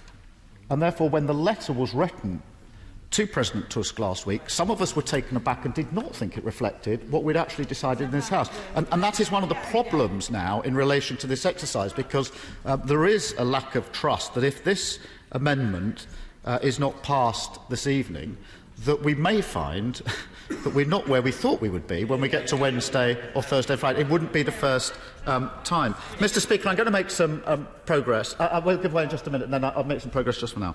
Mr. Speaker, the decision of the European Council to grant an extension of Article 50 was a necessity, and in truth the only way to prevent leaving without a deal on March the 29th. But I've said any extension must be for a purpose, which is why we need to come together and decide that purpose. The Chancellor of the Duchy of Lancaster said 2 weeks ago, and he's really elaborated on today, that the government would consult the usual channels with the other parties and work to provide the process by which the House could form a majority to take things forward. So it seems that the government agree with what the amendment tonight is intending to try to achieve. If it goes through, obviously Parliament or MPs will decide the options, which is right. But the government says that will give too much control to MPs. But then they go on to say, but if it doesn't go through, we'll provide the time. And as for the options, that should be for MPs. So, in fact, if they're true to what they're saying, the control goes to MPs to decide the options in any event. So the easiest thing would be simply to signal that they accept the amendment, and we could foreshorten the debate and move forward and then start the discussion about how that's actually going to work. Mr. Speaker, I'll complete this and then I'll give way. Our amendment, Amendment D in our name, seeks to achieve that purpose. Amendment A, in the name of the Right Honourable Member for West Dorset and others, does so. And we will be supporting both of those amendments this evening. I will give way. I'm grateful to my honourable friend for giving way. Does he agree it's important not just that MPs can determine the options that are voted on, but how those options are voted on? Many honourable members would be concerned if one was voted on after another rather than all at the same time. And the benefit of Amendment A is that it allows precisely that, for MPs to vote on all of those options at the same time, as well as determining what those options are. I'm grateful for that intervention. It anticipates my next sentence, which says we recognise that members will have different views on how the process should go forward. And there will have to be intense discussion over the next couple of days as to how that operates. But it needs to be a process that allows us to arrive at a majority view and a sustainable majority view. I did say I'd give way. I'm very grateful to my right honourable learned friend. And can I just put on record the utterly fantastic job he and his team have done on this issue to date.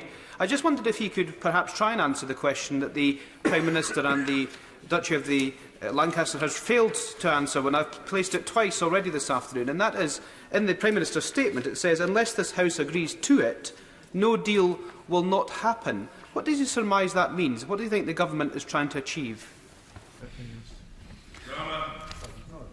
Well, I think it's a version of what's gone before, which is to, on the one hand, say we accept that there's no majority for no deal in this House, and there certainly isn't, and I don't think there ever has been, but at the same time leave the threat of no deal dangling by some kind of legal default.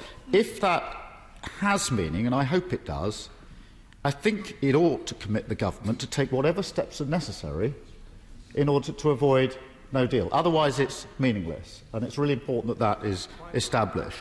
I'm going to make some. I will give way, and then I really am going to make some progress. I'm very grateful to my honourable learned friend. It's on that very point. Isn't this another example of the double speak that we've come to expect from the government? And our concern here this evening is that we are witnessing another example of double speak and indeed potentially double dealing, because the implication of the acceptance, if you like, of both the spirit of the Letwin proposal and indeed its effect, while saying that at the same time the government won't be bound by it and they won't tell us exactly whether they're going to do precisely what it says, makes us all suspect that it is another piece of trickery designed to get this taken off the table tonight, only to find that we are no further forward tomorrow. Well, I'm grateful for that intervention. I do think there's a trust issue. Hopefully that can improve, but there is a trust issue. And the letter to President Tusk was an example of that, because having supposedly taken no deal off the table, the only extension that was asked for was an extension in the event that the meaningful vote failed, rather than if it went through. And that left the prospect, but for what the EU Council decided last Thursday, of no deal this Friday going back on the table just a week after we thought we'd taken it off the table. I'm going to make some progress. So we do need to get into Wednesday. We need to have an intense discussion about how the votes on Wednesday are to be taken and see if we can reach consensus about that and actually reach a majority and find where that lies. We do need to consider the credible options. Labour have long advocated a close economic relationship, including a customs union and a single market alignment, but we've also made clear our support for a public vote as a lock on any deal that the Prime Minister passes.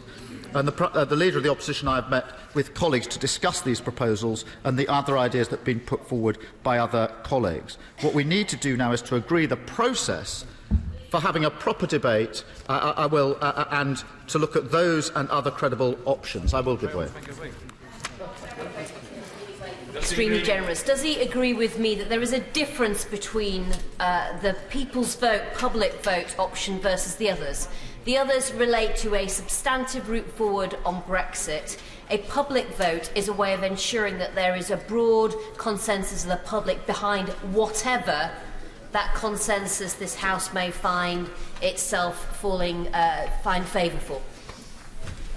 That's a very, very important intervention, and obviously there will be discussions over the next 2 days. But the basic proposition that the House needs to decide the substance of any deal that it might be able to support, and arguably to look at the process around it separately is important, because some of these options are not like-for-like options in the sense that some are about substance and some are about process. And it would be perfectly possible to say, to make the argument that if there's to be a deal, it ought to be what we consider to be the least damaging deal, and we could have an argument about what that looks like.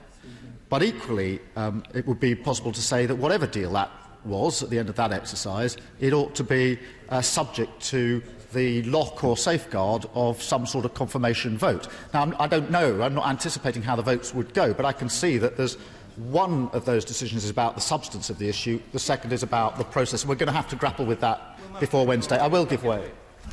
I'm most grateful to the Right Honourable and Learned Gentleman for giving way, because I agree entirely with what he's just said, as indeed I agree with my Right Honourable friend's question to him. And he may also agree that it's going to be really important in the course of this debate and how we structure it, that we make sure that we can provide reassurance that members can vote for what they see as preferred outcomes without in any way having the sense that they might be forfeiting the right to also the insistence that that has got to go to the public, whatever it might be. I agree with that, because I think otherwise we inhibit the likelihood of actually finding a majority, and that therefore will require quite careful thought going into Wednesday. I will give way in just a minute again, but I'm going to make some remarks, because assuming for the moment we can find a process which most members are content with, and that we can then move towards a majority view, and it may take some time.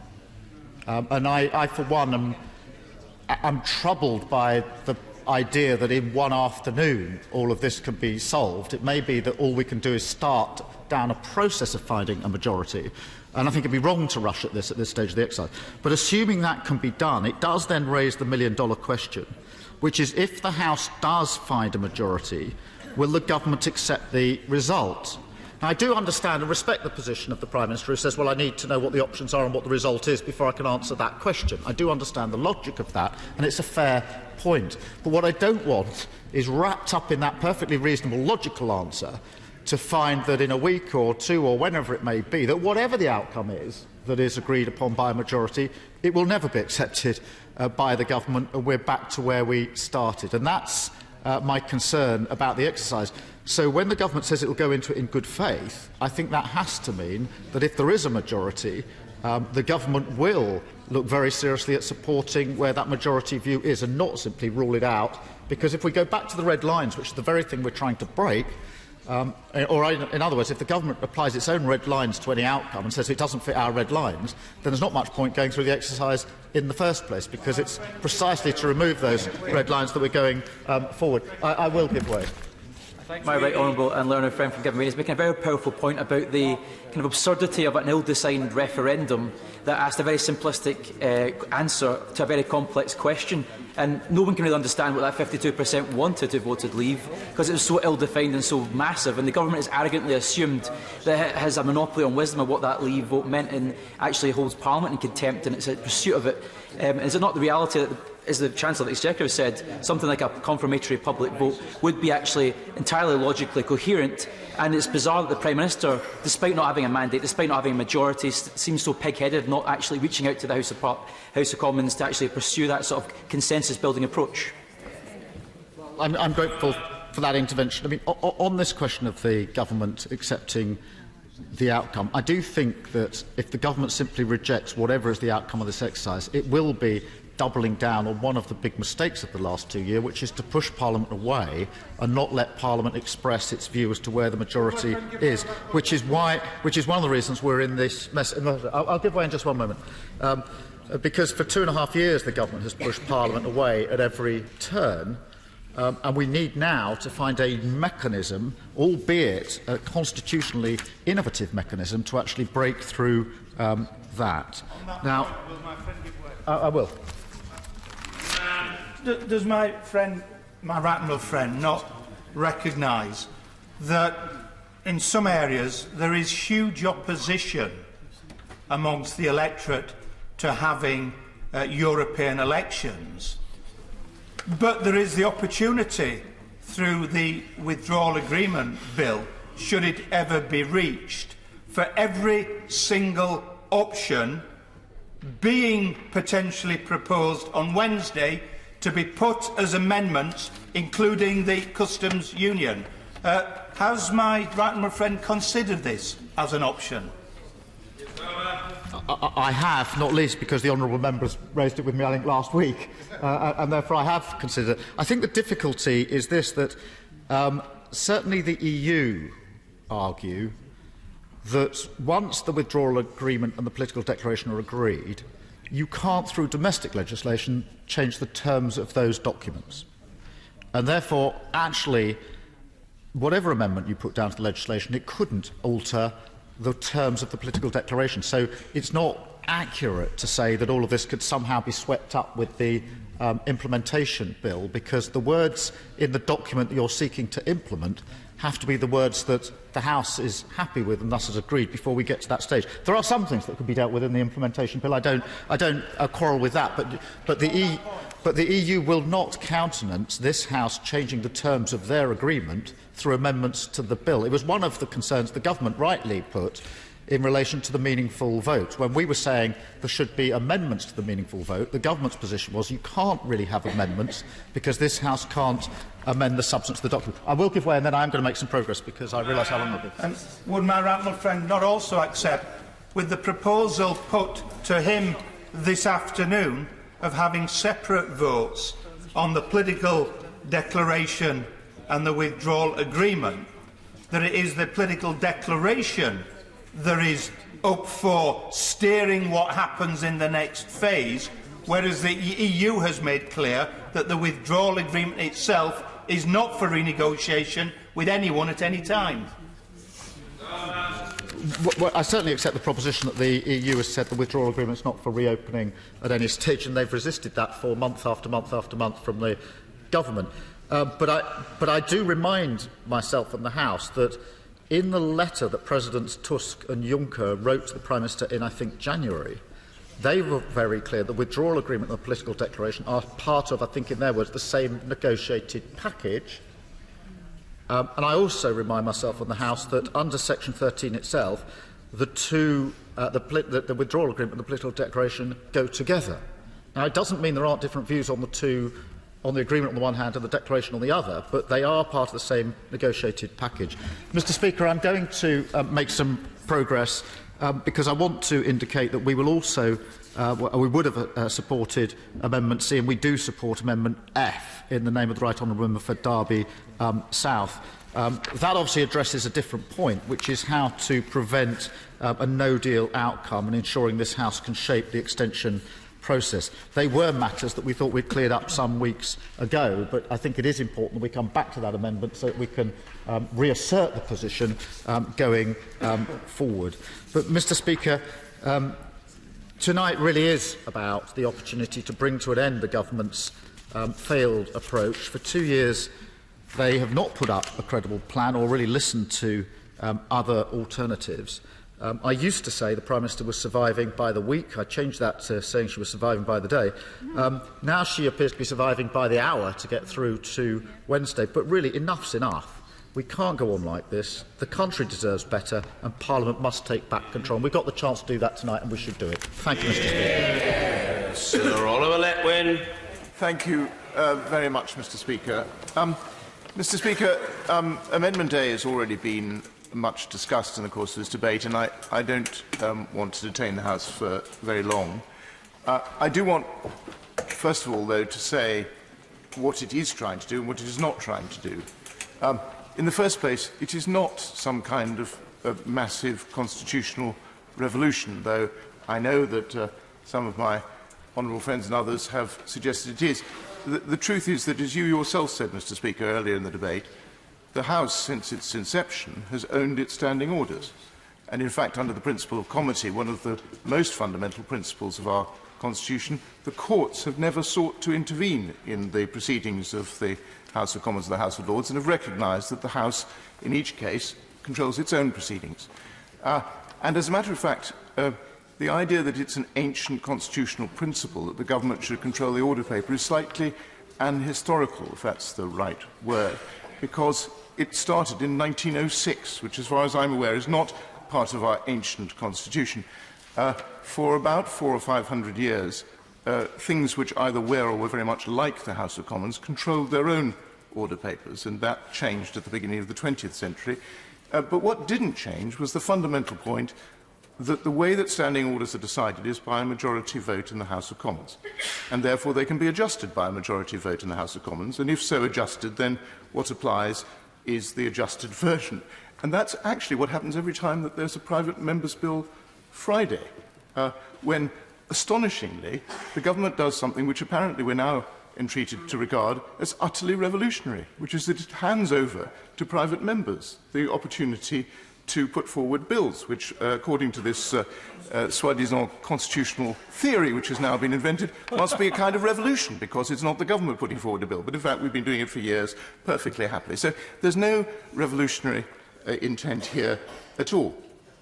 The second point I want to make is what the amendment does do, and it does exactly what has been described in the foregoing debate, namely, it provides simply, nothing more, an opportunity for the House of Commons to begin, and I want to stress the word begin, the process of working its way towards identifying a way forward that can command a majority in this House. And I just want to reflect for a second on my own personal history in this matter. I find sometimes from the communications, not always utterly polite, that I received from various quarters on my iPhone, that it's supposed that I have from the beginning attempted to destroy the government's efforts to carry out an orderly Brexit. Now, this is obviously a more amusing story than the real one, but the real one is very sad. It's very ordinary. I started as an entirely loyal member of the Conservative Party. I'd never voted against the Conservative whip in my entire parliamentary career, not once.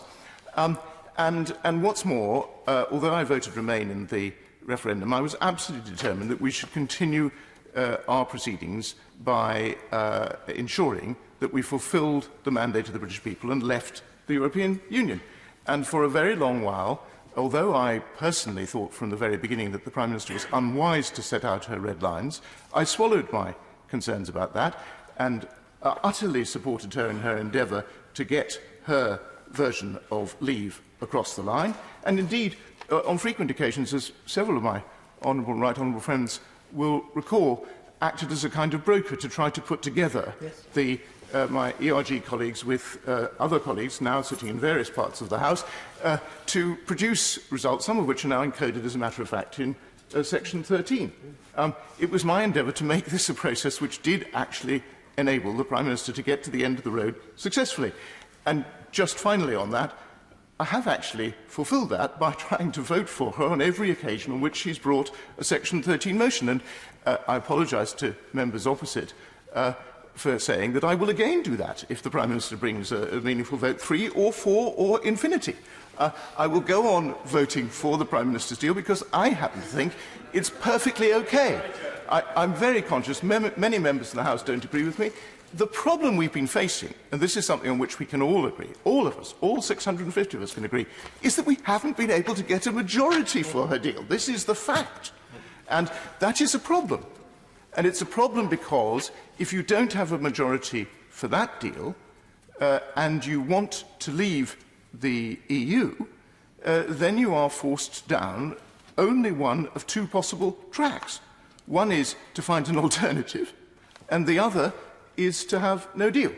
And it was at the point, I will in a moment, it was at the point when I discovered, or surmised, a few months back, that there was a real possibility that the Prime Minister, I think by mistake rather than on purpose, was going to end up by taking us out without a deal, without having adequately prepared for that, that I became so concerned that I started to work on a cross-party basis with many colleagues in on both sides of the House to try to find a solution.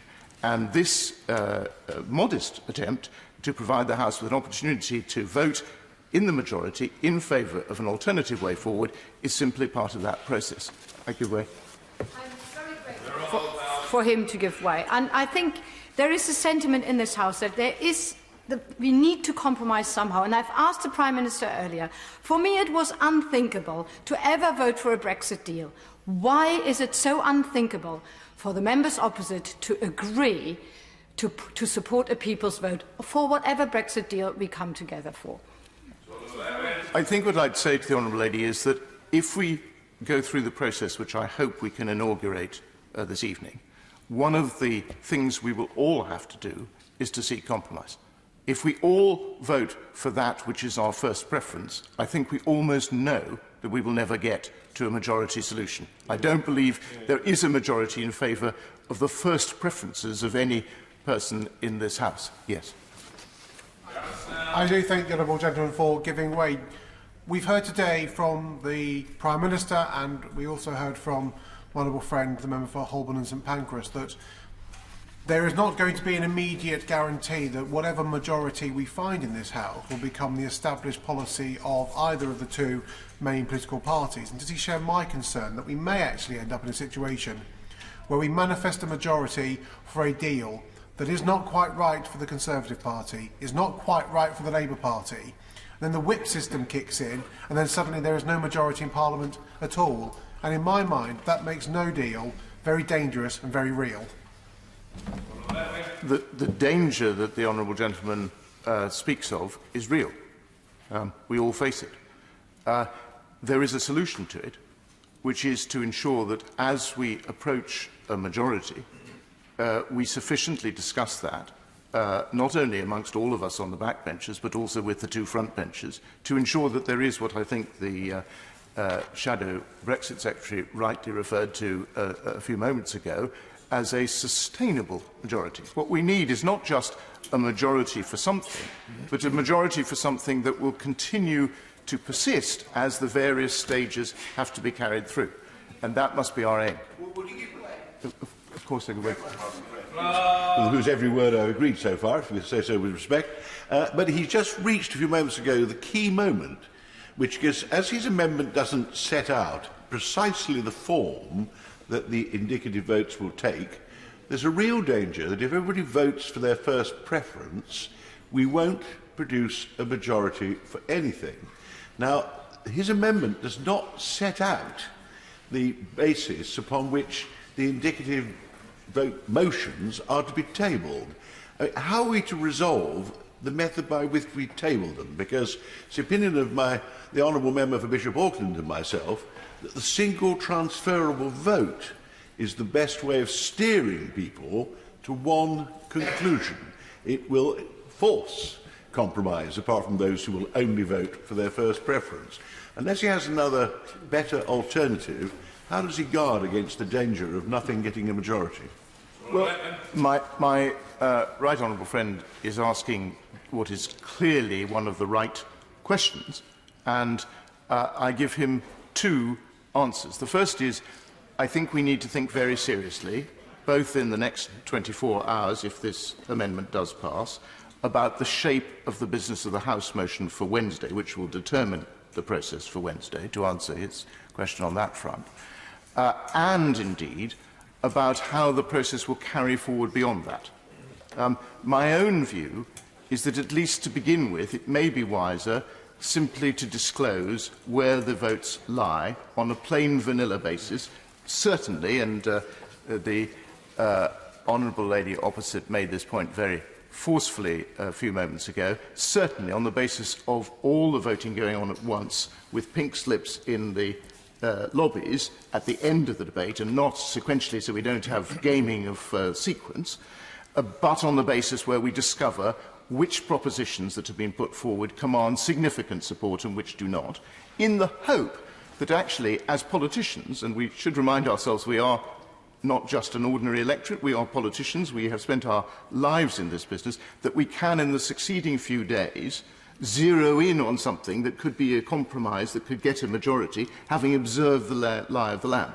I don't at all, and this is my second part of my answer, I don't at all discount the possibility that at a later stage, and I'm sure that there will have to be a later stage, and indeed I hope that the business of the House motion will book a slot for a later stage, that we should resort to some other method to crystallise the majority if we find that it's otherwise difficult to do. Of course, that would be my Very brief intervention. Given the process could take a few days more, as my right honourable friend clearly explains, doesn't that underline we better crack on Wednesday? And if the government won't commit to Wednesday for some peculiar unknown reason, if it doesn't and it's wind up tonight, it's absolutely essential that we pass his amendment. I find myself in a very odd position of being slightly harder line even than my right honourable friend on this. I'm afraid I think we have to press this amendment tonight because I don't believe the government has yet got a clear view, actually, of how it would conduct this process. And I think the terms of the amendment, which have been very carefully considered over quite a long time, are structured in a way that maximises our flexibility and our capacity as a House to work together. Of course, we should work with both front benches on formulating Wednesday in the best possible way and producing a business of the House motion which, if possible, is a matter of consensus, but that's best done under the framework of this amendment, and we should press it tonight. Yes, of course. The right honourable gentleman for giving way, and I'll be supporting his amendment tonight, and I'm happy to have put my name on it to support. And what he said about not rushing through this all in one day, I think is a very important point. I think we do need time. I think there's reasonable concerns that people don't want to suddenly be deciding on the future relationship potentially of the country for 40 years in a couple of hours in here. So I was pleased to hear what he said about this process being a start of a process, but also would he agree with me that the importance of us all getting together and setting that business House motion is that we ensure it is a fair, balanced process that enjoys the confidence of all sides of the House, all parties, all persuasions in this, and that it's not seen as loaded to one direction or the other, or indeed the government's policy. I very thoroughly agree with the honourable gentleman about that. I think it is possible, and should be possible for us at this juncture above all, to ensure that the neutrality of the process is guaranteed. Of course, we will have conflicting views about the ideal outcome, but if we're to come together on an outcome that all of us can tolerate and consequently achieves a sustainable majority, we are going to have to ensure that the process by which we have got to that is one that everybody recognises is fair and neutral as between the various options. Of course I shall, but will the two honourable members allow me? I did promise that I would give way to the right honourable lady, or not. So I think it's just to confirm everything that the honourable gentleman has said about how he started off and continues to believe in the delivery of Brexit, and his description of his journey is accurate, Mr. Speaker. But he's answered my question, because it was, will he push it to the vote, and if he will, why? But I think he's made that very clear to the House. I'm delighted to give way, of course. Member for West Dorset for giving way, and as he knows, I strongly support his amendment, and he is making an extremely important speech. Would he agree as well, though, that The government has effectively taken 2 years to get to this point. It is not unreasonable for the House, in this unusual and difficult situation we are in, to recognise that it is likely to take us more than 1 day to attempt to do what, frankly, the government should have done quite a long time ago. And can I therefore urge him, when he's thinking about this further steps, to highlight the importance of us identifying a further day next week in order to be able to have similar debates and discussions, if we so need it, to come to a conclusion, but also urging the government to also think about what it should be doing to provide for these further votes in order to come to a consensus, and to recognise there may also need to be further binding votes in this process as well. Unsurprisingly, given the close cooperation there has been between us, I entirely agree with everything that the Right Honourable Lady's just said. It is of the utmost importance that the business of the House motion, when it comes on Wednesday, should also provide for a further day or days in which to take a process which begins on Wednesday and reach a successful conclusion. And of course it is also the case that we will have to attend to the question which has been discussed this evening and began to be aired when the Prime Minister was making her statement and answering questions on it, which is the question: what will the government do if the House reaches a majority view, not for some unicorn, not for some ludicrous proposition which utterly contradicts common sense, but for a sensible way forward? How do we persuade at that stage the government to allow that majority view to be implemented? That will be a major issue. Of course. I'm very grateful to the Right Honourable Gentleman for giving way, and as he knows, I support his amendment and I'm going to vote for it tonight. And I'm delighted that he's agreed that we need to move to paper ballots and end some of the gamesmanship which has been going on. The Father of the House raised the issue of the voting system, so I won't repeat that. But in addition, there are two other points which we need to bear in mind. One is whether the votes are indicative or definitive, and maybe we might move from one to the other, as the Right Honourable Member for Pontefract and Castleton said. But the other one is how an option gets onto the ballot paper, and that's also an extremely tricky, nice issue. And what I want to know from the Right Honourable Gentleman is whether he doesn't think we don't need time, perhaps, to amend the business of the House motion, because the way we do it is also a subject for discussion, as well as going on to do it. I was with the Honourable Lady just to the end, but not quite to the end. I'm conscious that although the point that her Right Honourable friend made a minute or two ago is right, that we should allow ourselves a couple of days to do what should have been done over a couple of years, we are also under very considerable time pressure. There is a reality of the situation, which is that on the 11th we hit the buffers.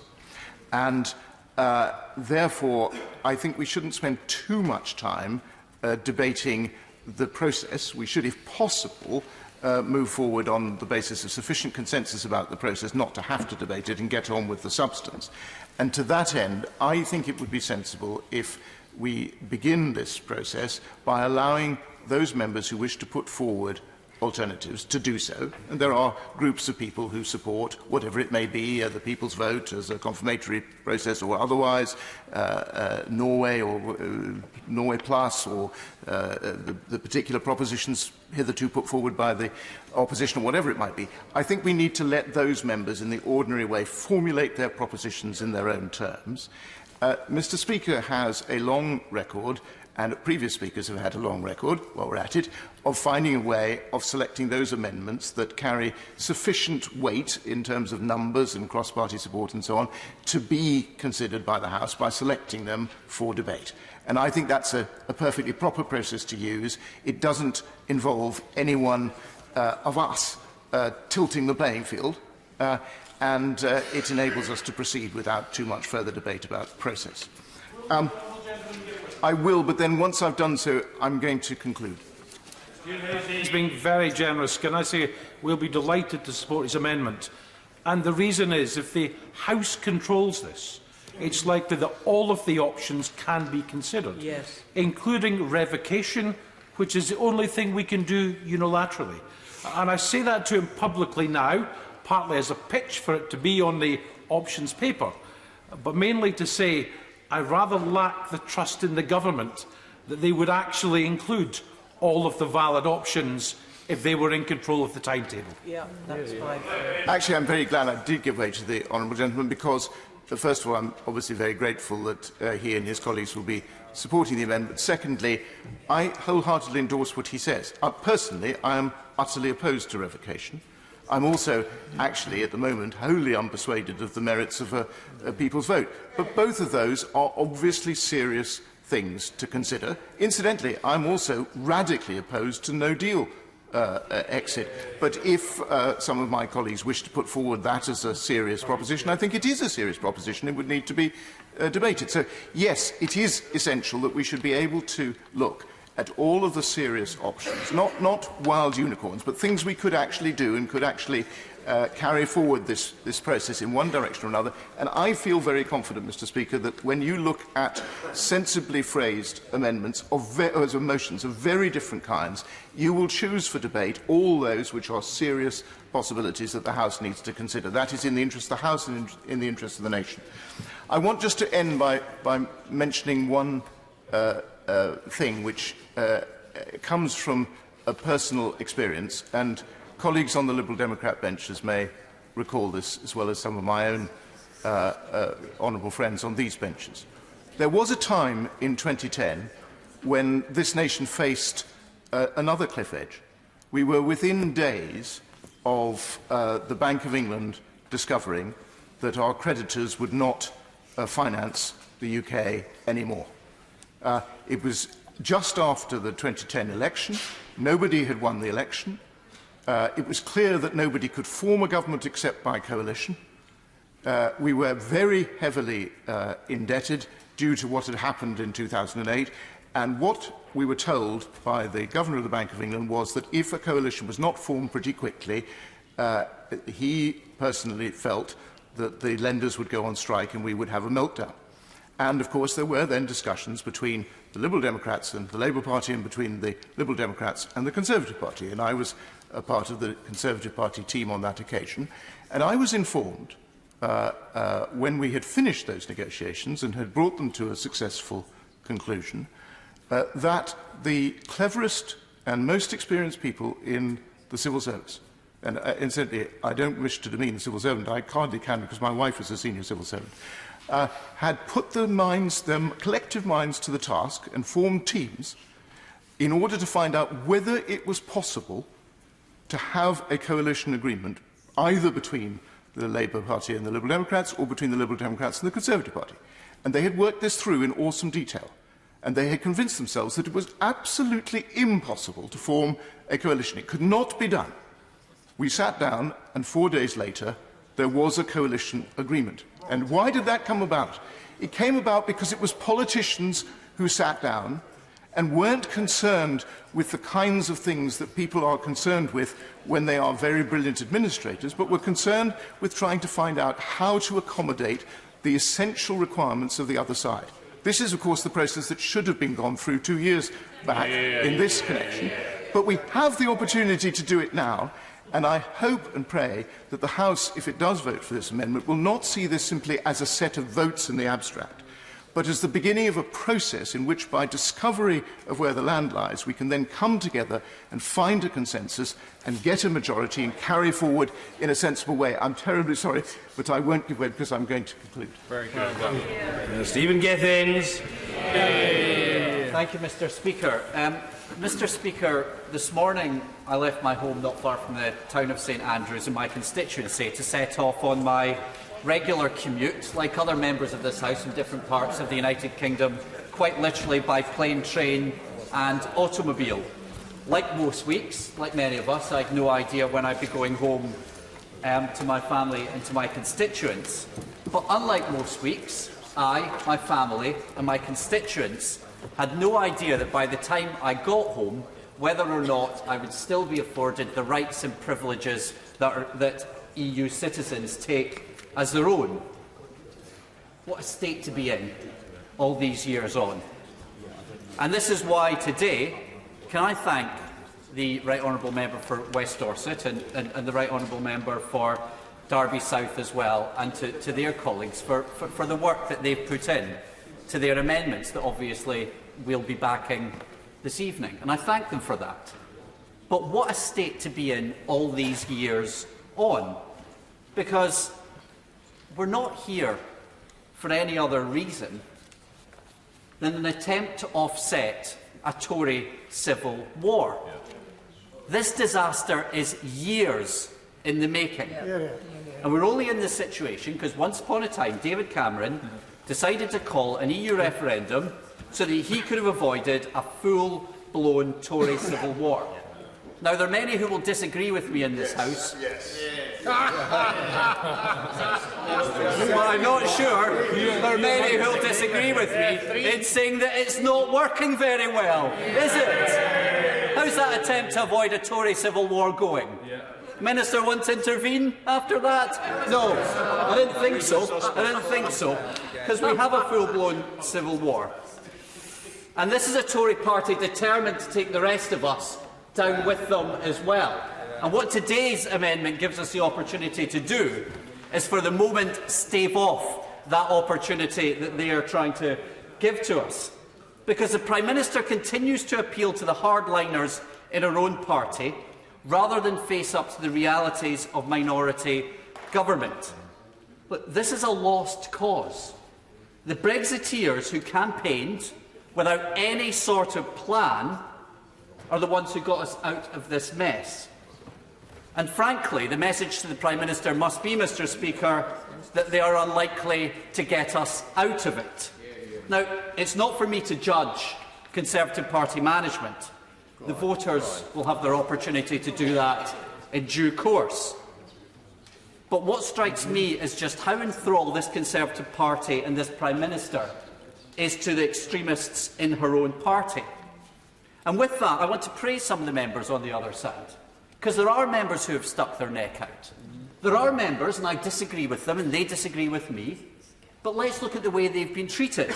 Now, the members for Grantham and Stamford, who's in his place, and the member for Leicestershire South, and I disagree over plenty. And we disagree over Brexit. He wants us to leave the European Union. I don't. But he finds himself in a situation whereby when we see these positive proposals, we don't always agree, or when we see one that's even accepted by the government, as was the case for the member for Leicestershire South, the member present finds himself deselected, and the member for Leicestershire South finds himself sacked. And yet all along, and I disagree with them for this, they have backed the Prime Minister's deal. What's that tell you? What does that tell you about trying to find some kind of consensus? What's that tell you about trying to reach across? This is a government that is enthralled to the very extremes, and it is something that we cannot put up with any longer in this House. Let's just look at the invitation list to those who were treated to lunch at Chequers, the very people voting against the Prime Minister. This tells us everything about a Prime Minister who's lost control about her own party, and who has dragged us into this folly. And I'll give way to the Honourable Lady because she's got some experience in this.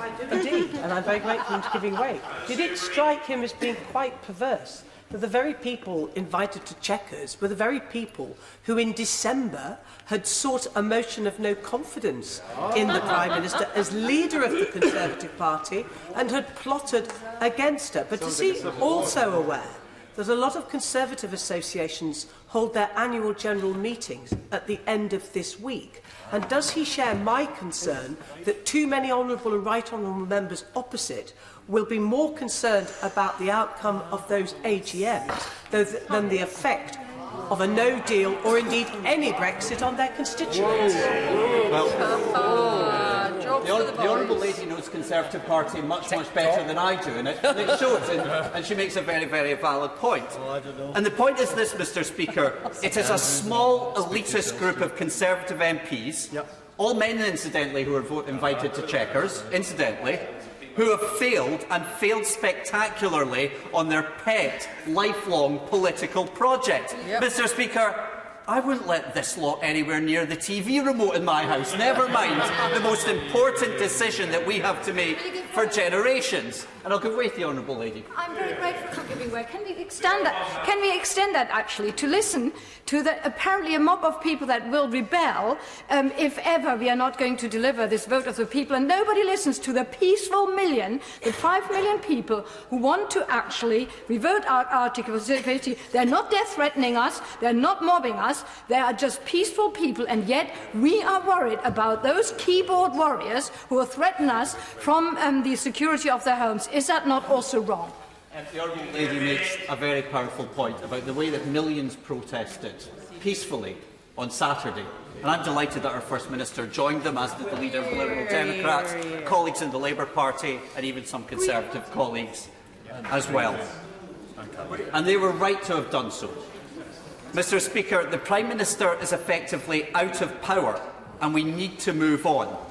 Debating her particular position, which, as you have rightly pointed out, has been rejected twice overwhelmingly, means that it becomes more and more pointless to debate the Prime Minister's deal with every passing hour. And the opposition spokesperson was right to point that out too.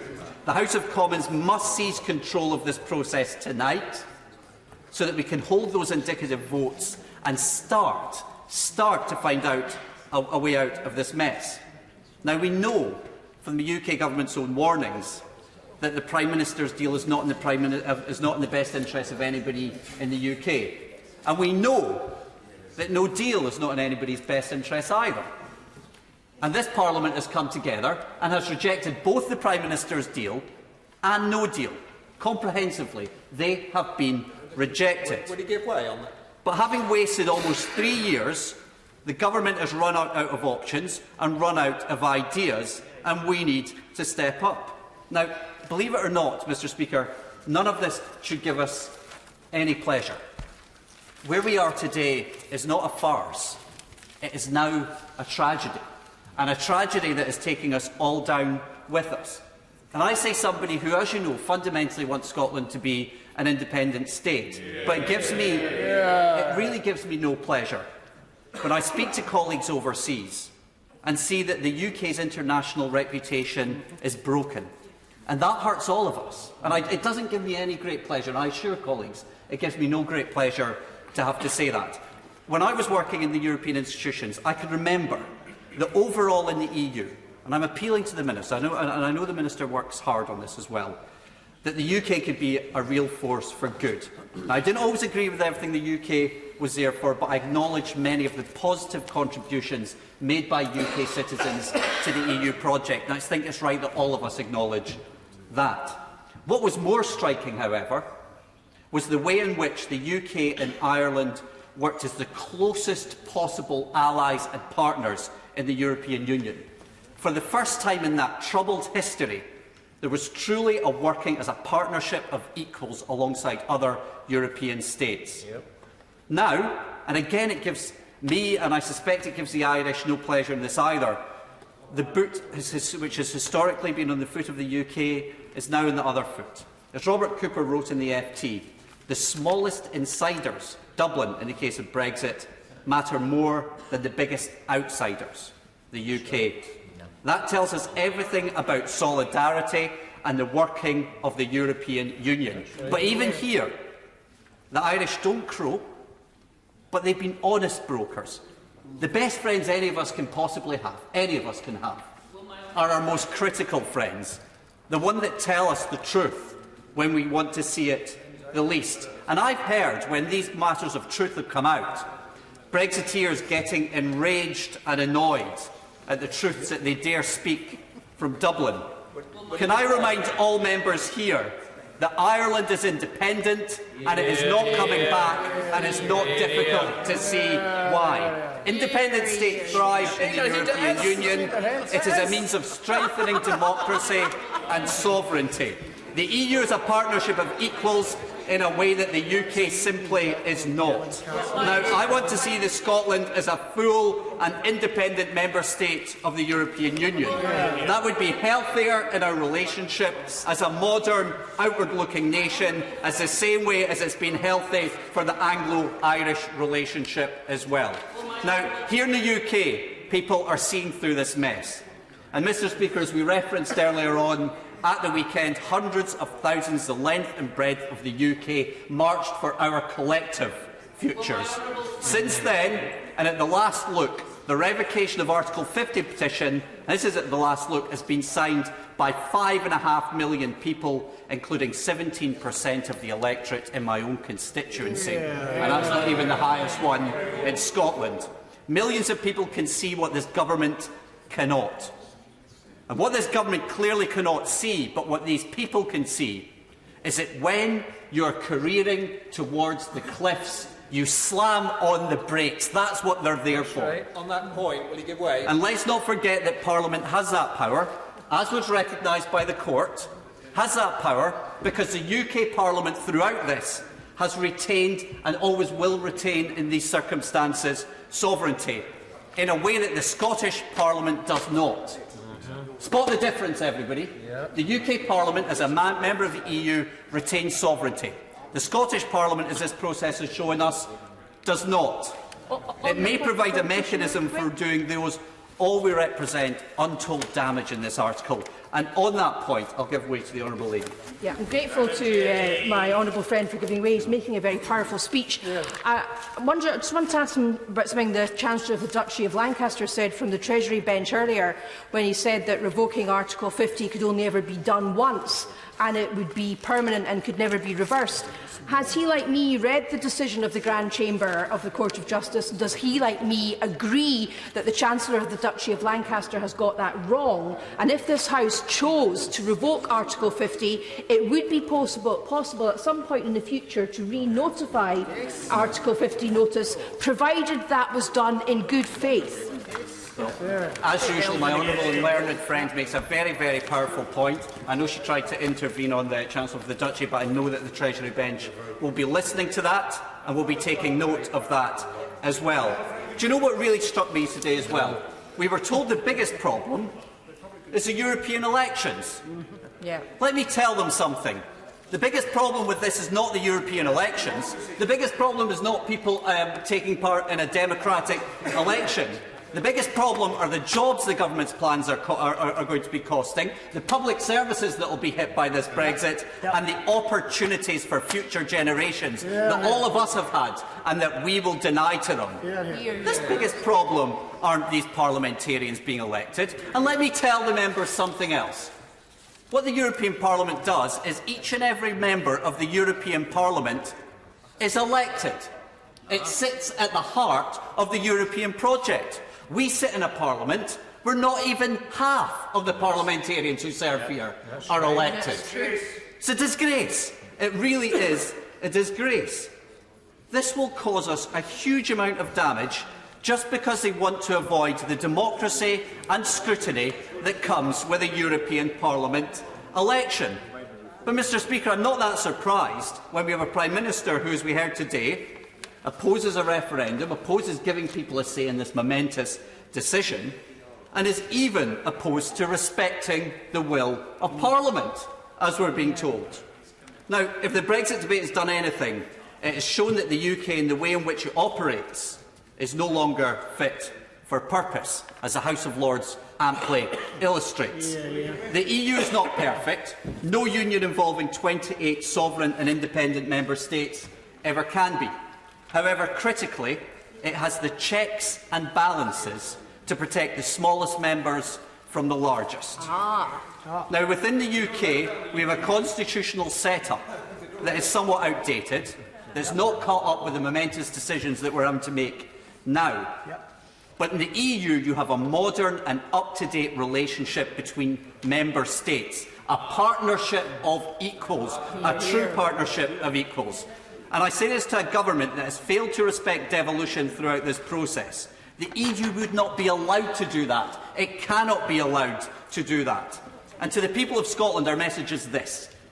There is a better way of doing this, and a better way that our friends and neighbours, our nearest neighbours in places like Ireland and Denmark are pursuing successfully. Hear, hear. This is not as good as it gets. Hear, hear. But in the meantime, and until that point, it's up to each and every one of us to continue to work as constructively as we can. Now, I don't want to see our friends and neighbours from south of the border being dragged over a cliff edge by an out-of-touch and irresponsible group of Tories anti-EU ultras. No country deserves that.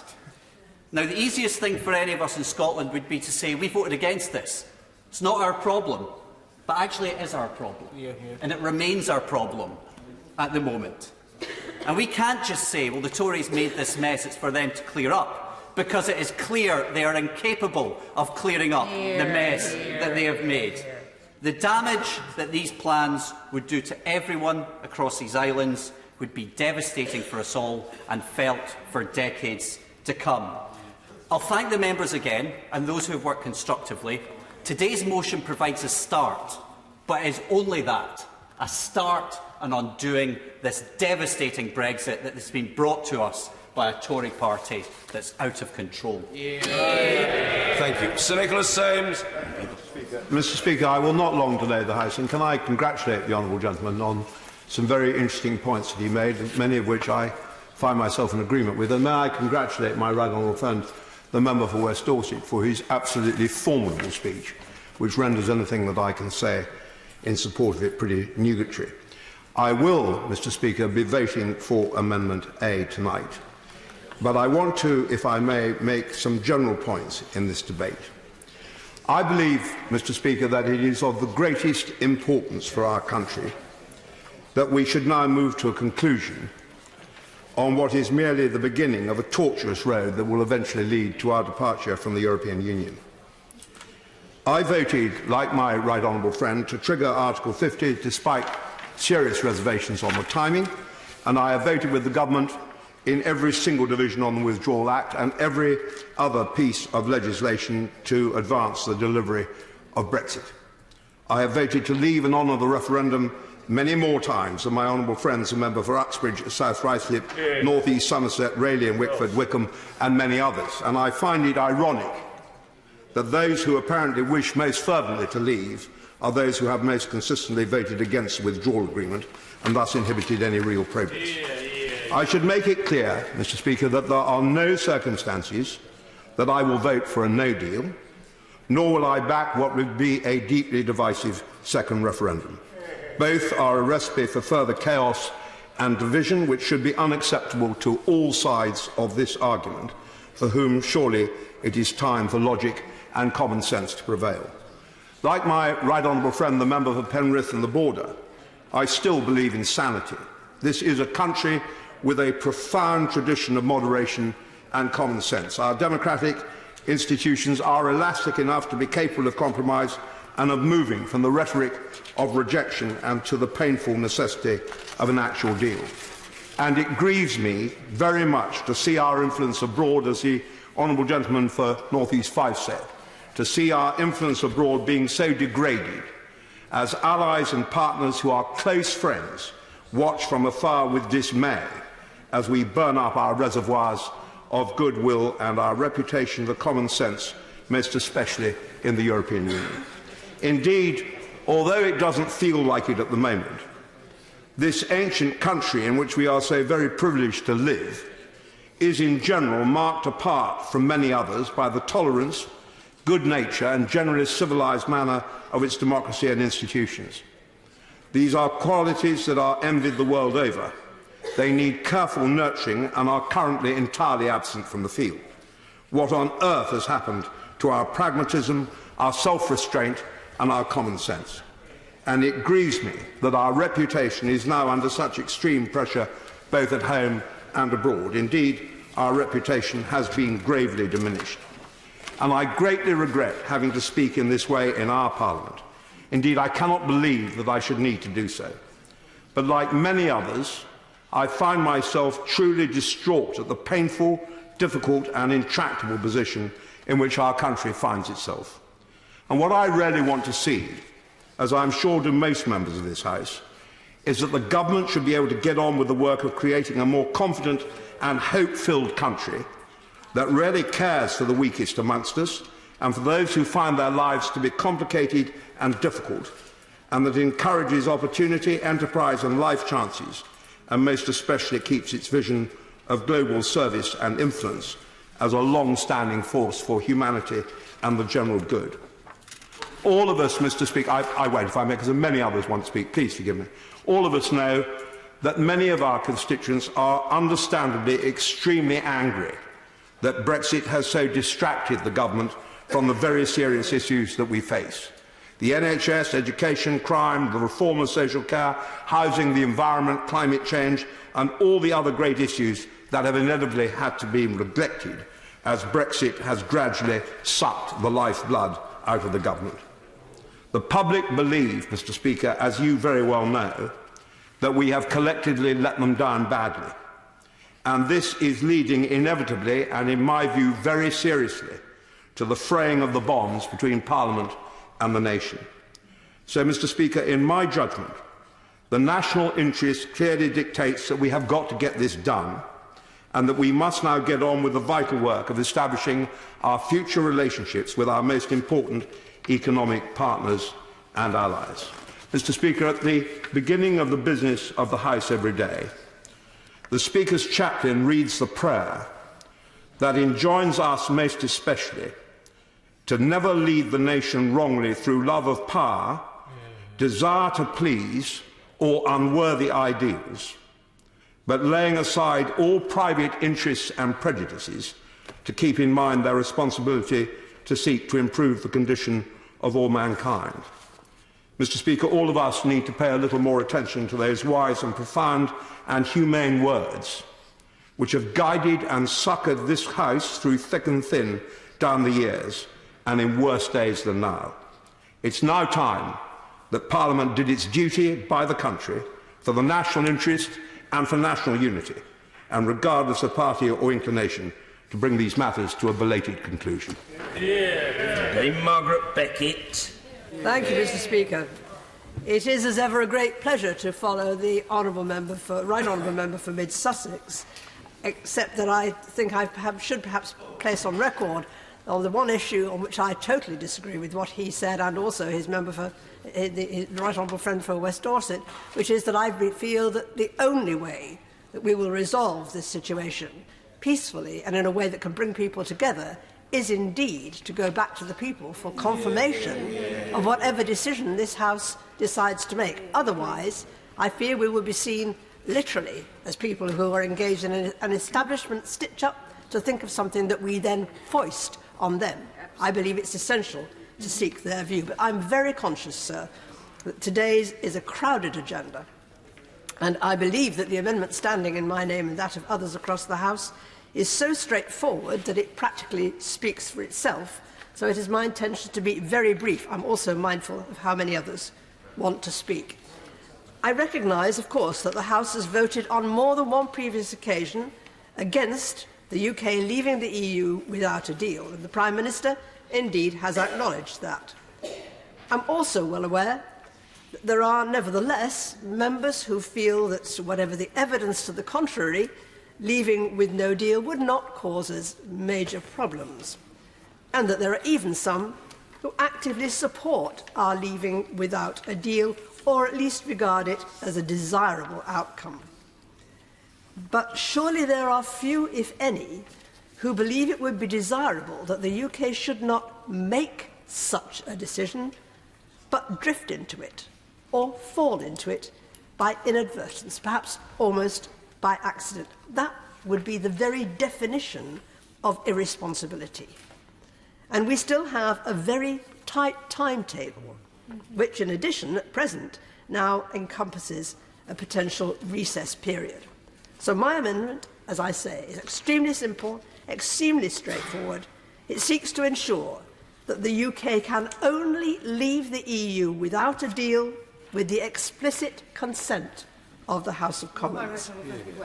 Yes. Yvette Cooper. My right honourable friend is making a very important speech about the risks of no deal. Would she agree with me that given that the Prime Minister herself said today, unless the House agrees to it, no deal will not happen?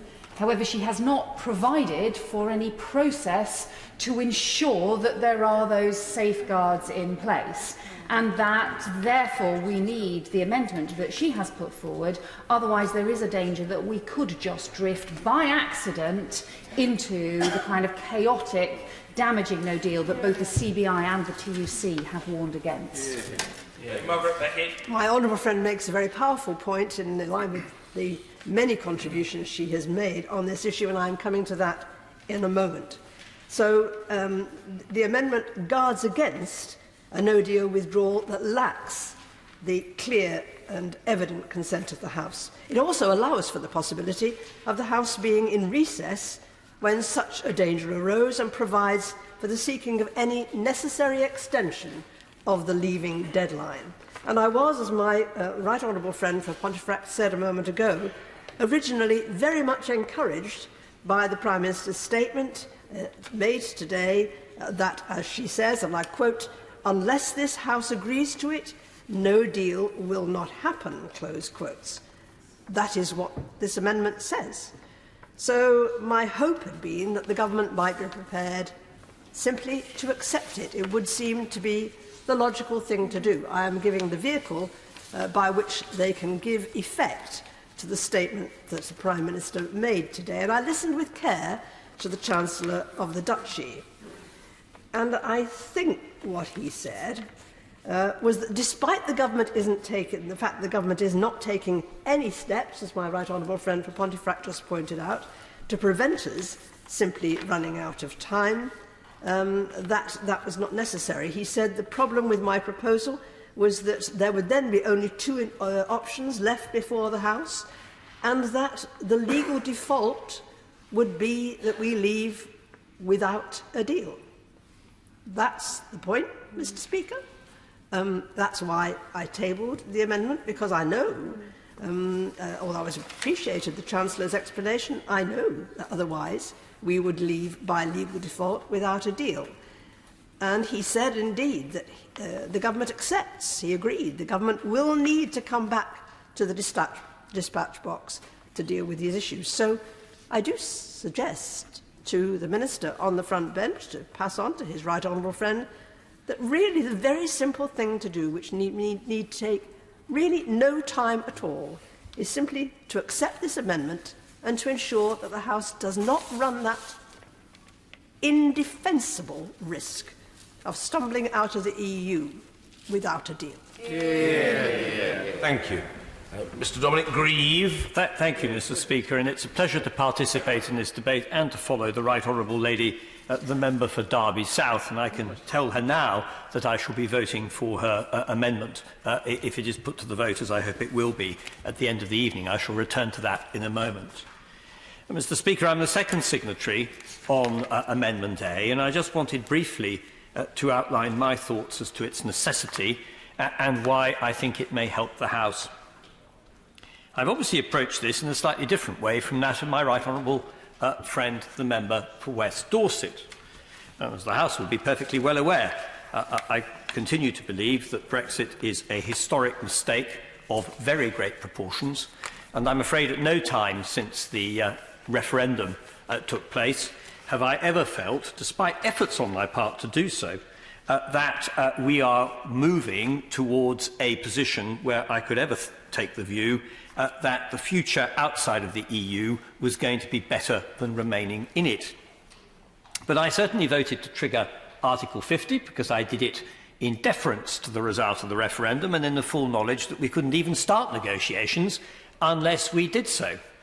And although I have occasionally been characterised as trying to obstruct Brexit, the truth is that throughout the period of 2017 and 18, most of the work I did was to try to improve the process because of the concerns that I had that the process was being shortcut, thereby making the likelihood of mistaken outcomes all the more likely.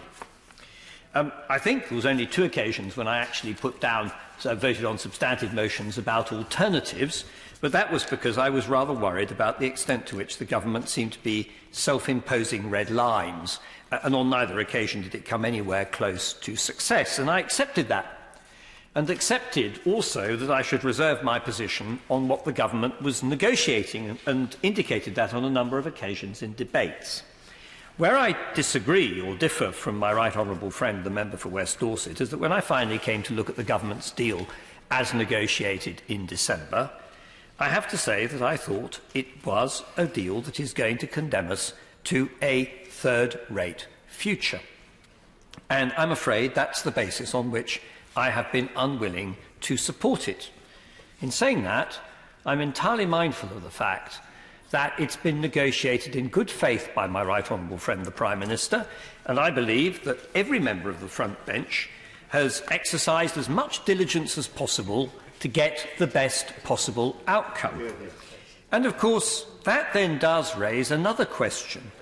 If the outcome secured in December is so unsatisfactory that it is defeated by 220 votes in this House, and defeated in a way because the examination of it from differing directions by honourable members on all sides of the House find it wanting, that does, to my mind, call into question whether in fact a fundamental error has been made and that the entire process has inherent flaws in it. And the difficulty that then arises that one of the tendencies that has crept in throughout the whole of this debate, ever since the referendum result came out, has been a tendency to close down debate on the basis that it is not proper to pursue it because the referendum result must act as a diktat which prevents such debate taking place. Now, Mr. Speaker, I've been long enough in this House to have experienced this sort of argument before, sometimes when governments may get very large majorities in general elections. I even remember on one occasion a member of this House arguing that because the then Labour government had such a big majority, there was no real need anymore to have the second reading debate of bills, because the matter should be just put through on the nod. Seriously, and that therefore we should just move on to the detail. And the one thing I am absolutely persuaded about is that you cannot have a working democracy where you close down debate. Democracy is all about the permanent shifting of tectonic plates. It goes on every day, every second, all the time. Just because somebody is defeated on one matter does not mean that they then have to give up. They can keep going at it, and heaven knows we've watched in this House members do just that. And so in the same way, to argue that the referendum result imposes a permanency which cannot be challenged is, in my judgment, entirely wrong. And when I look at the mess into which we've got ourselves, it does appear to me to be, at least in part, the consequence of pushing this argument and thereby preventing democratic process working. So when we get the criticism that this House is not functioning properly or that democracy isn't working, I actually think this House has an exceptional capacity to reach sensible outcomes. I have to say to my honourable friends and right honourable friends on the front bench, it has been consistently and is being prevented from doing its ordinary job by the straitjacket that has been imposed on the extent of what is acceptable to debate. And I give way to the honourable gentleman. Learned friend for giving way, and would he agree with me? Just as our activities in this place are as such a crucial part of democracy, so are marches that go to the heart of our democracy on the street with 1 million people, or indeed 5.5 million people signing a petition. They're all part of our democracy, and they should all be treated with respect. Indeed, particularly when anybody who participated, as I did, in Saturday's march will have seen people who were optimistic, tolerant, and filled with good humour and benevolence, even towards those with whom they disagreed. It was very, very noticeable. And if I may say, I contrast that with some of the rabidity of the comments, of which I have been on the receiving end, from those who write to me and insist that by some extraordinary way, the referendum has closed down areas of debate and made them illegitimate. And I do think this is something which my honourable friends on the front bench really need to ponder when they consider why things aren't working properly for us at present. Now, it's for that reason, Mr. Speaker, and I don't want to take up the House's time, that I've supported the efforts of my right honourable friend, the member for West Dorset, and worked with him and others on Amendment A.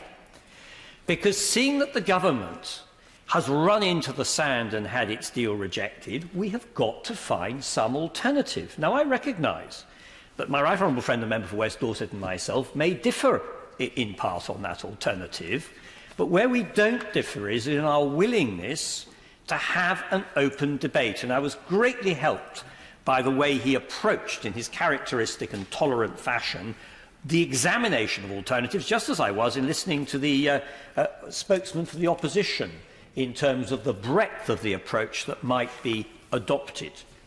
It's quite clear that if we're going to make progress, there should be nothing that is forbidden to be discussed.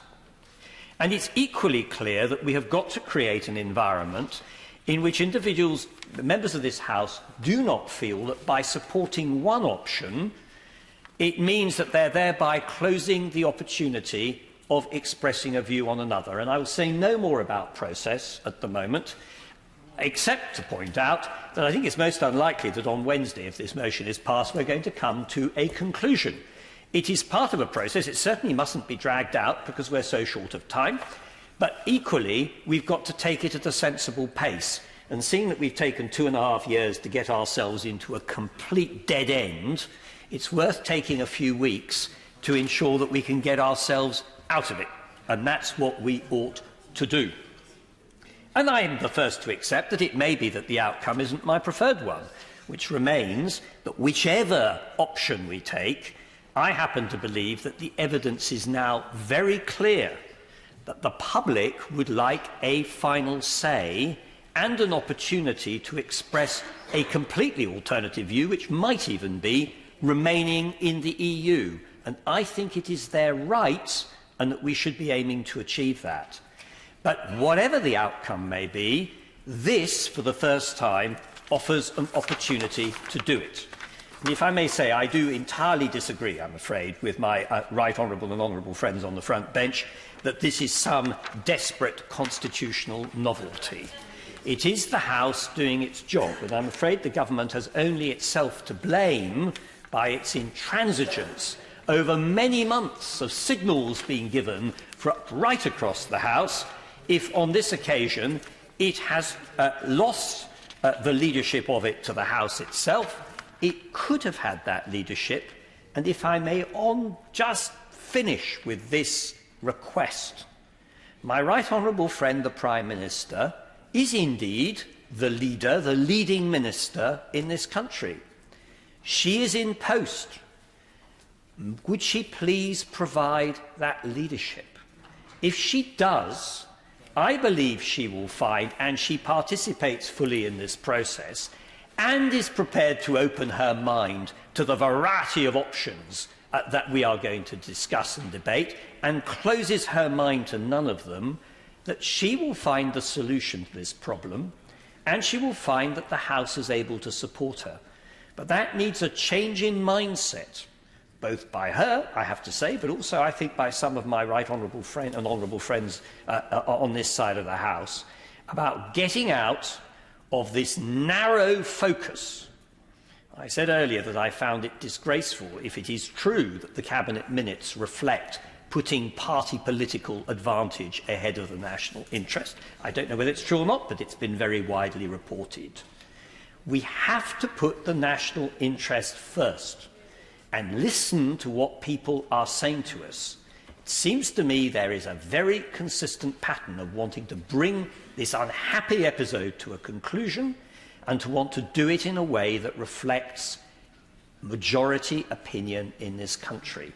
And we can do that by identifying the options and then putting it back to the public. Thank you very much indeed, Mr. Speaker. It is a great pleasure to follow the Right Honourable and Learned Gentleman for Beaconsfield.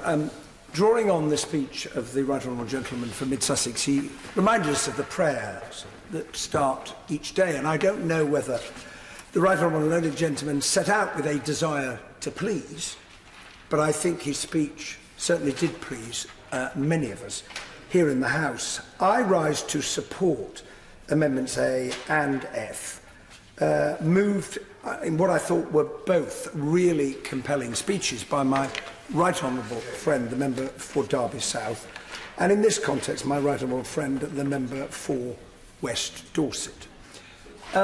We need to remember, however, that we are here today having this opportunity to debate these two amendments for two reasons and two reasons only. The first is that the government's deal was defeated for a second time. We are discussing a motion in neutral terms today, and we wouldn't have had that chance had it not been for the effort of the Right Honourable and Learned Gentleman and many other people last summer.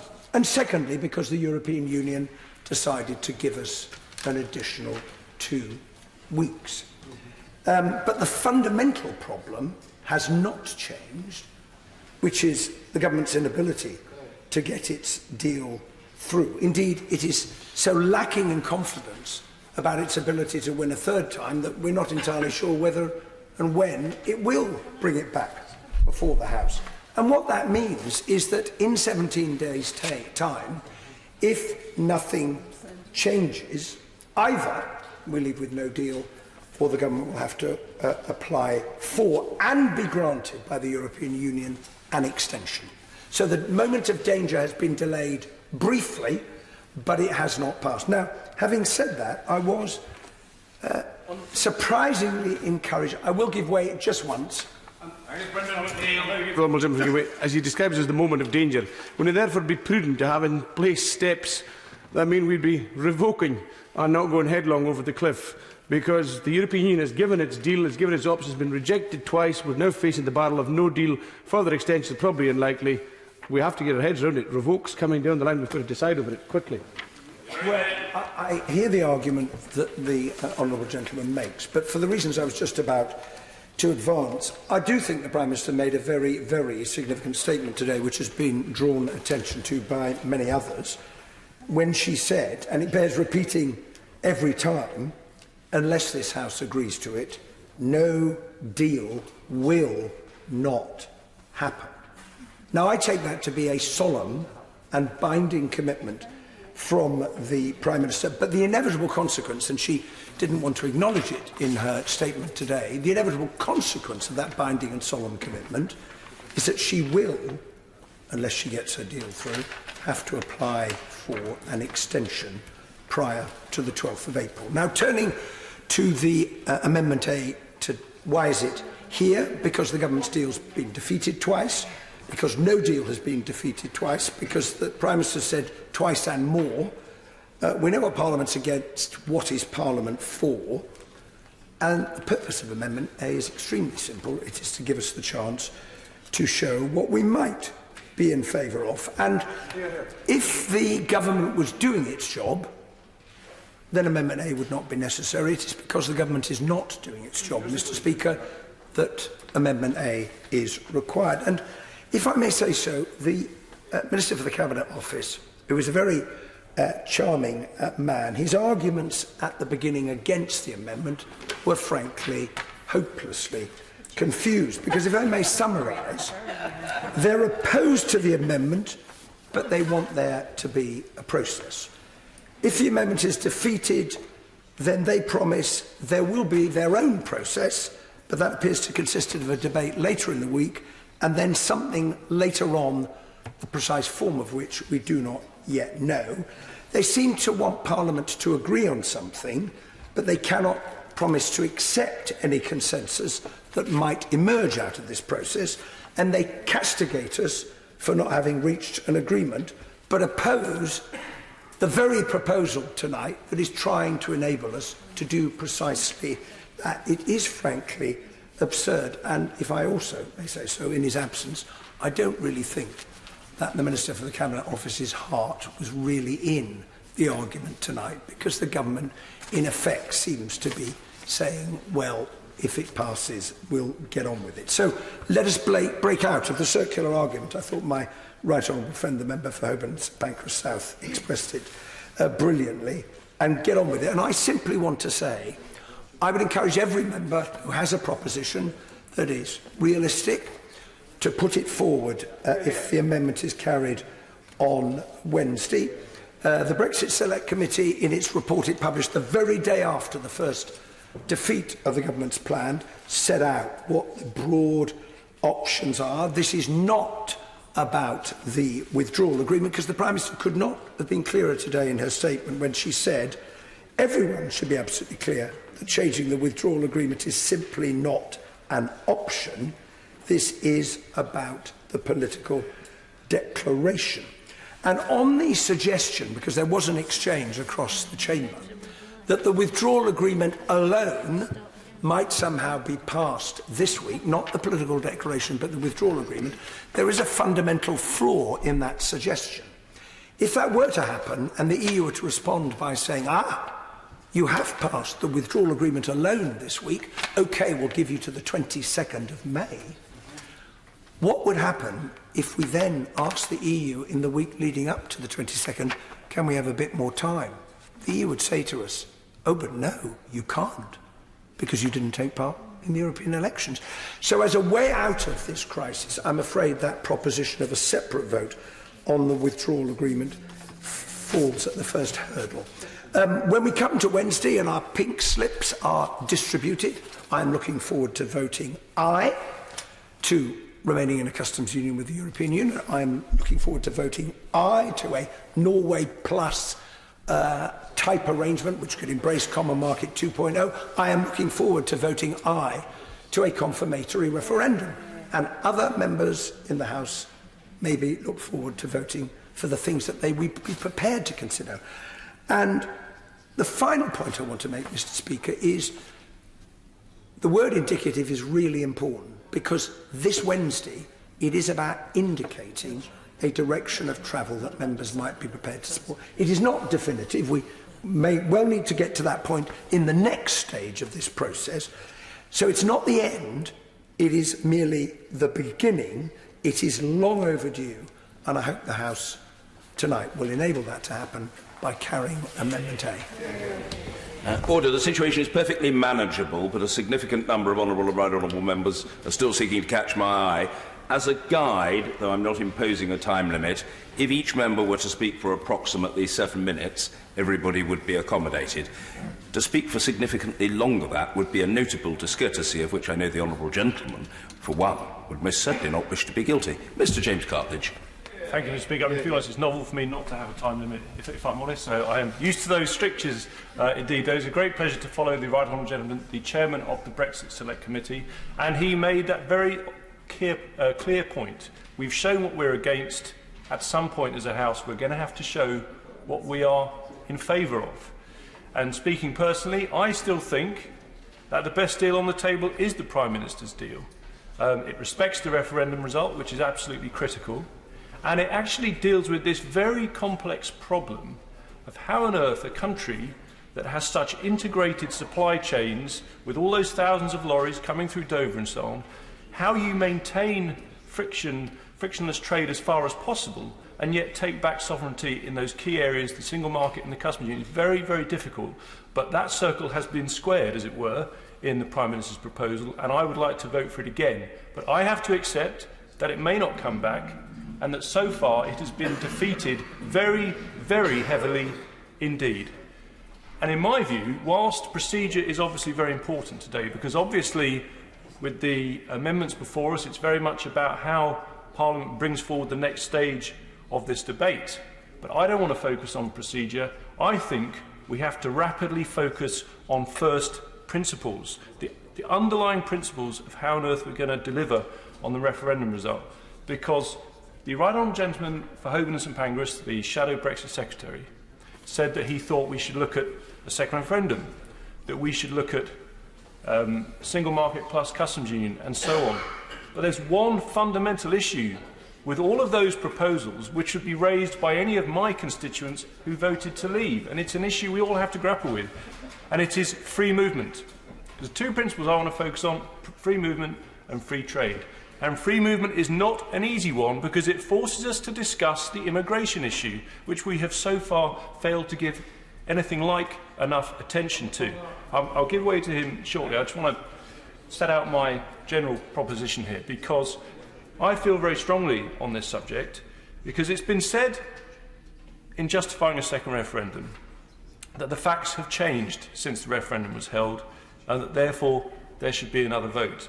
And we do have to reflect, what is it that's changed that, if it had been known in the referendum campaign in 2016, would have caused a different result? And I would suggest the single fact that, if it had been known in advance, would have had the most impact, whether we like it or not, is the fact that Brexit has directly led to an unprecedented increase in immigration into this country from outside the European Union. I'll give way to the Honourable Gentleman. Honourable Gentleman for giving way. Free movement, of course, a double-sided coin, and he mentioned immigration, but it's also emigration. And a whole load of people, and we've seen them on the television, some people who voted for Brexit and then decided to retire to Spain and are now ruining the day of their rash actions when they followed some of the crasser tabloid newspapers. So please, when we are talking about freedom of movement, remember it's rights that he enjoys, that he's trying to take away, perhaps, from everybody else round about and himself. I simply make the point that it is fair to say that it does work both ways, and of course, if we end free movement for those coming to this country, there will be an impact on our rights in going to our nearest neighbours. And I suggest, and this is a profound question we all have to ask ourselves in the context of the EU debate, would our country still vote to leave on the basis of concerns about immigration if it knew that the result of ending free movement was that immigration would not decrease, but that we as citizens would face reduced rights in going to other countries in Europe, having to pay charges, having to face visa applications, certainly for work, certainly for reasons other than tourism. And that's why this is such an important point. Let's look at the facts. We know, under the latest figures, net migration into this country from the EU is down to 57,000. Net immigration into this country from outside the EU is up to 261,000. Now, a year ago, the two biggest countries in the list were Poland and Romania. They are now India and China. And that's not, we're not talking Liechtenstein in population terms here, Mr. Speaker. This is a serious, serious point, because I remember the referendum campaign. I took a very active part in it. I did home and away debates with my neighbour, the Honourable Member for Harwich. And anyone who says immigration was not a reason for the vote, yes, there are many people who for many years have believed in leaving the EU for reasons of sovereignty, and I strongly respect that view. It's actually based on a very noble principle of democracy. But I know what swung many people in my constituency who are undecided. I've still got the emails, time and again, house building in the countryside. Why? Because they thought if we left, there wouldn't be immigration, you wouldn't need those houses. It sounds crazy to say it now, but I've got the emails to prove it, and colleagues will know it. Immigration was front and centre of the Leave campaign. We remember Nigel Farage standing in front of a poster of the new Untermensch. And, Mr. Speaker, you know the meaning of that word. It is a very serious meaning. This whole column of people, the implication that if we left, this wouldn't be happening. We know that that campaign played with fire. It opened Pandora's box, and somehow we have to put the lid back on. And so when I raise this, I don't do it happily. I am personally relaxed about immigration to this country because I recognise the huge contribution immigrants have made and will continue to make. But we must now be honest and say to the country that in the coming days, options will come before us in which free movement is back on the table.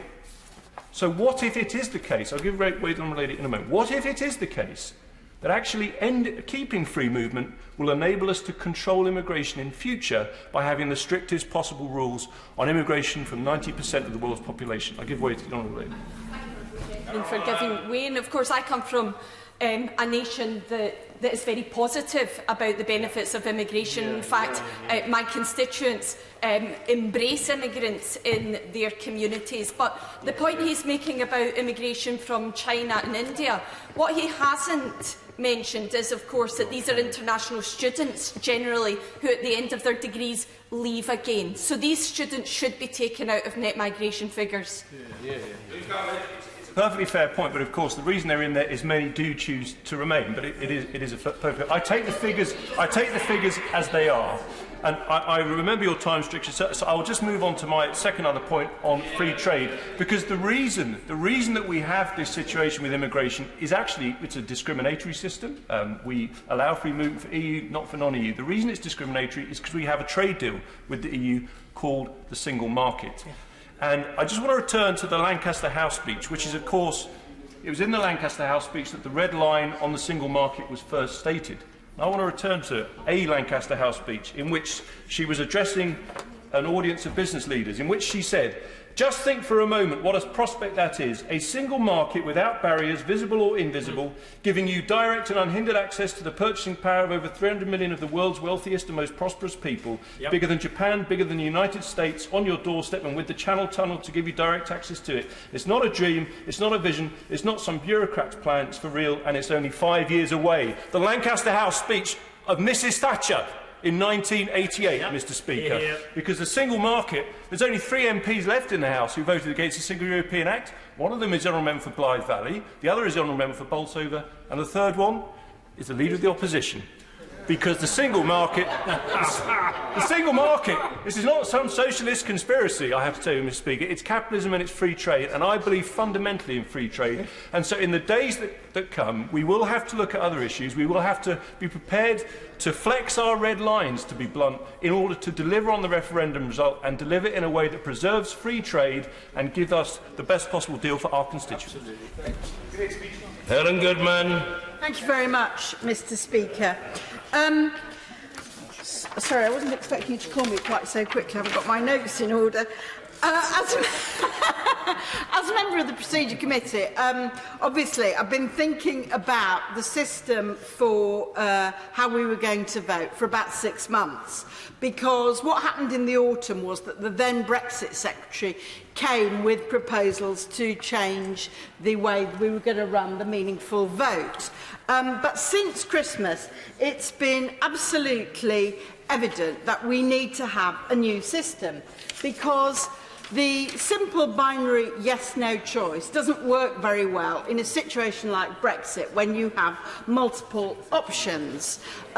We ran into problems on House of Lords reform, and the Prime Minister has found similar difficulties in the last 6 months. That's partly because of the way she's handled the situation, but it is also partly because it's very easy with our yes-no approach to build coalitions against things, but quite a lot harder to build consensus and coalitions for options. So, a month ago, the Father of the House and I proposed using preference votes, as we do for select committee chairs. We were probably a bit premature with that idea, and I'm extremely pleased to be able to support the Right Honourable Member for Dorset West tonight. It's absolutely clear that the Prime Minister's brinkmanship has brought us to this self-inflicted crisis, and it's now essential that Parliament takes control and uses a new process. I'm also pleased that the Right Honourable Member for Dorset West has agreed that we should be moving to paper ballots, voting on all the options in parallel, because this will reduce considerably the scope for gamesmanship, which is also bedevilling this process. Honourable Lady makes a very good argument, and we were discussing this earlier, and I think Parliament is quite inefficient at making certain decisions, as we're finding out. And just as an analogy, if you sent Parliament off to buy a gin and tonic, the first question would be what sort of gin, what sort of tonic, would there be ice, would there not be ice, would there be lemon or lime? The paralysis from that one decision would be probably something akin to what we've got with Brexit at the moment. So her approach and what she's suggesting makes eminent sense in a Parliament that can't decide any more than yes or no. Well, I'm very grateful to him, because I was going to go on to say that the benefit of a new system is that it would enable us to find out where the consensus actually lies. It's absolutely obvious that not everyone in this situation is going to get their first choice. But we need to make a distinction between those things which members find, and the public are extremely worried about, find totally unacceptable, like no deal, and those things which, while they may not be a person's first choice, they can live with, they can go along with. And the process that we need to move into needs to institutionalise this. It's obvious also that building consensus is going to be painful, because inevitably it involves compromise. But this is essential on a major national project like Brexit.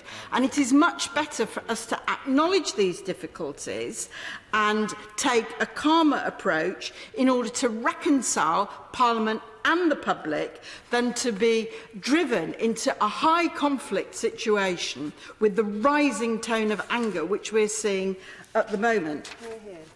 Now, the one thing that the Right Honourable Member for Dorset West said, which did surprise me a bit, was that the business motion on how we're going to do this is going to be on the same day in his schema as the first round of indicative votes. I hadn't planned to speak today, but I thought I'd better set out what factors I would like to be taken into account in the drawing up of the process and the design of the system.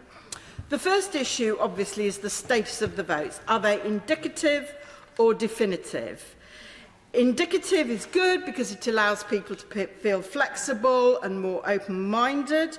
On the other hand, we are going to move to definitive at some stage in order to bind the government, because we cannot continue with a situation where the government defies the will of the House. The second point I think we need to be clear about is that this vote may be on paper, but this is not a secret ballot. We want transparency. We want to be accountable to the public and to our constituents. And also, of course, the whips need to be able to do their job as well. So that too requires some transparency. The third issue is how to get on the ballot. Now, I was slightly concerned in the middle of the day when I was hearing that the government were planning to draft up for every other member what their view of other members' options were going to be. That seems to me to be completely inappropriate, and I think that honourable members must be allowed to draft, groups of honourable members must be allowed to say for themselves what their options should be. And I'm appeal to the Speaker to allow more rather than fewer onto any ballot paper if we get to this. The fourth point we need to think about is how to vote, preferences or standard crosses. Now, I think the Right Honourable Member for Dorset West is considering a traditional putting a cross by the side of the option or options that you like rather than preferences. I'm happy that we should embark on this, though I think, as he himself acknowledged, we may need to move to preferences as we go through time. But there are two other things that we need to bear in mind. One is how many votes we're going to have, how many preferences can we expect, can we be allowed to use, 2 or 3? And I would say that I think we need to consider explicitly whether people are going to have, everybody's going to use the same number of preferences, or whether that could be something that people would want to flex. I think my feeling is probably everybody ought to have the same number of votes. And connected to that is how many voting rounds we go through. Now, We know that we've got to do this in a fairly speedy way because we've got the 11th of April deadline coming up. We may need more than one, but we can't have a completely open-ended process going on ad infinitum. We do need to bring it to closure at some point. I think if people think this is highly innovative, they shouldn't be quite so alarmed. We vote on paper regularly. We've done indicative voting before. We've given preferences before. What we're proposing to do on this occasion is bring all these together. And the most important thing, as I can hear the Minister saying, is that we have some speed in this, not just for the political process, but in order to end the uncertainty which businesses up and down the country are facing. To be 3 weeks out, still to have no deal, a soft Brexit or a public vote to remain on the table is shameful.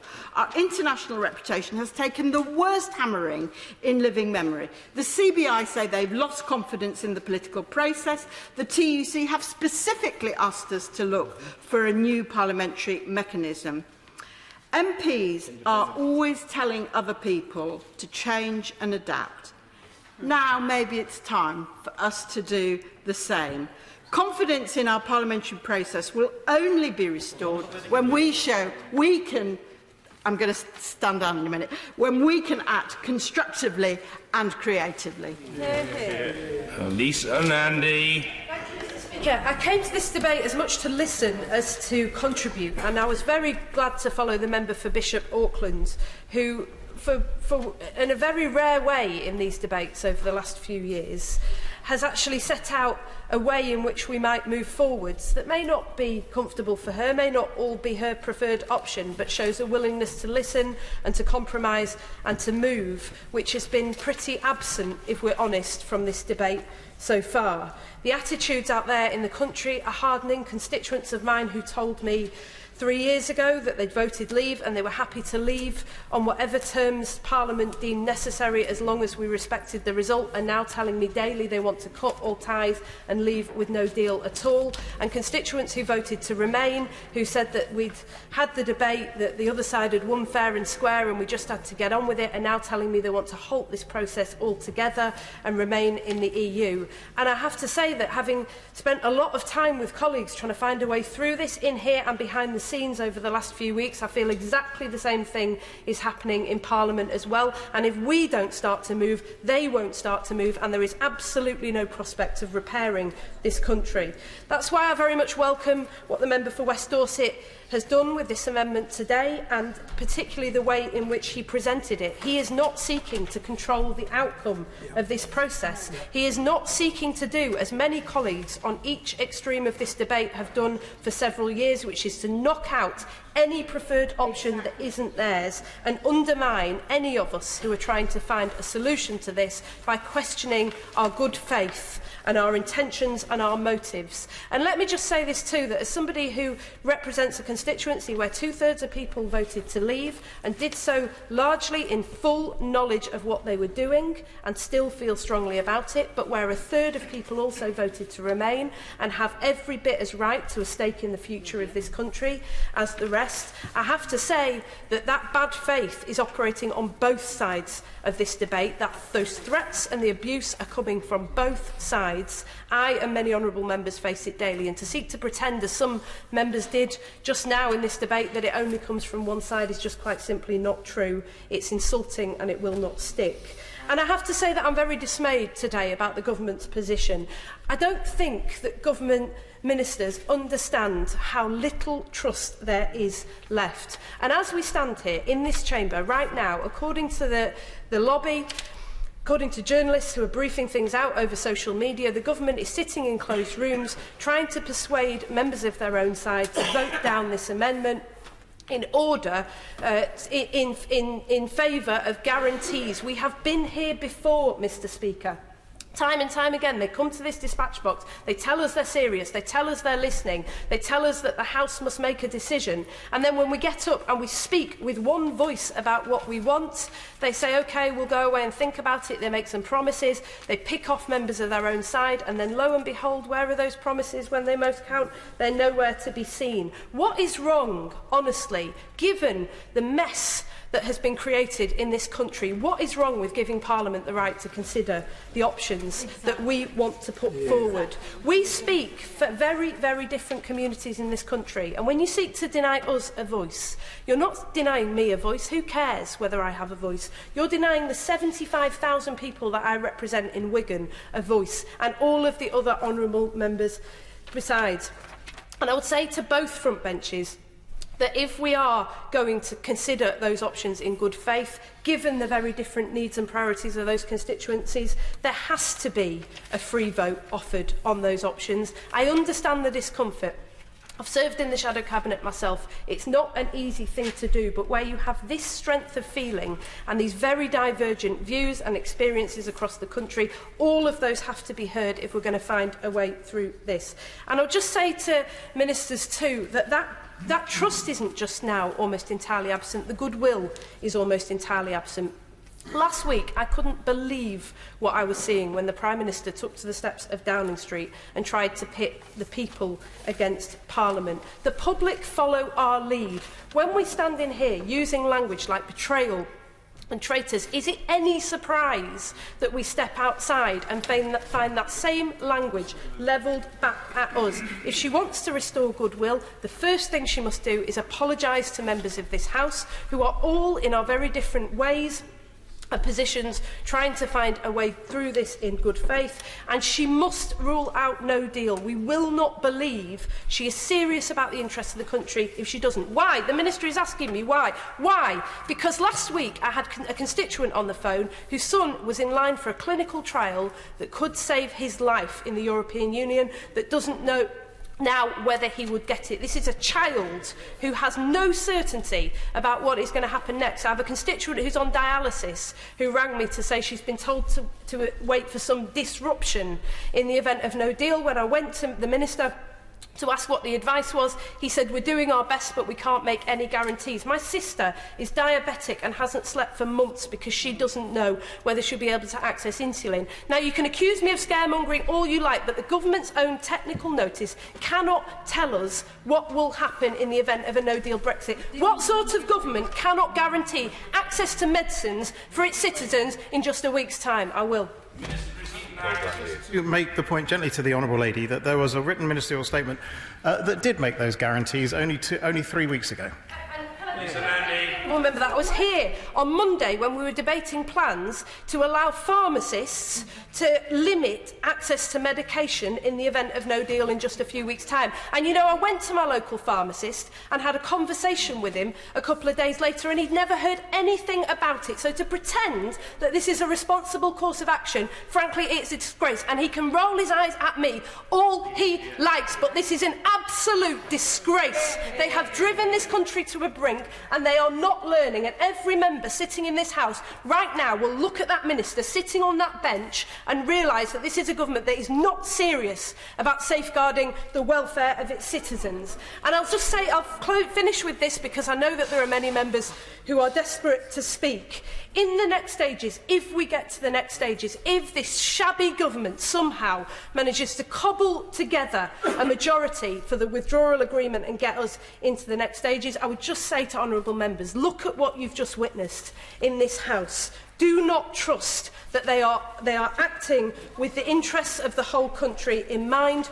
This House has got no guaranteed role in those next stages of negotiations. If we do not insist on that right now, we will not get it. For 4 months I've been talking to the Prime Minister and to members of the government side about giving Parliament the right to set out the terms of the negotiating mandate in the next stages and to guarantee a vote about the future relationship at the end of that process. They have resisted that, and that is why my honourable friend and I, the member for Stoke Central, will be bringing forward an amendment when this meaningful vote materialises, because we have got to have a reset. If we are going to get to the next stages of those discussions, then that discussion has to involve every single part of this House. We cannot allow the Prime Minister, whoever he or she may be by that point, to go off and negotiate away our rights and our freedoms and our protections that have been hard fought for 100 years without any say in what that is.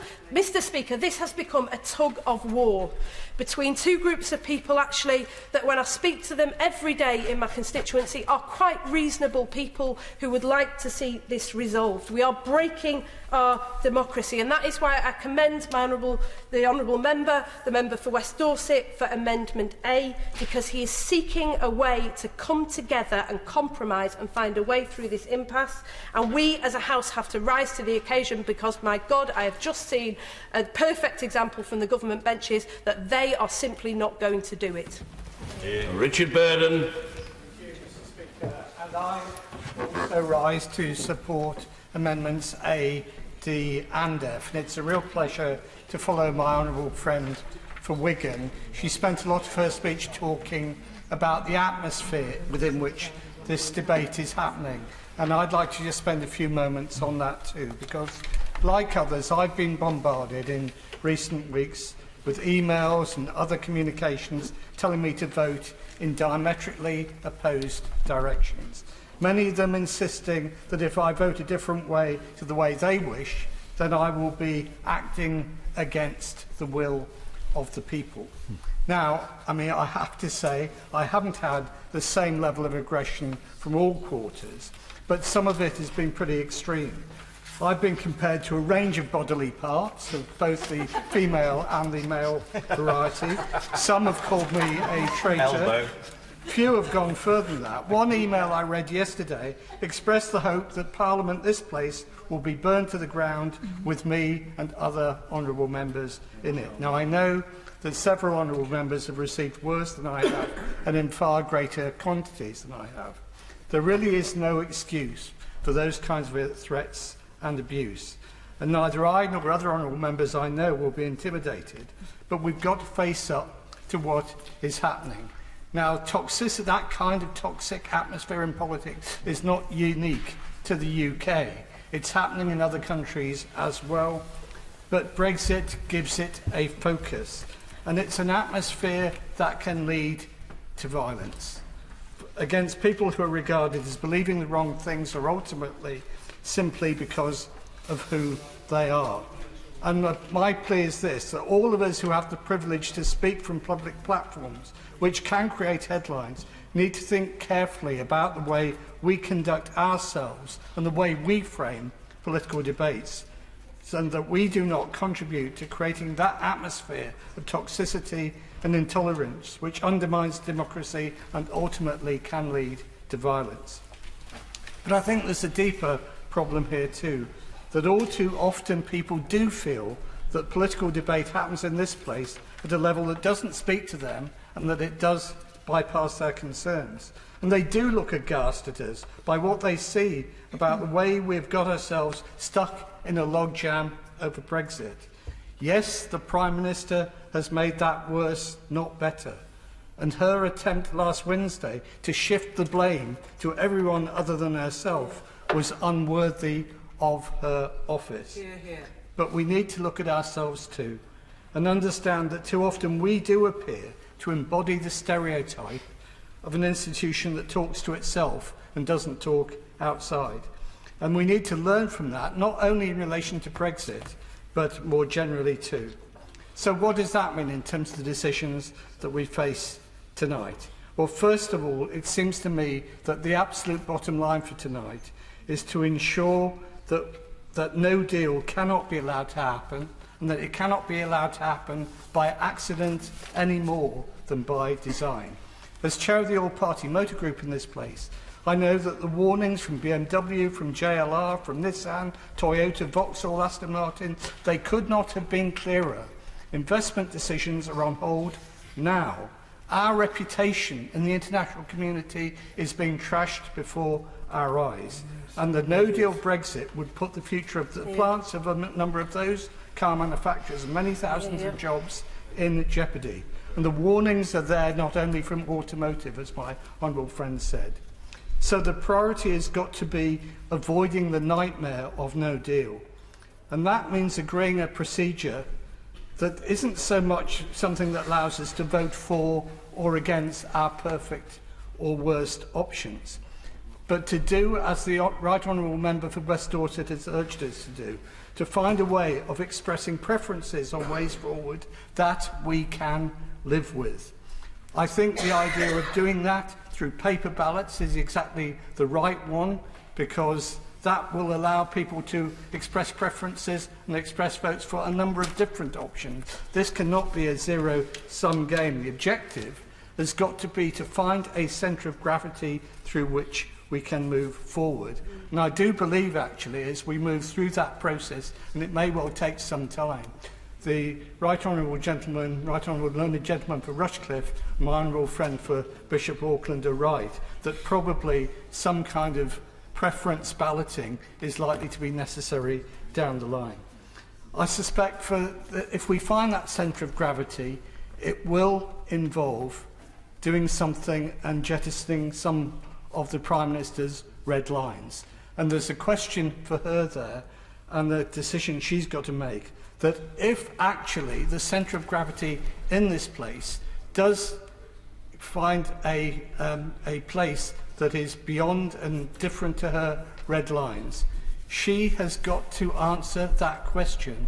Will she abide by the will of this House? And will she take that forward in negotiations with the European Union?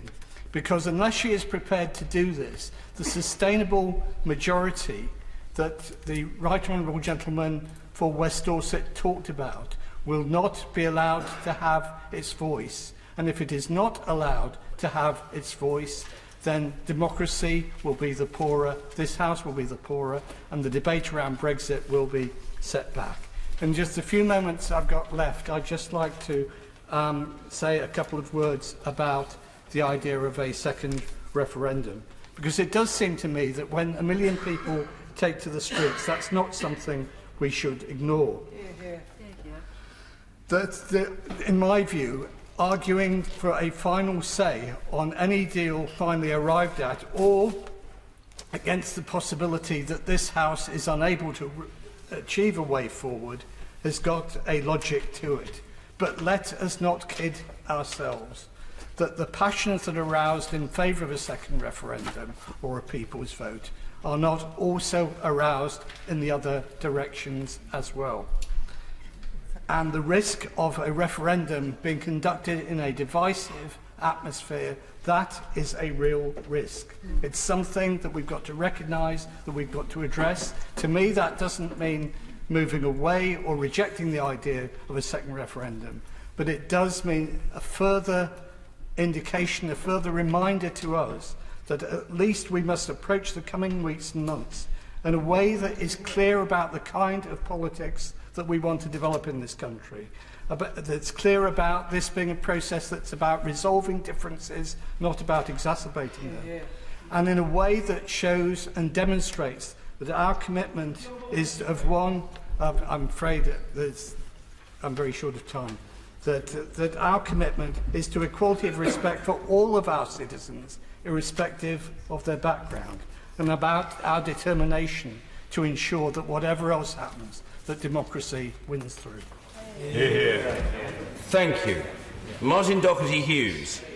Thank you, Mr. Speaker. I was actually taken the earlier part of the debate by the member, I believe, for Mid Somerset, who talked about the diminished place of the UK after Brexit and during the Brexit process. Now, of course, often enough when members on the opposition benches mention that, government benches say we're talking rubbish. But I think the Right Honourable Member for Mid Somerset has some degree of support from his own government in that belief. And even today we saw the naval process starting to unravel, the EU military complex and engagement unravelled by the Naval Piracy Task Force moving from the UK to Cadiz. So I think he was very correct about that diminished role. And it was also important today during the defence questions earlier today, Mr. Speaker, that the Department, the Ministry of Defence, couldn't recognise that diminished element in defence and security.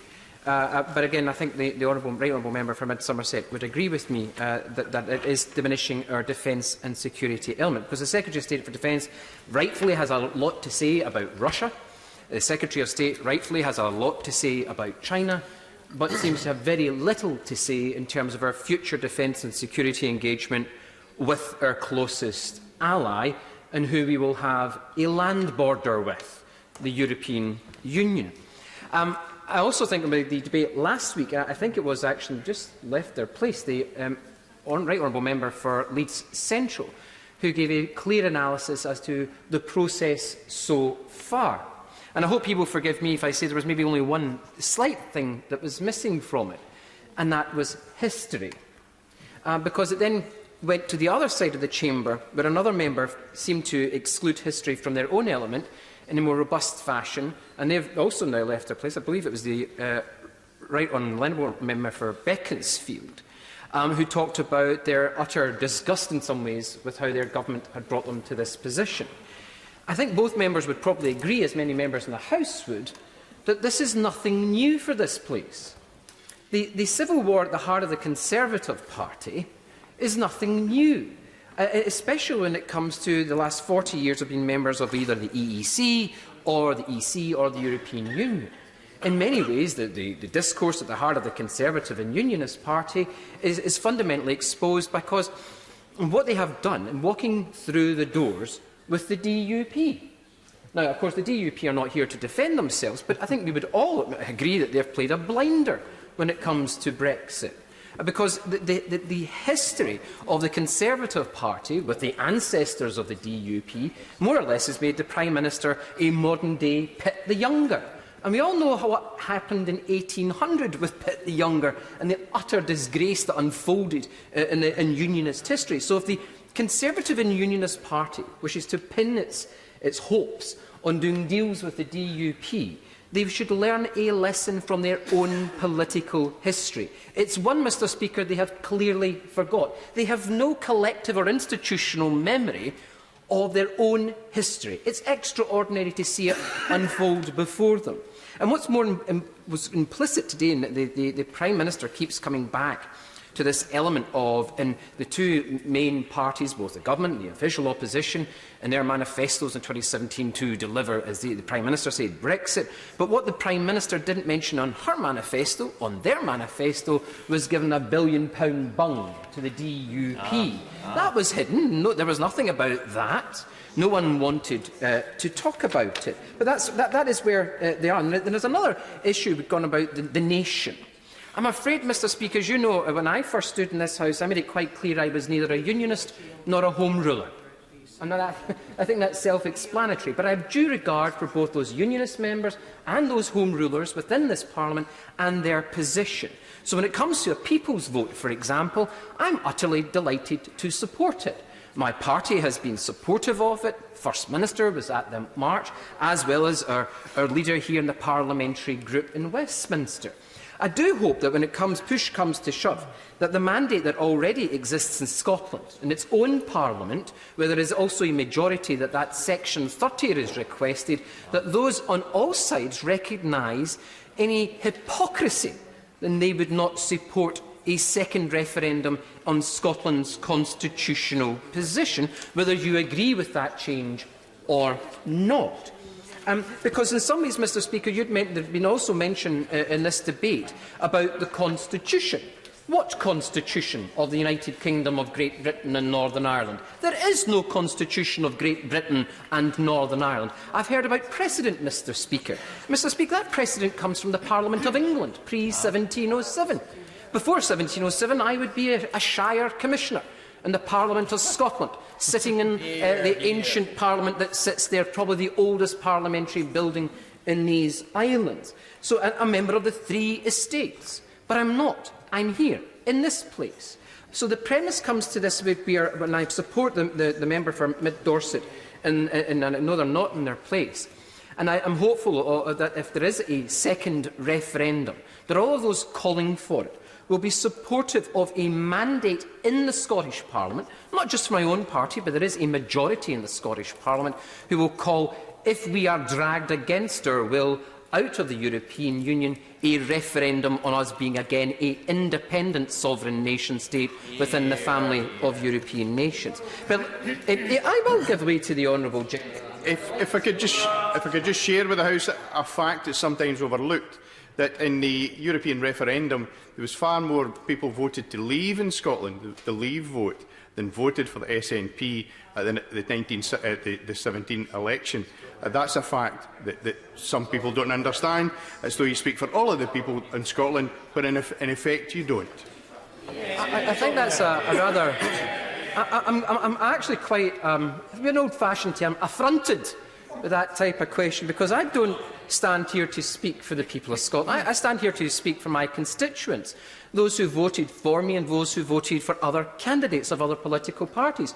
But I'm also mindful to the right honourable gentleman, as some of his own backbenchers have said, that true democracy is based on tectonic plates that shift. And if you can't change your mind in modern liberal democracy, then you're in no democracy at all. And the premise comes in, he was, I believe the honourable gentleman was also in the House when we had the claim of right debate. And his own members were cheering on when I was saying that Scotland is a nation.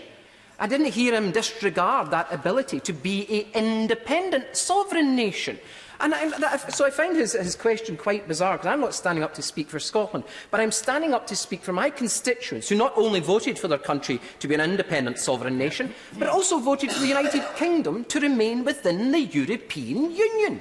We were told by the first Brexit secretary when he stood to give his first speech that the industrial working class of this political state voted to leave the European Union. I took great delight in reminding him then, as I do the House today, that the industrial working class of West Dunbartonshire voted overwhelmingly to remain, and they also voted overwhelmingly for their country to be an independent sovereign state. And just to conclude, Mr Speaker, I do hope that members understand it to be a modern democracy. As members have said previously, you can change your mind. Why are so many people affronted by this proposition that people, mature adults, who are able to vote to go to a ballot box can change their mind? I know my country will, and they will be an independent one at that. And Tom Bray. Thank you very much, Mr Speaker. Can I start first of all by saying that sorry seems to be the hardest word for the Prime Minister. After her mini-me Trump act last week, I think it would have been appropriate for her to come to the House today, or indeed last week, to apologise for the words that she used. She's chosen not to do so. I really do regret that. I also regret the fact that clarity doesn't seem to be her strong point. Now, members will have seen in the statement, and others have referred to it this evening, that she stated that unless this House agrees to it, no deal will not happen. That seems to be a fairly clear statement. However, when she spoke earlier in the statement, I intervened on her and asked her if she would give us a categoric assurance that we would be allowed to pass a binding motion that ruled out no deal in this House. And, of course, she wasn't able to answer that positively. So I'm left none the wiser in terms of whether, in fact, she has or has not ruled out no deal. Now, just in relation to the amendments that we have before us today, there are two amendments, Amendments G and E, in support of a people's vote. The first tabled by the Liberal Democrats with the support of the Independent Group, and the second tabled by the Independent Group with the support of the Liberal Democrats. Now, I think it's important to continue to maintain the profile of people's vote. And if only because absolutely nothing is predictable in terms of what takes place in this House, whether votes do or do not take place at the time that was agreed or not, but also because the million people who marched on Saturday will be confused as to why there was no People's Vote Amendment down this evening. And as others have said in this debate earlier, what passion, enthusiasm and energy was represented in that march, with people from all over the country, all walks of life, really representative of the United Kingdom as a whole, from Scotland, Wales, Northern Ireland and England, and it was a fantastic occasion. I guess we only have to apologise for the fact that there were a few stickers left on the Cabinet Office front door, but I think those were cleared by the time I attended the no-deal briefing earlier today. Now, the Amendment A from the member for West Dorset, very happy to support that amendment and facilitating indicative votes, because what I hope it will do is enable the House to find a way forward. Clearly, the Prime Minister and the Government are incapable of doing that. I think that from the point the Prime Minister set her red lines, it made it impossible for her to come up with an outcome that the House could support. Made, of course, even harder when she blamed the House for her failure to find a way forward. Now, it's regrettable that the Deputy Prime Minister, when he responded, didn't simply accept that amendment, because from what he said, it was very much what the Government intended to do. He will know as well as anyone else that it is perfectly in order, and governments normally do this, for them to commandeer an amendment put forward by the opposition if they find it attractive. So he had that, albeit opposition from his own benches, he had that option of grabbing that amendment and putting his own name to it if that is what he wanted to do. And certainly, given that it is delivering what he says he wants to do, that would have been in order. Now, the Amendment F from the member for Derby South, very happy to support that as well, giving the House some certainty about what happens in a no-deal scenario. Now, just on the indicative votes process, we need, of course, to have a process that ensures at the end of it that the Prime Minister is not in a position to claim that Parliament has come no closer to securing a way forward than she has. So there's got to be a process that enables a strong option to emerge. And certainly, Liberal Democrats, we would want to see as options there, as I know that the SNP would, the option of revoke, but also to have down a people's vote as the lock, something that would apply in relation to any proposals that come forward. Just to conclude, Mr Speaker, and hopefully well within your time constraints, the Prime Minister has lost any legitimacy, she's lost any credibility, she's lost support within her own party and outside her party. The Prime Minister clearly cannot lead this process, so Parliament must now grasp the reins. Parliament must lever the UK out of the quagmire that we are gradually sliding into. We're up to our necks at the moment, and in a matter of days we will be in over our heads. Mr Speaker, we are very much in the last chance saloon tonight, and shortly after 10 p.m, after we have held the votes, we will know whether we have come out of it alive. Thank you. Anna Turley. Thank you very much, Mr Speaker, and it's a pleasure to follow the Honourable Member for Carshalton and Wallington. And I'd just like to actually put on record as well how impressed I've been with the calibre and the quality of the speeches that I've listened to this afternoon, this evening. It's been really quite overwhelming and really does this place credit at a time when this place is being vilified outside of here and was actually disrespected and undermined by its own Prime Minister. I've heard today members stand up full of passion and commitment, all with different views and perspectives, but all trying to navigate their way through and do what's best on behalf of their citizens, their constituents and the country. And I just want to put that on record and pay tribute. But I rise because I'd like to speak to support and welcome Amendments D, F and particularly Amendment A on the different options. Finally, at last, Parliament is taking control of the process which the government should have set in train 2 years ago.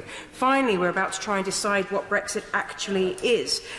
We've seen the dilemma, the fundamental dilemma of the 2016 referendum. Such a simple question allowed everybody to project all their fears, their angers, their hopes and their fantasies onto a binary question. And the result of this can be interpreted, and indeed has been interpreted, to mean so many different things to so many different people.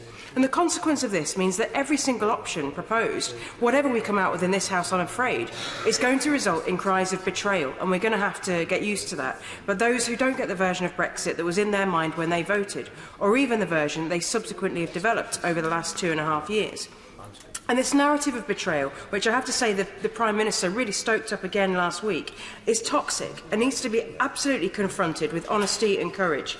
MPs need to acknowledge that whatever version of Brexit comes out the other side of this parliamentary mangle will disappoint, upset and either anger people. And whatever we do risks losing votes and possibly even seats for all parties.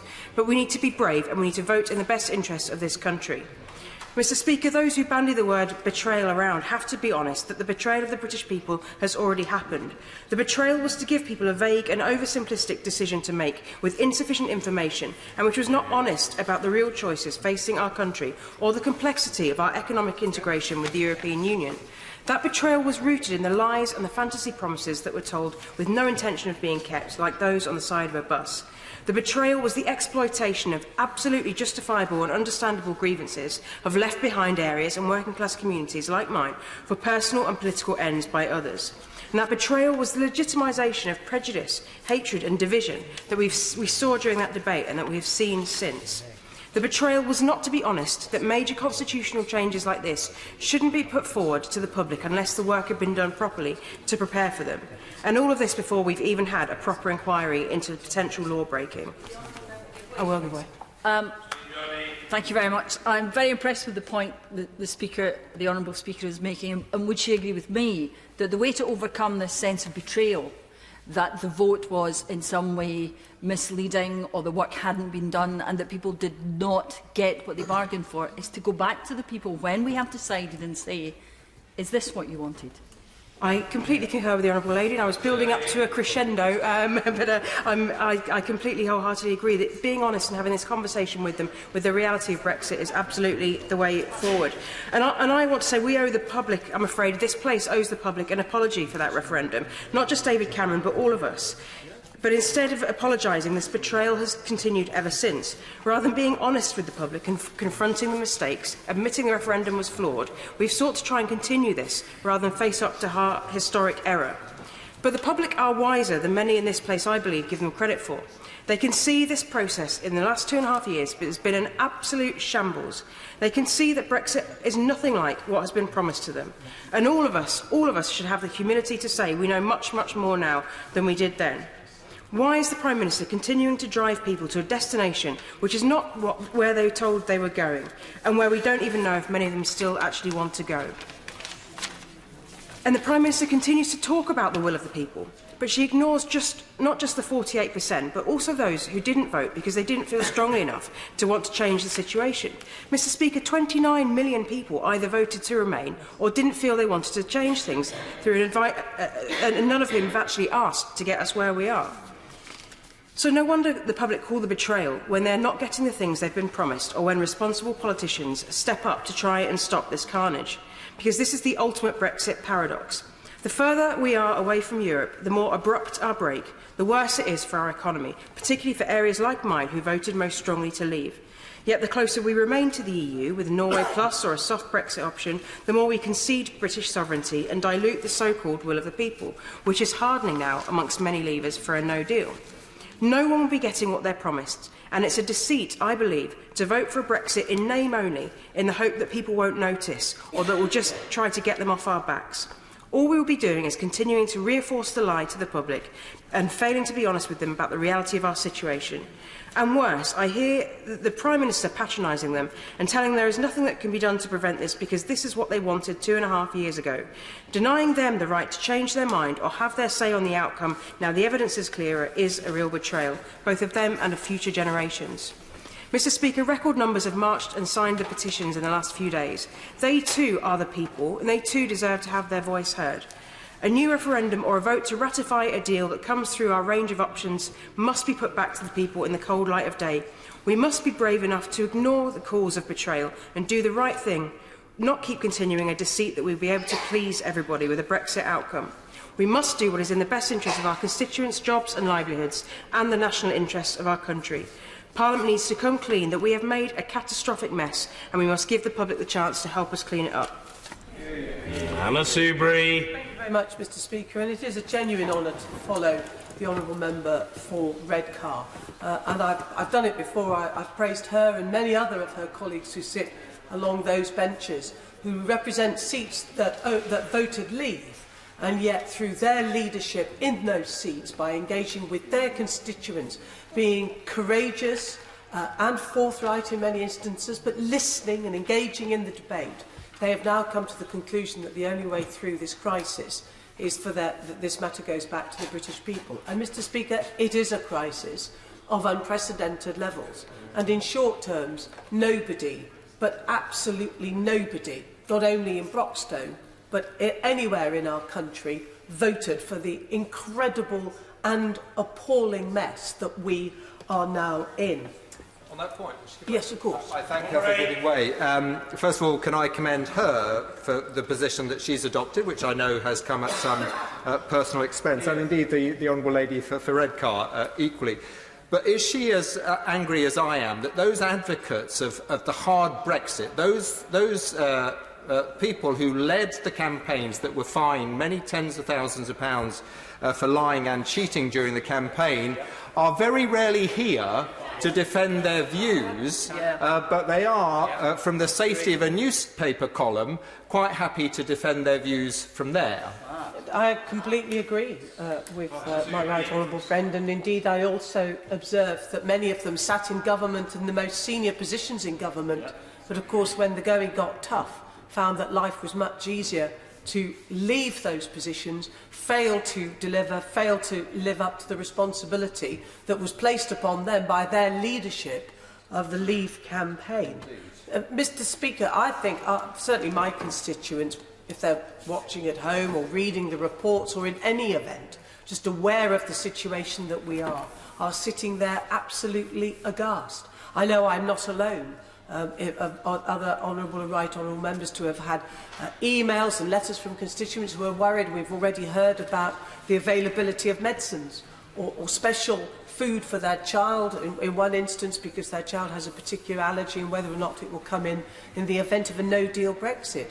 And yet there are members of the Conservative Party who sit on the benches opposite who actually look forward and welcome a no-deal Brexit.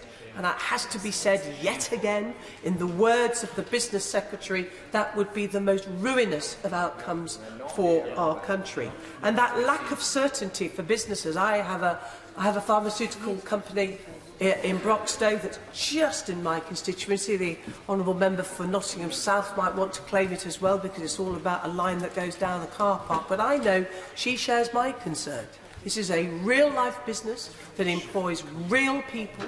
And at the moment, such is the crisis, it may sound minor, and this is the problem, because too many honourable members who sit opposite do not understand the real crisis facing businesses. But they do not know what to print on the boxes, because they do not know what the outcome is going to be.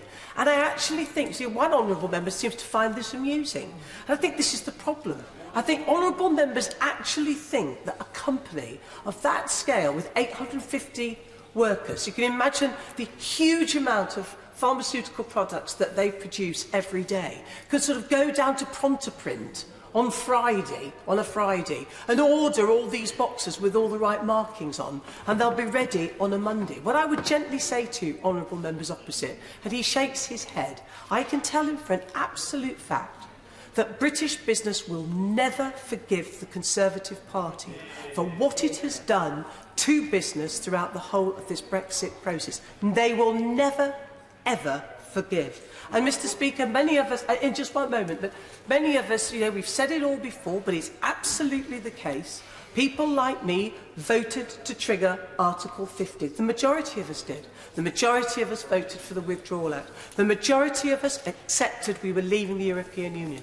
And then we reached out to find, as the Honourable Member for West Dorset has explained, we reached out to find a way of reuniting our country and finding a way that we could deliver on the result, but doing the right thing by British business and minimising the effect upon it, and of course avoiding the hard border in Northern Ireland.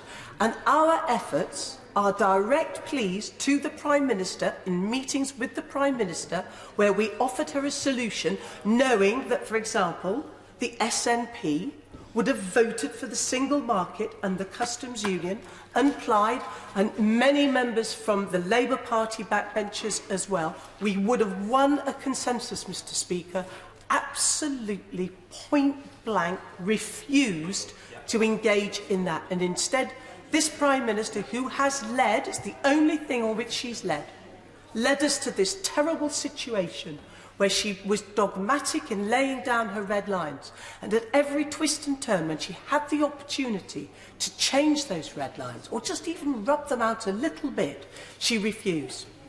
And I say to honourable members opposite, what is also spectacularly forgotten by almost all of them is that when we had the general election in June of 2017, over 30 Conservative members of Parliament in England and Wales lost their seats.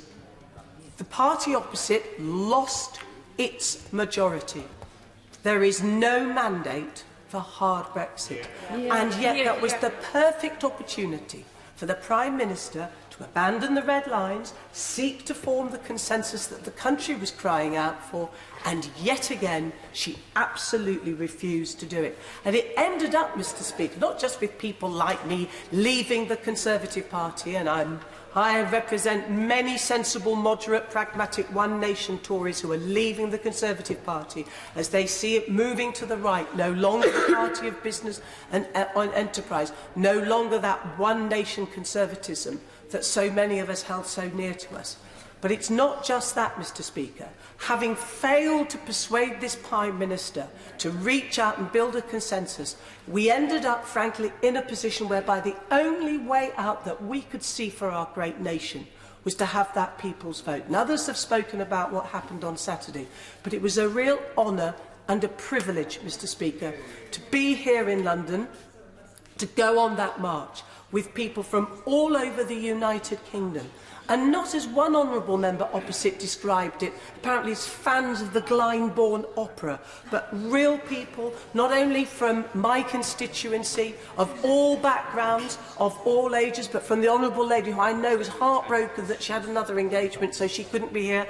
But we know that workers came down from the northeast, and with the striking thing, the really striking thing, was not just the background, but was to see children with their parents and then their grandparents, all of them marching in a spirit of hope, of happiness, even though they were very upset about the referendum result. And I will give way. Sorry, Mr. Quick. I thank the honourable friend for giving way, but we have to pay attention to the million people on the street and the 5.4 million who signed a petition, but that falls short of the 17.4 million people who voted, and that's a simple fact. There are many people in this chamber today are here by democracy, the similar to democracy to the referendum, have got wafer-thin margins. And Yes, but the honourable gentleman also forgets two things. The majority of people in this country did not vote to leave the European Union. The majority did not vote to leave the European Union. The honourable gentleman forgets this. As somebody who has one of the smallest marginal seats, smallest minorities, right? And the honourable gentleman, I don't know what his number is, but we have that competition. Let me tell the honourable gentleman this. I am not interested in my majority. I am not interested in just coming back to this place to take the money and just sit and enjoy all the privileges of being a Member of Parliament. I will put my country and my constituents first and foremost, and I don't care what that costs me. If that means I can't go home of a weekend because of death threats, if that means I have to get a taxi in order to do a 10-minute walk, if that means I have to be frightened of my well-being and my partner's and my children, I feel sorry for them, Mr. Speaker, and that can't be right. But this is the biggest decision that this country has made since the Second World War, and we come to this place to represent our constituents and do the right thing by our country. It isn't about us. It's not about your party. It is about doing the right thing, and in this instance, the right thing is to get this back to the British people. There's no way out. I'm not taking any more interventions. Mr. Speaker will be even more cross with me. I am going to vote for the Amendment E, which I think it is, and A, South Derbyshire, the Honourable Lady's Amendment, and the Honourable Gentleman's Amendment for West Dorset. And I would gently say to honourable members how important it is that we here now take control of this process, do the right thing, and make sure that the other thing that we do in all of it is actually heal the huge divisions that this ghastly Brexit has created. That's another huge priority that we have, as well as taking it back to the people. It's the only way forward. Thank you. Speeches of 6 to 7 minutes are in order and would be helpful. Owen Smith. Thank you, Mr. Speaker. And I'll, of course, follow your instructions. It's a great pleasure to follow the Right Honourable Member for Broxtowe, and I agreed with everything she said, especially what she said about the march on Saturday. It was a huge privilege for all of us to be here in London to march alongside 1 million people with, in our case, huge numbers of Labour members and Labour MPs marching for what we believe is right for our country and our constituents. In fact, I think one of the things that's been most missing from today's speeches, has been a great debate this evening, however, marked by its absence, really, and perhaps it's a function of the extraordinary times we live in, that there's been so little mention of the fact that 1 million people from across every corner of Great Britain, some of whom travelled for many, many hours to get to London to take part in that march, has had so little notice here. I think it ought to have much greater notice, and I want to put on record my personal thanks and the thanks of many of us in Labour to the people who organised this, the People's Vote team, who I think have performed a great service to our country in keeping alive the democratic dream of a People's Vote, and I hope they will continue to do so. Now, Mr. Speaker, I first spoke in favour of People's Vote 2.5 years ago, when I contested the leadership of the Labour Party with the leader of the Labour Party, who unfortunately defeated me, but I don't think he defeated the democratic dream of a second referendum. And I am absolutely convinced by the volume of people who turned out on Saturday that all of us who've kept alive that flame of democracy over the last 2.5 years have been entirely right. Because what people were marching for on Saturday, people who voted Leave, people who voted Remain, people who may not have voted at all, was nothing less than that. It was a chance to exercise their democratic right, having started Brexit, to end Brexit, having given the government a mandate to pursue Brexit, to then have a say at the end of the process when we know what the Brexit reality looks like.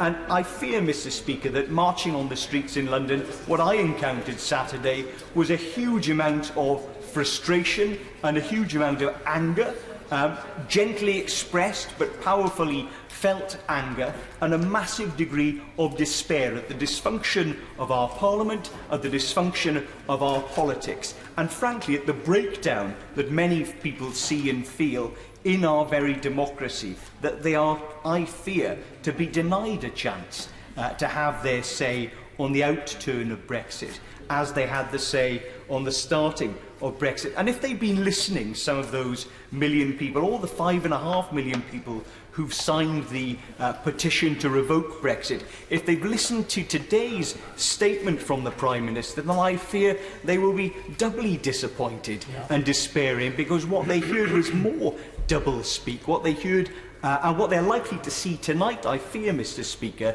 is more double-dealing, with promises being made to Conservative backbenchers to try and get them to back off supporting Amendment A in return for a nebulous promise from the Government Treasury bench that they will offer something similar. But the truth is, we've been here before, Mr. Speaker. We've seen countless times false promises made from the dispatch box, and not just honourable members but the country let down when it comes to the crunch. I want to say a few things, Mr. Speaker, before I close, about the process that we're debating in respect of Amendment A, the idea of indicative votes. The truth is, we've got to this point far too late in the process. It strikes me as extraordinary that we are, the government is effectively in a rushed and desperate fashion, seemingly set to concede this, a demand that's been made by many on these benches and across the House for several years, let alone months. They're going to concede it at the very last minute, and I suspect in a fairly cack-handed and haphazard fashion. We don't know when it's going to be debated. We don't know what the process is going to be. The government says they can't lose control of the process, but they're going to afford to members the opportunity to determine what that process is and what the options are. It seems to me, Mr. Speaker, to be an utterly shambolic state of affairs, and entirely reflective of the way in which the government has handled this, or rather mishandled it, for more than 2 years. And the worst of all, Mr. Speaker, is that the most likely scenario, an outturn of this will be a lowest common denominator, second-rate proposal that the government isn't even going to be bound to follow, because the extraordinary statement we heard earlier on that we're going to have these indicative votes, but the Prime Minister isn't necessarily going to pay any attention to them at the end of it, strikes me again as entirely reflective of the shambolic way in which the government has managed this process. But if we get to that point where we've got a second-rate compromise Brexit deal on the table, that very fact, Mr. Speaker, makes with absolute eloquence the point of the million people who marched on Saturday, that if there is a poor Brexit arrived at in this House, the only way in which the government can, I believe, honour democracy and honour the will of the people is to give them a chance to cast their vote as to its merits. Now, I hope and anticipate, Mr. Speaker, that the people in their wisdom would reject that, but they do, at the very least, need to be given a chance to reject it. And just one final point, Mr. Speaker, on the process, because one of the ways in which the government will, I fear, try to bamboozle members of Parliament in the coming days is to present a smorgasbord of options. Canada Plus, no deal, Norway, a customs union, all of these things alongside potentially revoke and alongside a people's vote. Well, that is no way to honour the will of this House or to properly conduct the democratic business of this House, because we do need to be absolutely clear that a people's vote, a vote on the Brexit deal, is entirely separate to any of the options that we might vote on in this series of indicative votes. And it would be completely tricksy and indeed, in my view, deceitful of the government to try and confuse those two things in the public's mind or in Parliament's mind. So I am very clear, Mr. Speaker, that the democratic principled thing to do is to afford the people a say on whatever sort of Brexit deal is agreed upon by this House, and certainly not to present an alternative between a referendum and one of those Brexit deals. That would be the wrong way to proceed, Mr. Speaker, and I'm sure that you will make sure that isn't what happens. Tommy Shepherd. Thank you, Mr. Speaker. In opening this debate, the Deputy Prime Minister cautioned against voting for Amendment A because he said it would alter the relationship between the Executive and the Parliament. That is exactly why we need to vote for Amendment A, because we must alter that relationship, because we are now in a situation where the level of dysfunction and inertia in our political system is without parallel. And we have a situation where we are in the midst of a political crisis which is mirrored only by our inability through the normal processes of government to do anything about it. So I think now we must take back control of the agenda, because we have a bizarre situation where the government of the day has brought its proposals twice to this Parliament, and twice they have been roundly rejected, and now not only does it say it won't bring them back for a third time, it's taking its ball home with it, it seems, but it's saying it refuses to change its mind and vary those proposals so that there might be a route to a majority. And in those circumstances, there is no option left but for people other than those in the government to take control of the situation. But make no mistake, Mr. Speaker, if Amendment A is passed, it will most definitely be an indictment upon and a censure of this government and the way it has conducted itself over the last 2.5 years. And what we need to know from the government is whether or not they are prepared to try and win back our trust, whether they will enter into this process with good faith in the attempt to try and see whether there is a majority in this House which they can be part of, or whether they just want us to exhaust ourselves running round in circles so that they will come along a week or 2 weeks later and put Plan A back again to be defeated. That is what we need to know from the government. Now, as others have remarked, we should have been engaged in this process 2.5 years ago, rather than leaving it to this last moment. But I think it was the Right Honourable Member for Beaconsfield who put his finger on the button when he said that the problem is that from the word go, The result of that 2016 referendum was hijacked by the winning side, and it was used in order to close down any debate about how the mandate should be interpreted or what it actually meant. Therefore, for the last 2 years, there has been a dialogue that has only involved the government, the ERG and the DUP. And thankfully, we are not yet in a situation in this country where that political axis commands a majority either in this House or in the country. And I would appeal to the government for the umpteenth time to try and reach out beyond its own narrow political confines and see if it is possible to build a political consensus in this country which can put our fractured politics back together. Now, Mr. Speaker, we've heard this mantra of 17.4 million time and again, and I think we really need to confront this. In a democratic society, people don't just get one vote. People get a series of votes. And in a democratic society, each vote qualifies and updates the ones that came before. So what we need to know is what the views of the people are now, not what they were 3 years ago. And I firmly believe that while 17.4 million people voted for us to leave the European Union, they did not vote to endorse the prospectus the government has brought to this House. They did not vote for the harsh interpretation that the government has put onto that decision. And, for example, I don't think 17.4 million people voted to deny themselves and their children the ability to move freely around the European Union. I just don't believe it. I think that was part of the hijack. But most importantly, it is clear to anyone who wants to see that many of those people have changed their minds. And in a democratic society, people have the right to do that. So we need to test that decision again. And that means, I believe, that we are going to have to put this matter back to the people. So we don't need a short break in this proceeding, a short extension, in order to tweak what's already there. We need a fundamental rethink. We need to go back to the drawing board. We need to scrap the phony red lines that were imposed by this government and see it if it is possible to come up with a new proposal.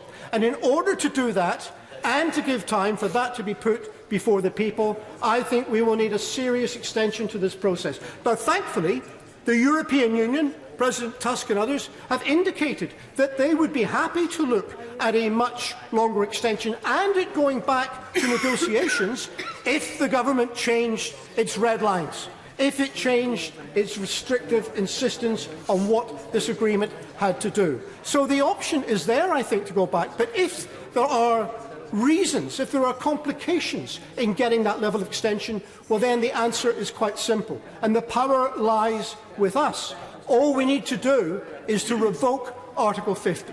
Not, in my view, as a means of getting closure in the whole process, but in order to take back control of the process and give ourselves whatever time we need to formulate proposals and to democratically put them before the people. And, Mr. Speaker, and I'll finish with this, that means that, of course, we run beyond May the 22nd, and that means we will be into having the opportunity to elect representatives to represent us in the European Union, of which we are still part. What is wrong with that, Mr. Speaker? How can it be that a bunch of people elected in a democratic election are so scared of having won in 2 months' time? Let us put this back to the people in an election. It will give us the opportunity to begin to redefine the narrative in this country, to try and explain to people that we gain most by common endeavour, to put hope in front of hate and to put hope back where there is currently despair. We can take a positive message to the people in those elections, and my party stands ready to do that. I don't see why others aren't ready to contest them too. And when we get the opportunity to run these elections in Scotland, you can bet for sure that we will also be taking the opportunity to explain to the people of Scotland that this process could have been avoided for them and they didn't need to go through this if they had the confidence to take the power for themselves and take back control and become a normal, independent country like the others in this world. Peter Grant. Thank you, Mr. Speaker. Two extremely difficult acts to follow, but I'll do my best within the limited time that I have. Mr. Speaker, we are now fractionally under 98 hours away from leaving the European Union without a deal.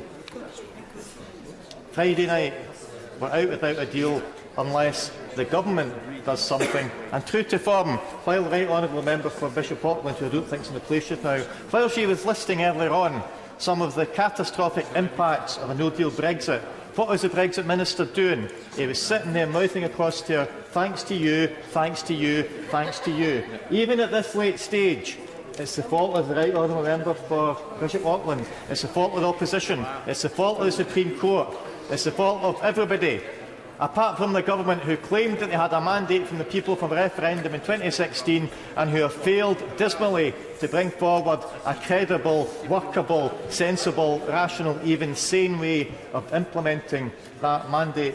Mr. Speaker, I've heard today the withdrawal agreement being described by an ardent Brexiteer as a stitch-up between the Prime Minister and the European Union. Well, that may be the case, Mr. Speaker, because from day one the Prime Minister has sought to exclude anybody who might have been able to help in those negotiations who wanted anything different from her calamitous red lines. The government will still try to put forward the line that the Prime Minister's deal is the only one the European Union were prepared to offer. Not true, Mr. Speaker. It was the only one they were prepared to offer, the only one they possibly could offer within the confines of the red lines that the Prime Minister had used to paint herself and all of us into a corner. It's become quite clear, Mr. Speaker, those red lines stand in the way of any deal being acceptable to anywhere close to a majority in this House. Those red lines stand in the way of a deal that comes anywhere close to commanding a majority support among the citizens of these nations. The red lines have got to go, Mr. Speaker. And if that means the Prime Minister has got to go, then the Prime Minister has got to go itself. It's not only the Right Honourable Member for Broxtowe who has to be prepared to say this is much more important than the future of one person's political career. We have a Prime Minister who promised herself a free vote, whipped herself to vote against it and then lost. With government whips giving contradictory advice to different ministers about whether the whip existed or whether it is 1, 2 or 3 lines. Good luck to them trying to count whether they've got 325 votes for tonight if they struggle sometimes to count up to 3. So we've got a Prime Minister who not only can't control her own party, she now can't even control her own cabinet. She can't go in one direction because half the cabinet will quit, and she can't go in the other direction because the other half will quit. Well, perhaps, Mr. Speaker, it's time the whole lot of them quit. Back to the people. In any other democracy, if the government failed to get its flagship policy through Parliament, the head of state would have 2 options: a new Parliament or a new government. In this democracy, or supposed democracy, Mr. Speaker, of course, when you get a chance to have a new Parliament, you also have a chance to have a new government. And I find it astonishing that growing numbers of members on the benches opposite are saying they should be allowed a third chance at the meaningful vote because they didn't understand that no deal might be taken off the table. The circumstances have changed. If they had known that the second vote was the last chance they would got, they might have voted differently. Oh yeah, is that the case? Is it the case that if people realise circumstances have changed and they haven't understood what they were voting for, they should be allowed another chance? That's a good idea, Mr. Speaker. If it's okay for a few hundred Tory MPs, it sure as heck is okay for 60 million of the citizens that put all these MPs into place in the first place. And we hear members talking about the number of people who took part in the referendum. Can I remind members, the referendum didn't ask what people wanted. We're here 3 years from the referendum, fewer than 100 hours left till we crash out without a deal, and none of us can claim to know what any of those 17.5 million people were voting for. We know where they were voting to leave, but none of them were asked to vote on where they wanted to go. That is why we have got to come up with a solution that commands the respect of this House and then put that to the people. And it won't be the solution that I think is preferable. It may not be my first choice. But it has got to be something that, including those who voted to leave, those who voted to remain and those who didn't vote at all, they've got to be given the choice as well. And, Mr. Speaker, I'll finish by saying I've been reluctant to endorse wholeheartedly the campaign to revoke Article 50. But if it becomes a choice between my nation being dragged out against the wishes of 62% of our people and 2 other nations having to revoke Article 50 with the option of coming back for another go later on, then Article 50 has to be revoked. In the not too distant future, Mr. Speaker, another treaty will be revoked thanks to the sovereign will of the people of my nation. Matt Rodder. Thank you, Mr. Speaker. It's a pleasure to follow the honourable gentleman for Glenrothes. I rise to speak in favour of amendments F, A and D.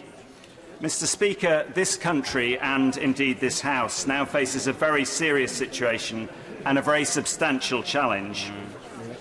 We've just a few days to settle the issue of Brexit, an issue which, as we all know, the government has been unable to resolve for the last 2 years. At this crucial time, we have to find a way through the impasse. Mr. Speaker, after months of delay, of the government kicking the can down the road, putting off the inevitable, delaying reality and trying to pretend that their shabby deal was the only way of resolving Brexit. This was even though the proposed deal would have only resolved the withdrawal agreement from the EU and indeed only offered 22 pages of non-legally binding text to outline the whole of our future relationship with the EU. In other words, Mr. Speaker, setting up several years, possibly 6 or maybe even 10 years, of further botched negotiations when the UK would have been in a very weak negotiating position. So given the weakness of the PM's deal, it was perhaps not surprising that it was rejected by both ardent Leavers and those with deep concerns about Brexit. I sincerely hope we now have moved on beyond the charade of this government trying to put the same deal back to Parliament again and again. And that's why it is now time for Parliament to take control of this process. Mr. Speaker, as you know only too well, in a parliamentary democracy, when a government loses the goodwill and support of a majority in Parliament, it should rethink its approach. That, Mr. Speaker, is what I hope will happen tonight. It's my sincere hope and belief that we now have a real opportunity to break this dreadful impasse. But, Mr. Speaker, it is now incumbent on the government to listen both to MPs and the millions of people who marched on Saturday. I would urge ministers to listen and to consider the merits, and I should say they are the very real merits of thinking again. Mr. Speaker, it is time for indicative votes, including votes on a confirmatory referendum. We have to put this serious matter back to the people, and we have to fundamentally rethink the government's approach. Thank you, Mr. Speaker. Jenny Chapman. Thank you, Mr. Speaker. It's an honour to close for Her Majesty's opposition in such an important debate on our nation's future, and to follow brilliant speeches that have risen to the occasion from members for Pontypridd, Reading East, Beaconsfield, Birmingham Northfield, who made a particularly thoughtful speech, and the member for Redcar, my good friend, who spoke with passion and conviction. Tonight, this House must make an important decision to take the reins from the hands of the Prime Minister and find a way out of this Brexit impasse. And I know that this isn't an easy decision for many members of this House, particularly those opposite. But we have seen how the Prime Minister has responded to losing 2 meaningful votes by 2 historic margins. First, she hoped to push through the same deal without meaningful changes, no matter the rules of this House or the obvious hopelessness of her strategy. Next, she tried to pitch the people against MPs with all the consequences that has for parliamentary democracy. Then she went to the European Council without a viable strategy and had to have a plan to extend Article 50 and avert no deal written for her and for the United Kingdom. And finally, she spent the weekend, when she should have been seeking consensus across the House, further trying to placate the very people manoeuvring against her. At every turn, she has made a crisis of her own making even worse. Well, enough is enough, Mr. Speaker. There is a void where coherent leadership ought to be. exemplified by the Prime Minister's statement earlier today. So tonight, Parliament must step into that void to find a consensus and to find the best way through.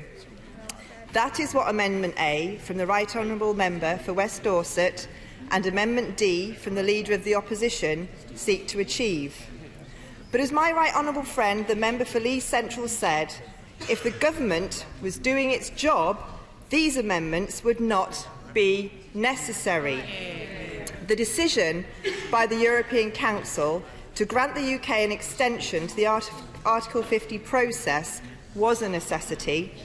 It was the only way to prevent leaving without a deal on Friday. But any extension must be for a purpose. Parliament must rapidly decide how we wish to proceed if we aren't going to face the cliff edge again on April the 12th. Now, indicative votes are not ideal, but these are extraordinary circumstances, and indicative votes would allow an opportunity for MPs to express their view on a way forward. Labour recognise members across the House have different views on how the process for indicative votes should be carried out. And my honourable friend, the member for Bishop Auckland, has outlined hers based on her distinguished service on the Procedure Committee. Finding a consensus, I know, will not be easy. Different processes have different strengths and weaknesses. But as the member for Wigan said, a key merit of Amendment A and D is that they do not close off options on how we conduct that process. Labour will be supporting both amendments, and I encourage members opposite to stop giving the Prime Minister, so evidently out of control, the benefit of the doubt. This is a chance to put the country before party. However any indicative process is conducted, this House must reach a decision on the substance of the matter. What future relationship with the EU do we want? And how do we want to get there? And we must start by eliminating the bad options and the unicorns. Labour and the House are clear that we cannot accept the Prime Minister's blind Brexit, nor will we sign up to a distant and arm's-length economic relationship on the lines of Canada. The Brady Amendment, that's replacing the backstop with alternative arrangements, was an irresponsible government-sponsored unicorn. Neither we nor the House will countenance no deal. Described by my honourable friend, the member for Derby South, as the very definition of irresponsibility. How right she is. As far as Labour can see, that leaves two credible options. First, a close economic partnership based on a customs union and single market alignment with dynamic alignment for rights and protections. Then there is a public vote between Remain and a credible Leave option. The Leader of the Opposition and the Shadow Brexit Secretary have met with colleagues to discuss these ideas. They're engaged in good faith discussions to find where a majority lays in this House, a majority that I hope will be expressed through the indicative votes process. But let me finish by saying this. Today, the Prime Minister said that even if a majority for a way forward is found through the indicative vote process, she cannot commit to implementing it. And how characteristic that is, and how typical. The Prime Minister who confuses the vices of blinkeredness and intransigence with the virtue of steadfast determination, whose first instinct is to ignore and push away the views of others, and who seems incapable of accepting that in our parliamentary democracy, the Prime Minister must bring a majority of the House of Commons with her.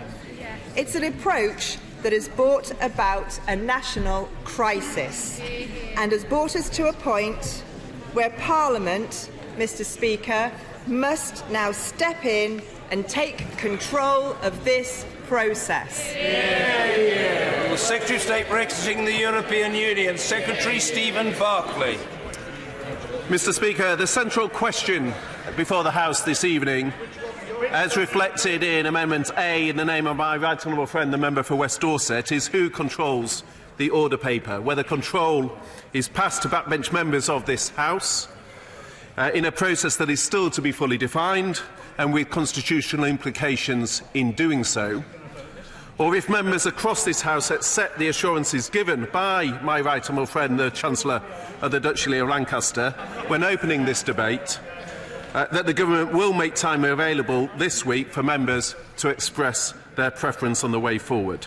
This will be after consulting through the usual channels to enable the House to come to that view. Of course, I'll be away. Thank you. I'd like to thank the Minister for giving away, Mr. Speaker. Before the Minister gets into his comments, it might be helpful for the House if he could outline, will he be voting the way that he argues for, or will he be voting a different way instead? Well, if he keeps up with my speech last time, he'll realise that I spoke to the 3 amendments, all of which were defeated last time, and I hope the same will occur tonight, and all the amendments will be defeated, and that is the purpose of the speech once again. But it's not the first time that the SNP have not been awake during the speeches. Mr. Speaker, the House has also been asked to consider Amendment F in the name of the Right Honourable Member for Derby South regarding the recalling of the House in the event of a no-deal exit being imminent. And the House is further asked to vote on Amendment D in the name of the Leader of the Opposition, seeking that the Government provide sufficient time this week for a series of votes, including on the Opposition's plan.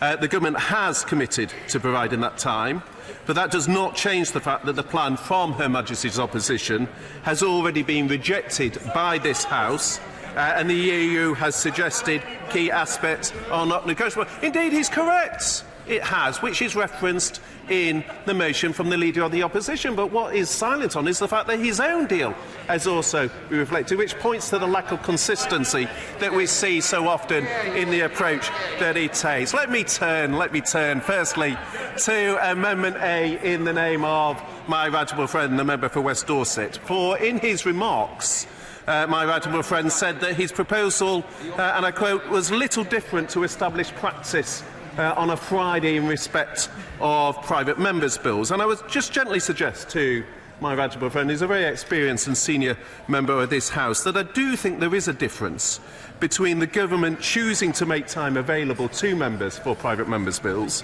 and members of the House taking time from the Government to control the very business of the House itself. And I think this points to the unorthodox approach. Of course I give way to that. I'm very grateful to my right honourable friend for giving way. If this is a problem constitutionally for the Government, what about the Government simply accepting the amendment, turning it thereby into a Government amendment? Well, I think he had this exchange with my right honourable friend, the Chancellor of the Duchy of Lancaster, at the opening of this debate, and my right honourable friend, in his usual and skilful way, addressed his very point that the Government will make time available this week in order to take this forward. But what it doesn't address is the constitutional implications. Always for the public of the House, of course. I'm very grateful to my right honourable friend. As he's just indicated that the Government has something different in mind from what my right honourable friend is proposing, could he give us a little more detail than just will make time available? When will this time be? Will members be able to table the motions which are intended for indicative vote? And will the Government take any notice of the majorities that are achieved on any of those amendments? Well, Mr. Speaker, we are at danger of rerunning the opening of the debate. Indeed, the charge from the Shadow Secretary was whether the Government would give a binding commitment to respect and adopt whatever was passed, even though the opposition themselves were making that request, were not willing to give that commitment themselves.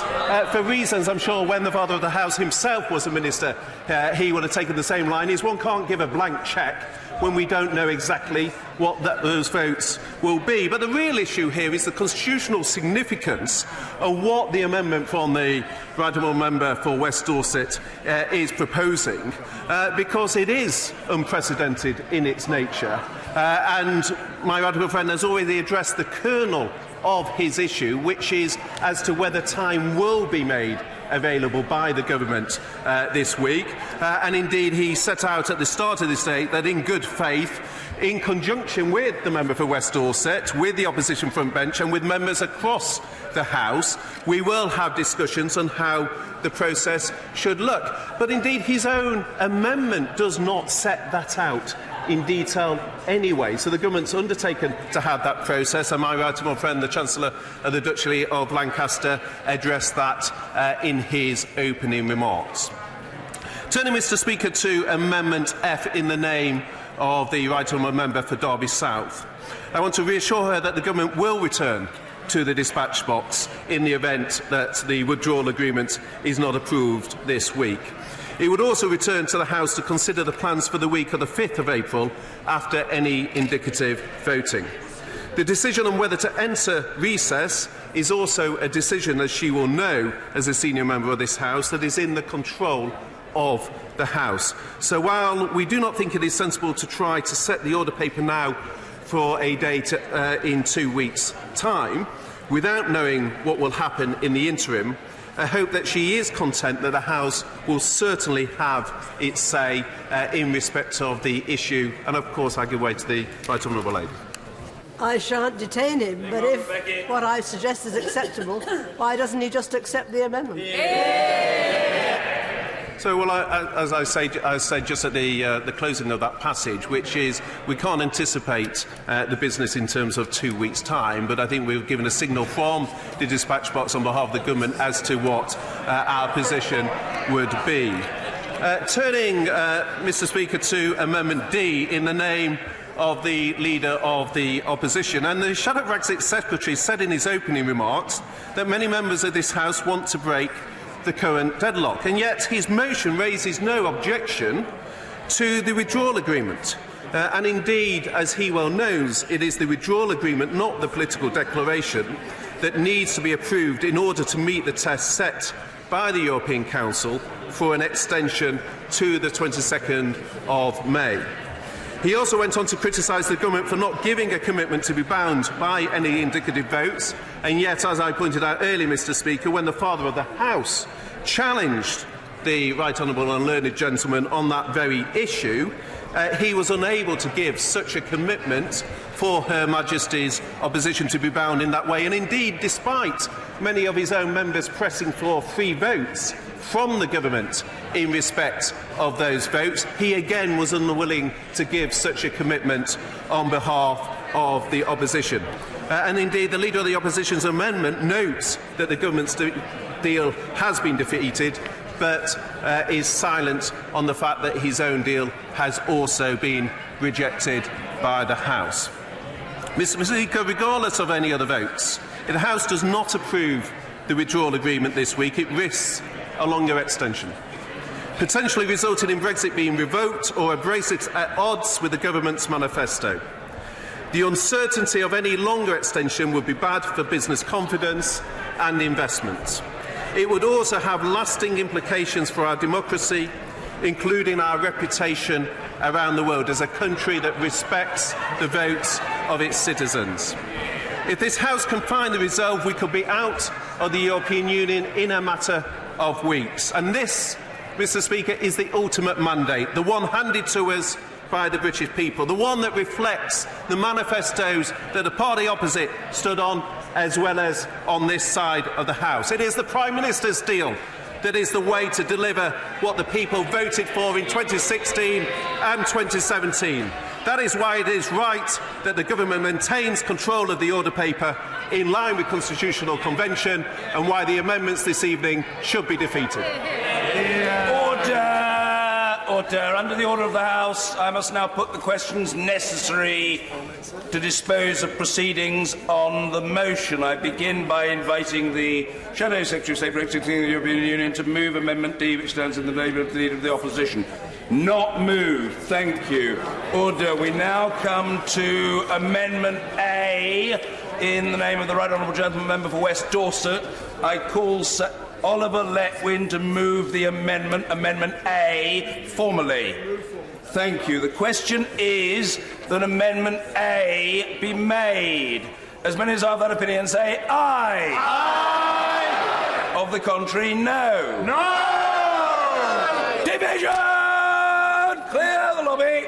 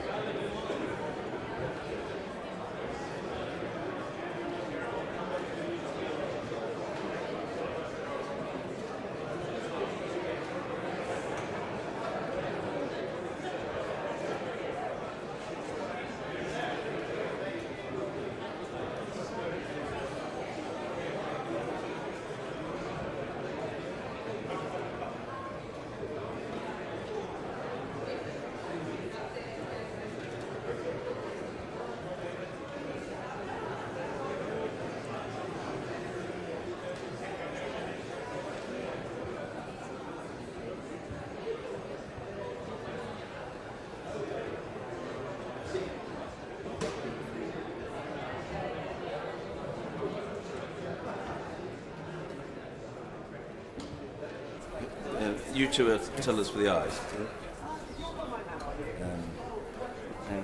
Okay.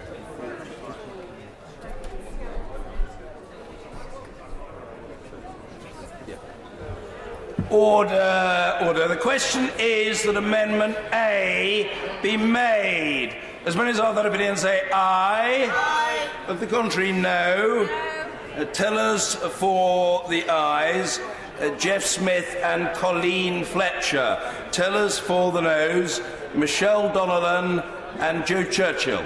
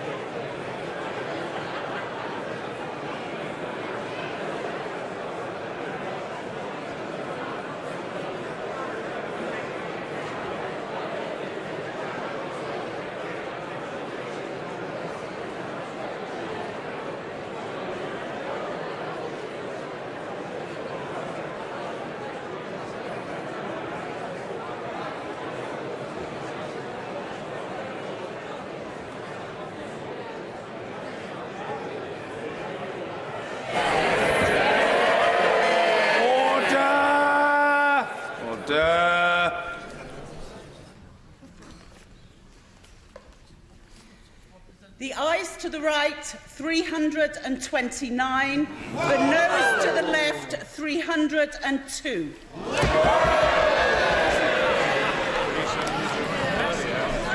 The ayes to the right, 329.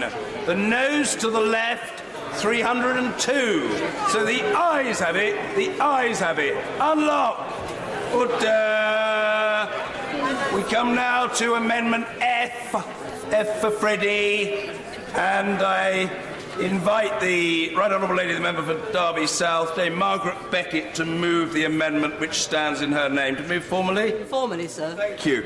The question is that Amendment F for Freddie be made. As many as are of that opinion say aye. Aye. Of the contrary, no. No. Division! Clear the lobby.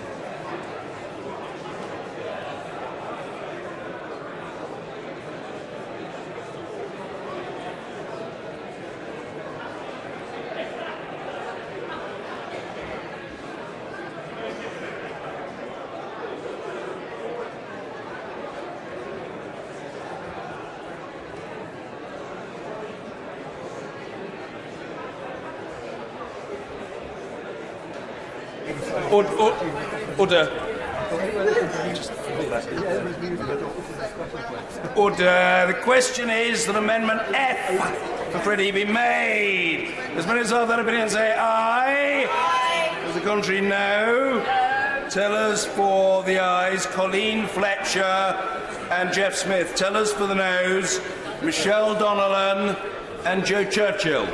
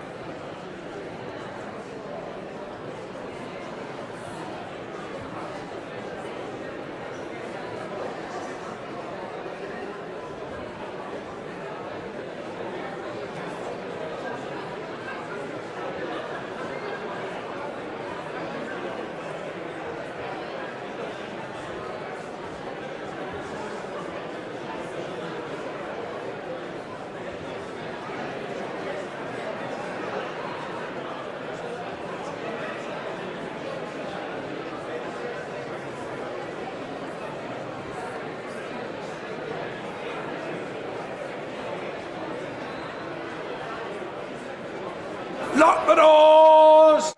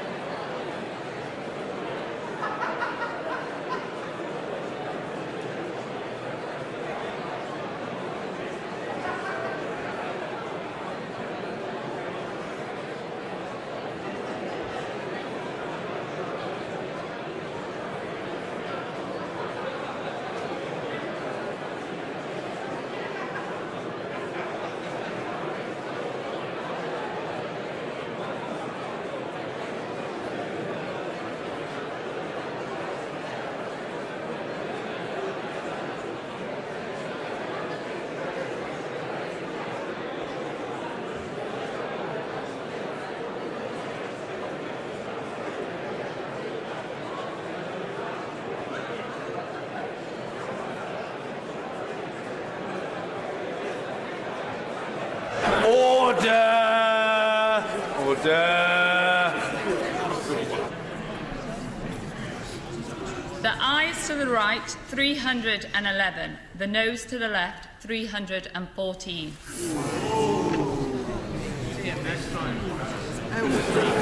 Thank you. The ayes to the right, 311.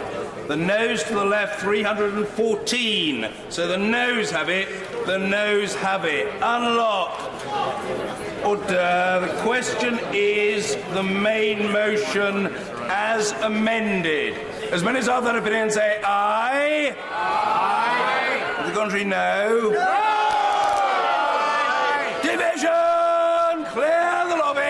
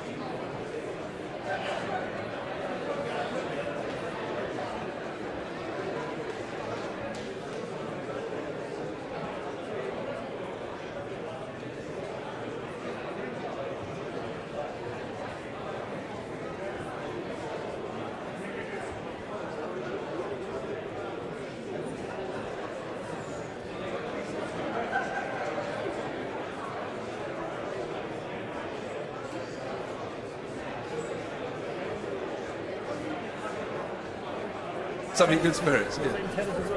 Yes. Order. The question is the main motion as amended. As many as are that opinion say aye. Aye. If the contrary, no. Tellers for the ayes.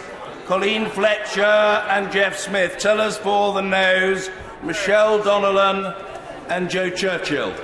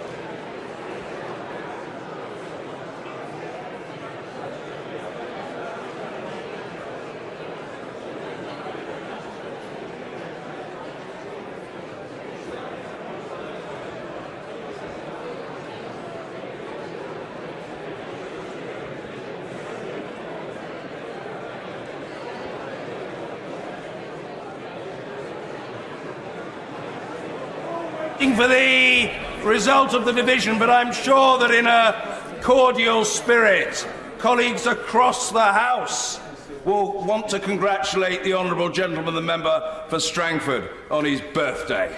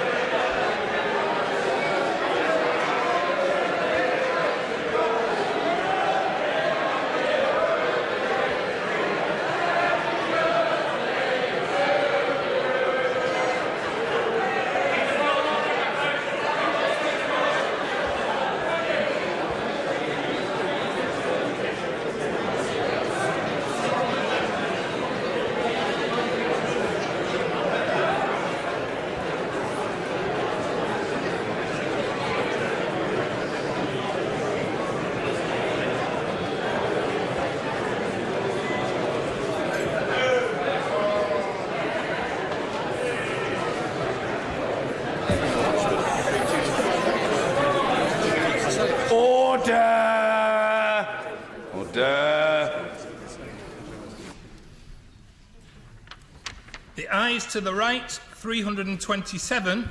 The noes to the left, 300.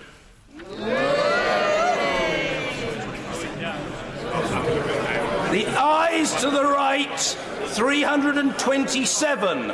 The noes to the left, 300. So the ayes have it. The ayes have it. Unlock. Order. I will come to the honourable gentleman. Point of order, Mr. Jeremy Corbyn. Thank you, Mr. Speaker. On a point of order, I would like to congratulate the House for taking control. The government's approach has been an abject failure, and this House must now find a solution. So I pay tribute to the honourable member for West Dorset and the member for Leeds Central and others who've worked to achieve tonight's result. Mr. Speaker, the government must take this process seriously. We do not know what the House will decide on Wednesday, but I know there are many members of this House who've been working for alternative solutions, and we must debate those to find a consensus.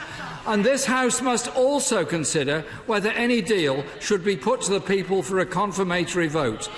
Mr. Speaker, where this government has failed, this House must, and I believe will, succeed.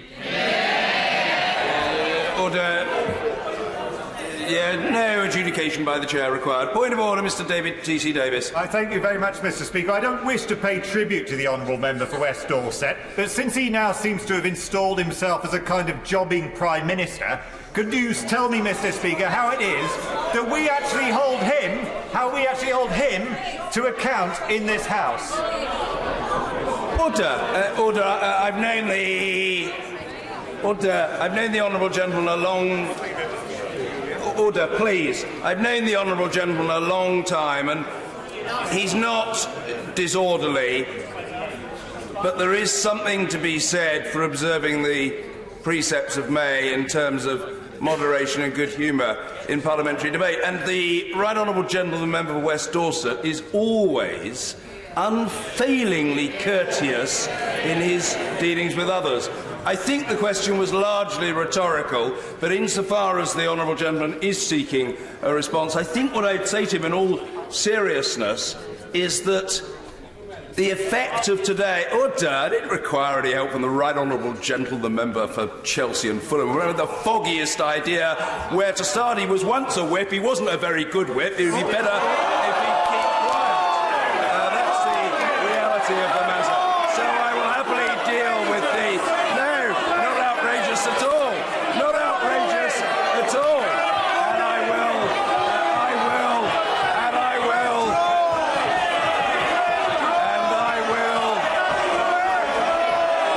will happily. Members can shout as much as they like. Won't make any difference. Won't make any difference.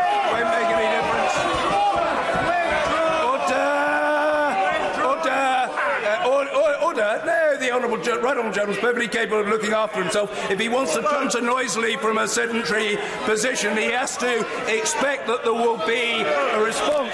And what I say to the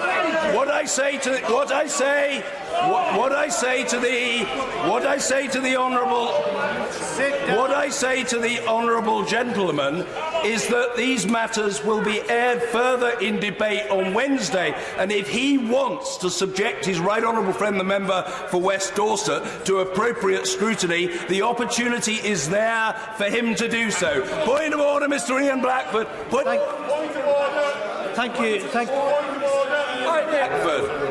Speaker, tonight is an important decision for the House, and let me commend members across this House that have given us the opportunity to have indicative votes on Wednesday.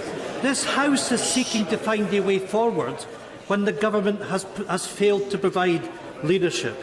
Can I ask you, Mr. Speaker, in the light that the House does come to determination on Wednesday evening, what can we do to make sure that the government and the Prime Minister listen to the determination of this House? The right honourable gentleman is that I think that the answer to that is that it is for him, and I think he knows this, it is for him to probe ministers who will be on the Treasury bench in the course of debate, to air the issues and to say, if X or Y or Z happens, what will the minister do? That isn't a matter that can be adjudicated by the chair, but they are matters of debate. I'm sure they will be ventilated, and the right honourable gentleman will be in the forefront of ensuring that that ventilation takes place. But yes, indeed. Point of order, Sir Patrick McLaughlin.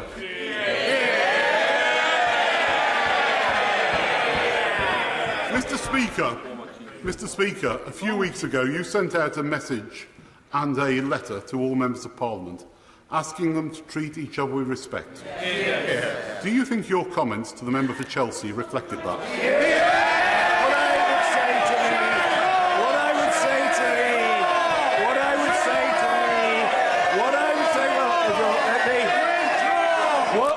What I would say to the right honourable gentleman. Sorry. Well, if you'll let me respond.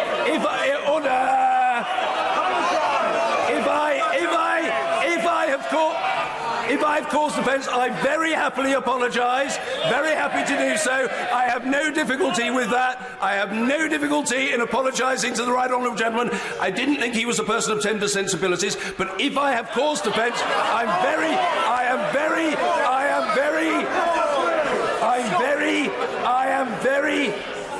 If people would let me speak, I'll happily do so. I am very happy to apologise to the right honourable gentleman. It doesn't cause me a problem. He's normally a most genial character. Most of our exchanges are in that vein, and I'm very happy to tender that apology. Doesn't cause me any difficulty whatsoever. Point. Well, opinions can differ about qualities of. Yeah, but I don't need to adjudicate on that. I've said what I've said, and there's nothing that requires to be added. Yes, indeed. I will come. Yes, of course. Point of order, Sir Hugo Swire.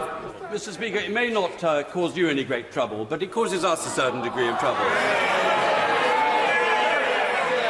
You, sir, have just congratulated the right honourable member for West Dorset as treating everybody with courtesy. And you, sir, are the invigilator of this place. And if you insult other members of Parliament, we have no comeback. Is that not a... Resume your seat. Resume your seat. Resume your seat. And I'll deal with it. Resume your seat. And what I say to the right honourable gentleman is this. The right honourable gentleman, from a sedentary position, order was disorderly. The point was raised by the right honourable gentleman for Derbyshire Dales. I have given an apology. I said sorry to the right honourable gentleman. Nothing further requires to be added. I thank the right honourable gentleman for underlining his concern, but I said sorry to the right honourable gentleman, and it doesn't need to be said again. Point of order, Sir Vincent Cable. The House this evening made a major constitutional innovation.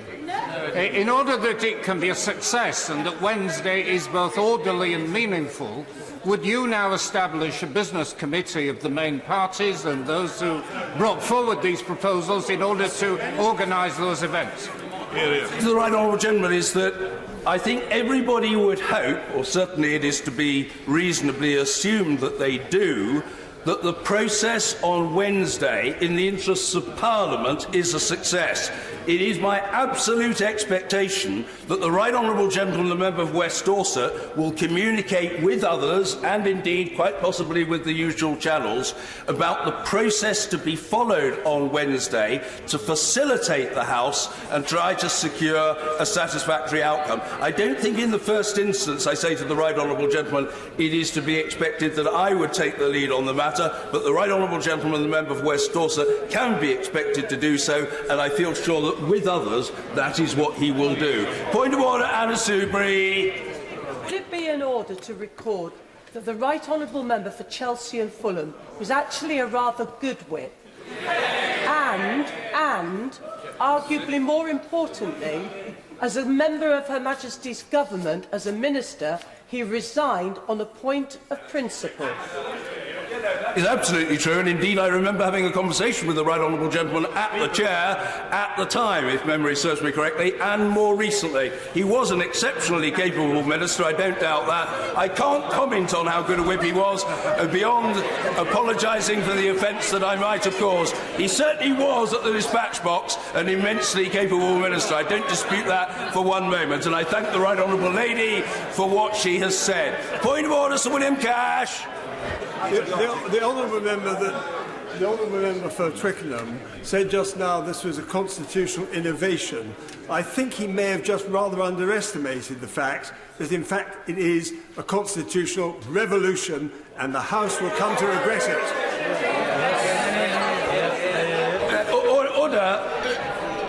Order. I hope the honourable gentleman Stone will understand if I say he's made his point. He doesn't need a response from me. I respect his integrity, as he knows, 100%. His view is on the record, and let's see how events play out. But I would always want to acknowledge the force and sincerity of his views. Yes, I'll come to the honourable gentleman. Point of order, Angela Regal. Thank you, Mr. Speaker. Given that the House has now voted to have this process, yet the government front bench was promising it anyway, doesn't it make sense for both front benches to work with those who sponsored the amendment so we can move forwards in an orderly manner on Wednesday with the agreement of the House? That might seem eminently reasonable. Nothing is to be taken for granted, but I can certainly see, and many members might note, the force and logic of what the Right Honourable Lady has just said. Point of order, Mr. Alan Brown. Mr. Speaker, a point of order. Tonight's vote is obviously about the House taking control, which is due to the lack of leadership by the government. In that vein, usually we've had a point of order, a statement from the Prime Minister after such votes. Have you any indication where the Prime Minister and the Leader of the House are currently hiding, and what the Leader of the House is planning to do in terms of government business on Wednesday, which needs rescheduled? We've not had a statement. I thank the honourable gentleman for his point of order. In fairness, and speaking off the top of my head without the opportunity to consult and without advance knowledge of what the honourable gentleman would say, I'm not sure that that's quite right in procedural terms, because the effect of tonight's vote on the amendment in the name of the Right Honourable Gentleman for West Dorset and then in support of the main motion as amended is that what the Right Honourable Gentleman has commended to the House will have precedence on Wednesday. It doesn't, however, knock out other government business of itself. I think that other government business would follow. And so, although the honourable gentleman might want a business statement by the Leader of the House or a response from the Prime Minister, in procedural terms, neither of those things is required tonight. He might want it, but neither is required tonight. Perhaps I can leave it there. Thank you. Point of order, Mr. Angus Brendan McNeill. Thank you, Mr. Speaker. And given that these days extensions are in vogue, if Wednesday is not enough, the 24 hours of Wednesday, to sort out what the mind of this House is, work that should have happened probably 2.5 years ago, will there be a possible to extend the work that should be happening on Wednesday into further days so that we do find out definitively what the heck they think in here? Point of order, but I think the best answer to that is let's take one step at a time. Let's see where things go in the consideration by the House of the business. And I think I should leave it there. I thank colleagues for their interest and participation in this series of exchanges. And I tell the House that we now come to a number of motions. With the leave of the House, I propose that we take motions 3 to 12 inclusive together on exiting the European Union in relation to social security, financial services and markets, agriculture, companies, animals, agriculture and agriculture. So motions 3 to 12 together. The whip to move, thank you. The question is, as on the order paper, in respect of motions 3 to 12. As many as are of that opinion say aye. Aye. Of the contrary, no. I think the ayes have it, the ayes have it. Order. Motion number 13, exiting the European Union, brackets, agriculture, close brackets. The whip to move. Thank you. The question is, as on the order paper, in respect to motion 13, as many as are that opinion say aye. Aye. Of the contrary, no. The division is deferred until Wednesday. Motion number 14, exiting the European Union, brackets, agriculture, close brackets, whip to move. Back to move. Thank you. The question is, as on the order papers, as many as are that opinion say aye. Aye. Of the contrary, no. The division is deferred until Wednesday. Order. We now come to motion number 15, relating to international trade. Mr. Bill Wiggin to move. I beg to move. Thank you. The question is, as on the order papers, most other opinions say aye. Aye. Of the contrary, no. I think the ayes have it. The ayes have it. Order. We come now to the adjournment. The whip to move. I beg to move this House do now adjourn. Thank you. The question is that this House do now adjourn. Mr. Ian Liddell-Granger.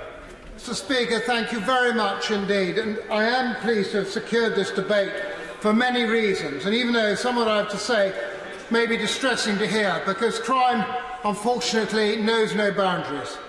It will come no surprise that policing in Somerset is a matter of enormous concern to my constituents and hundreds of thousands across the country.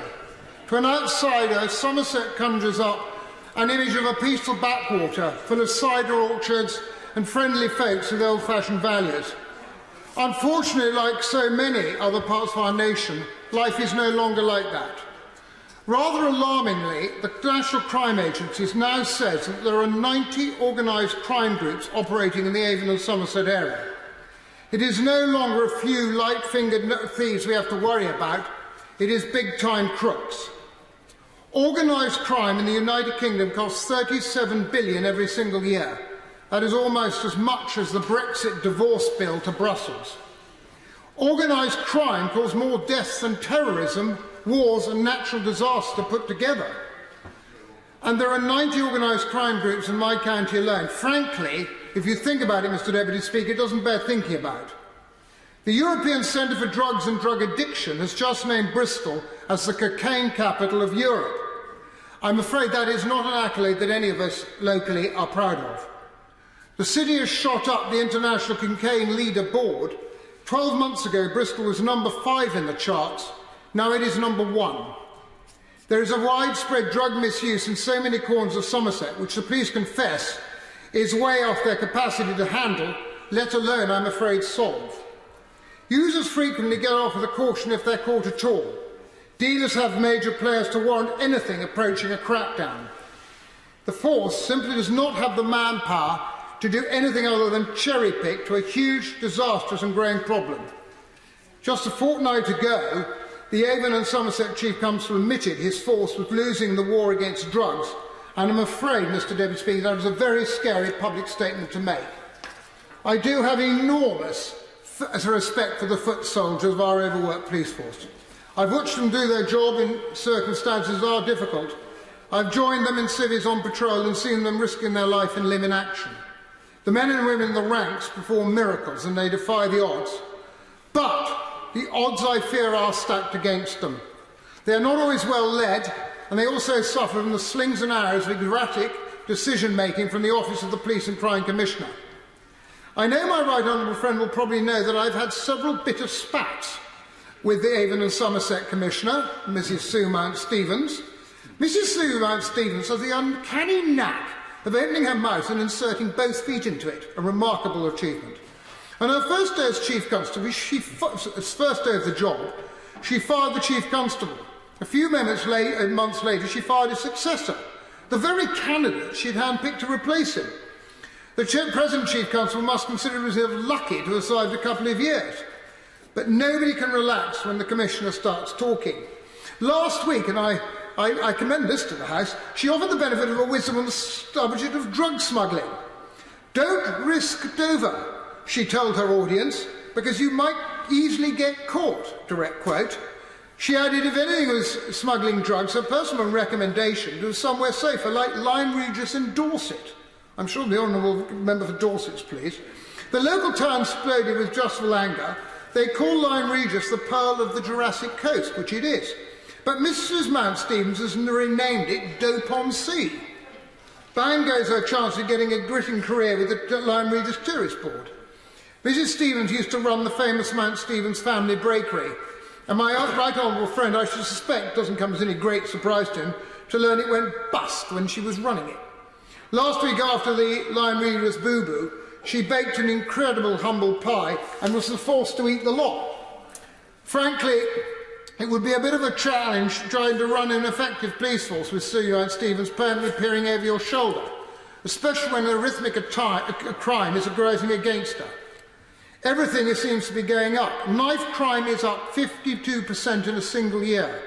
That amounts to 634 additional crimes in the Avon and Somerset Police Force which knives were used. The police response was to organise Operation Spectre, a campaign aimed at educating young people, targeting hotspots and putting out knife surrender bins. This may sound like a lot of things officers should be doing all the time, but Operation Spectre lasted for only 7 days. Nothing like enough to make a difference, Mr. Deputy Speaker. I do not believe these major problems can be tackled with tokenism. Serious crime demands serious answers. Avon and Somerset and its Commissioner have been trumpeting Operation Remedy, which claims to make an extra 100 officers available to fight drug dealers.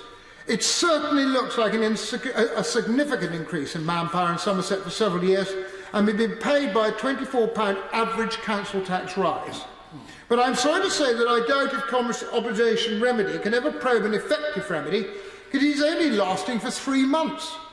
The Chief Constable promised it will make a big splash. Really? Operation Remedy comes to an end in June. Unfortunately, as we all know, be they a Northern MP or a Southern MP or whatever, drug barons never stop.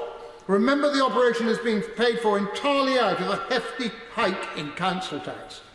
I know that the Somerset Council's Peace Panel has given Mrs. Mount-Stevens a hard time, demanding justification for the spending. They want to be sure it's not a waste of money. I actually think they have a very good reason to be cautious. I give way with great pleasure. Mr. Deputy Speaker, thank you for giving me. I spoke to him beforehand.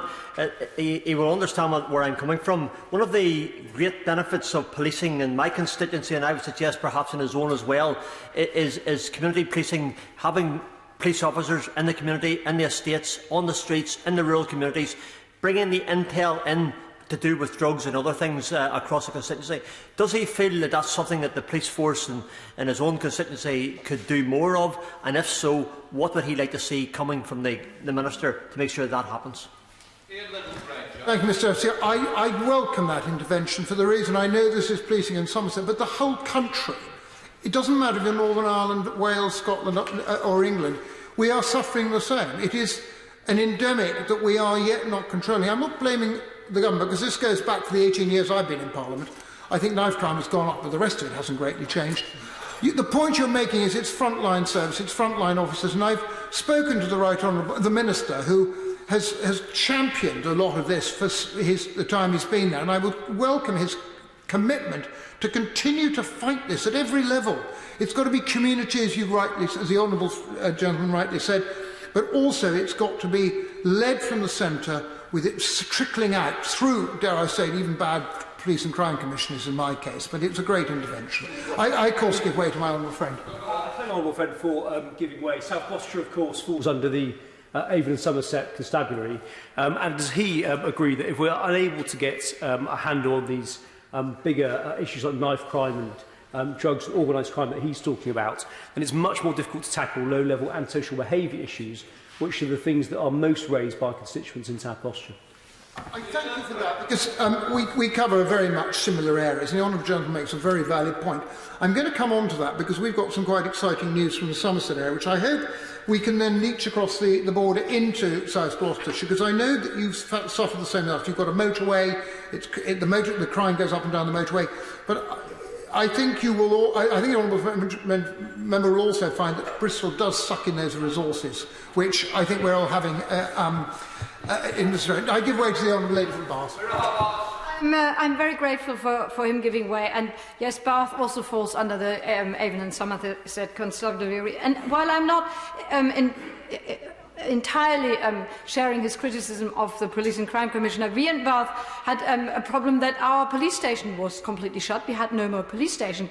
Fortunately, we now will get a police station back, but will he not agree with me that it is important that the opening hours are 24/7, because that's what makes the people safe and feel that they're actually being looked after by the police? I think that's a very interesting comment. I will say, I don't know the situation in Bath, so I'm very grateful for her intervention. Certainly, I know the feeling that she's going through. We lost the police station in Minehead and then in Bridgewater, but they've built a purpose-built police station in Bridgewater, which has been highly successful, and the custody suite for Somerset is there. But it does absolutely put that point across, that we need the local policing in our areas. It doesn't matter if it's Bath, South Gloucestershire, wherever it may be. And the honourable lady is quite right to highlight that, and I agree with her. I can't agree with her over Sue Mount-Stevens. I think she's quite appalling, but that's a personal view. Of course, this is not and should not be seen just as a matter of policing. Clearly, many agencies need to be involved, which is what I've just been saying, if the root cause of rising crime is ever being tackled. So I welcome the approach that the Home Office is pushing. Sedgemoor, which is part of my constituency, has been selected as one of the 5 national pilot projects to help combat the threat of serious and organised crime. To me, this is no great surprise, Mr Deputy Speaker. It's an us justified feather in the cap for Sedgemoor District Council, who I know works incredibly closely with the police, because I just said to the Honourable Lady of Bath, the police headquarters is actually there. This project will tackle the impact of organised drug networks, like the recruitment of vulnerable young local youth to push drugs supplied by national dealers, a relatively known threat known by the catchphrase country lines. I give way to my honourable friend from North Devon. I'm very grateful. I hesitate to do so, but to correct my honourable neighbour, I think it's county lines. And the point which I was seeking to make is that we share a border of constituencies and counties, and therefore of constabularies. Avon and Somerset Police and Devon and Cornwall Police. Will he reflect on 2 things briefly? Firstly, that the county lines drug running, which he mentions, is a vital thing that must be tackled across these borders. And secondly, will he join me in thanking the rank and file officers who do such hard work in my constabulary and in his to try to counter this crime? I thank my honourable friend. We share the beauty of Exmoor between us, and my honourable friend's absolutely right. It's a very remote area. There are too many roads, and we know that it's not just drugs, it's also sheep and cattle and other things. So it is certainly hard. But I'm going to make, if I may, now some progress, because otherwise my honourable friend will have a little time to come back. And it was county lines, and I'm very grateful for my honourable friend's correction. They also work with health partners to combat the illicit sale of alcohol and cigarettes and the review and impact of rural crime. A good idea, particularly in the Rural Crime Review. Rural crime has become the forgotten crisis in many parts of Somerset, as my honourable friend pointed out. Forgotten and ignored, some people feel. Sleepy-sounding places like Stegumber and Crowcombe, believe it or not, have some of the highest rates of crime outside Taunton, and they're tiny. I invite you to, if I may, Mr Deputy, to what one farmer said when she wrote to me about her life in rural Somerset. The countryside is under siege. We've been subject to threats, physical and verbal assaults, trespass, criminal damage, and sometimes on a daily basis. But the response to 999 call-outs is absolutely abysmal. My husband was tending his livestock when he came across 2 individuals who was punched severely in the face, but despite ringing 999, an officer took 3 hours to show up. How much and how badly do we have to be injured before rural crime is taken seriously? I can assure you, my right honourable friend, this unfortunately is no isolated incident. Crime has scarred the beautiful countryside and invaded respected areas too, including the county town of Taunton.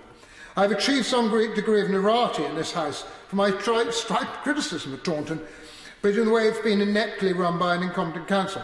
I recently quoted the crime figures in Taunton, which without any doubt are actually shocking.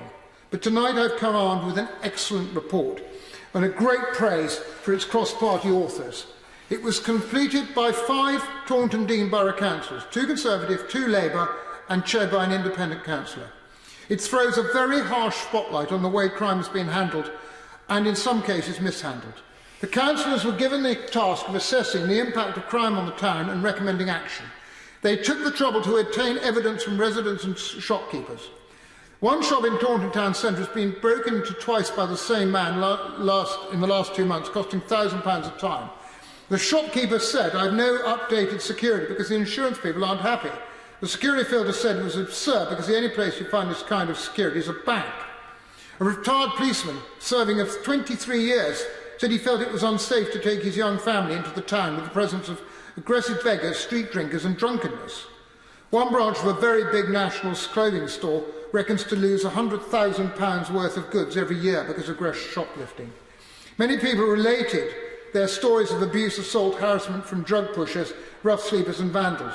It happens even in broad daylight in the historic heart of a once incredibly proud town. The evidence of the report is grim and depressing. The conclusion is that the committees are equally blunt. Neither the council, the elected custodians of Taunton Town Centre or the police are taking the lead to tackle crime and antisocial behaviour. Both need to take robust and expedient action. Taunton Deane Council introduced a public spaces order 3 years ago to get a grip on this, quite rightly so. But guess what? There's been no shortage of lights in the town. There hasn't been a single prosecution. It affects us all. The committee calls this situation woeful, and it's appalling. The Taunton Deane councillors concluded that police lack presence and don't respond to crime as they should. There is also criticism of Mrs Mount Stevens. For the partnership between Taunton and Council, the police said it lacks leadership, strategy and accountability.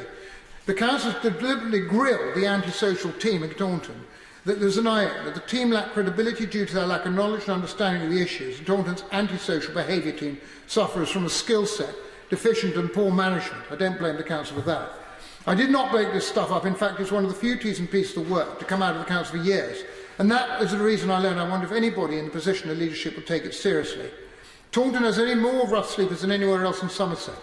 Taunton as a town has boarded up shops and derelict buildings. No wonder travellers invaded with their caravans, and no wonder drug dealers congregate there. It's such a shame because these big problems should have simple solutions and are not being done.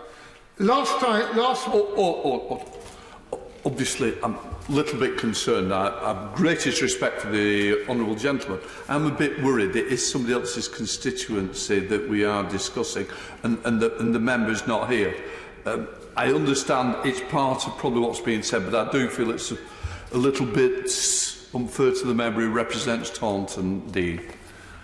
Speaker, I wrote to her this afternoon to say that I would, and I also made it clear I was talking about other parts. This report is actually very good because it reflects on my area as well as hers, and it shows that all of us, Mr Speaker, have a problem here. It's the only report I've seen in 18 years as an MP that has taken this issue in our county to this level, and it is cross-party, and I therefore think I have the right to do it. But I have made it clear to the Honourable Lady in writing, and I thank you for that, because Mr Speaker has had his concerns about that as well. I will just conclude, if I may, and allow my Honourable Friend to have a couple of minutes. The same council hired street wardens in 2014, but only for a month. The committee report said it would cost less than £114,000 a year to employ a proper team for a whole year. Taunton Deane is going to spend £1 million on fencing to hide a very nasty site. I don't disagree with that. But they want to borrow £16 million to build a hotel. Surely it helps my area, it helps all of us to find the money for town wardens. Policing in Somerset is not cheap. It does cost the whole county £284 million a year. I believe they could do more with the officers and money. Perhaps they could do it with too much interference from prime commissioners. We do need to take more than a token operation on this, and a one-week clampdown on knife crime doesn't cut any mustard with anybody. It isn't enough to have sticking plasters. There's a clear role to be played by local authorities. Some are doing it well, others are lagging behind. I hope my right honourable friend will some way disagree with what I said. Thank you. Mr Nicklad. Mr Deputy Speaker, my honourable friend, the member for Bridgewater and West Somerset, has been in this place for 18 years, and we know him to be a tireless champion of the interests of his constituents, and also a tireless champion of the interests of rural areas and the need for, as he puts it, a fair share for the shires. And I congratulate him on his debate, on securing the debate tonight. He asked me where I agree with him.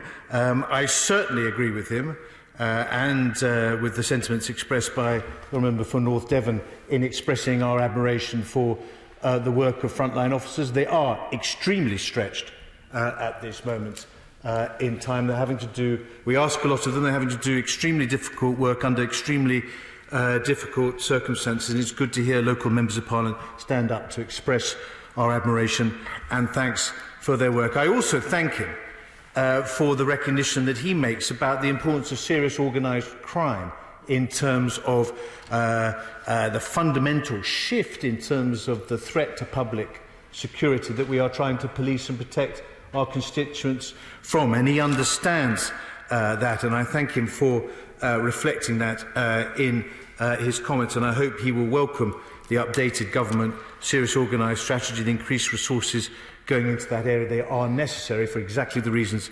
that he sets out. He's left the House in no doubt, Mr Deputy Speaker, about his view on the Police and Crime Commissioner.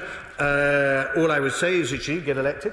And what I do hope is that he agrees with me that the introduction of Police and Crime Commissioners does sharpen local accountability of the police, and the bottom line is that the Police and Crime Commissioner in Avon, Somerset and elsewhere has a job to do, is accountable to the public, and if the public of Somerset do not like what he or she does, they can vote them out. That is the strength of the system that we have introduced. He talked about the Task and Finish Group and the report into Taunton. I take very much on board your point, Mr Deputy Speaker, that actually the member of Taunton Deane is not in her place today, but I also accept the Member of Parliament is clear that there are ramifications for his constituents, but there are clearly mixed views about the accuracy and of this report. But I have read it, and it does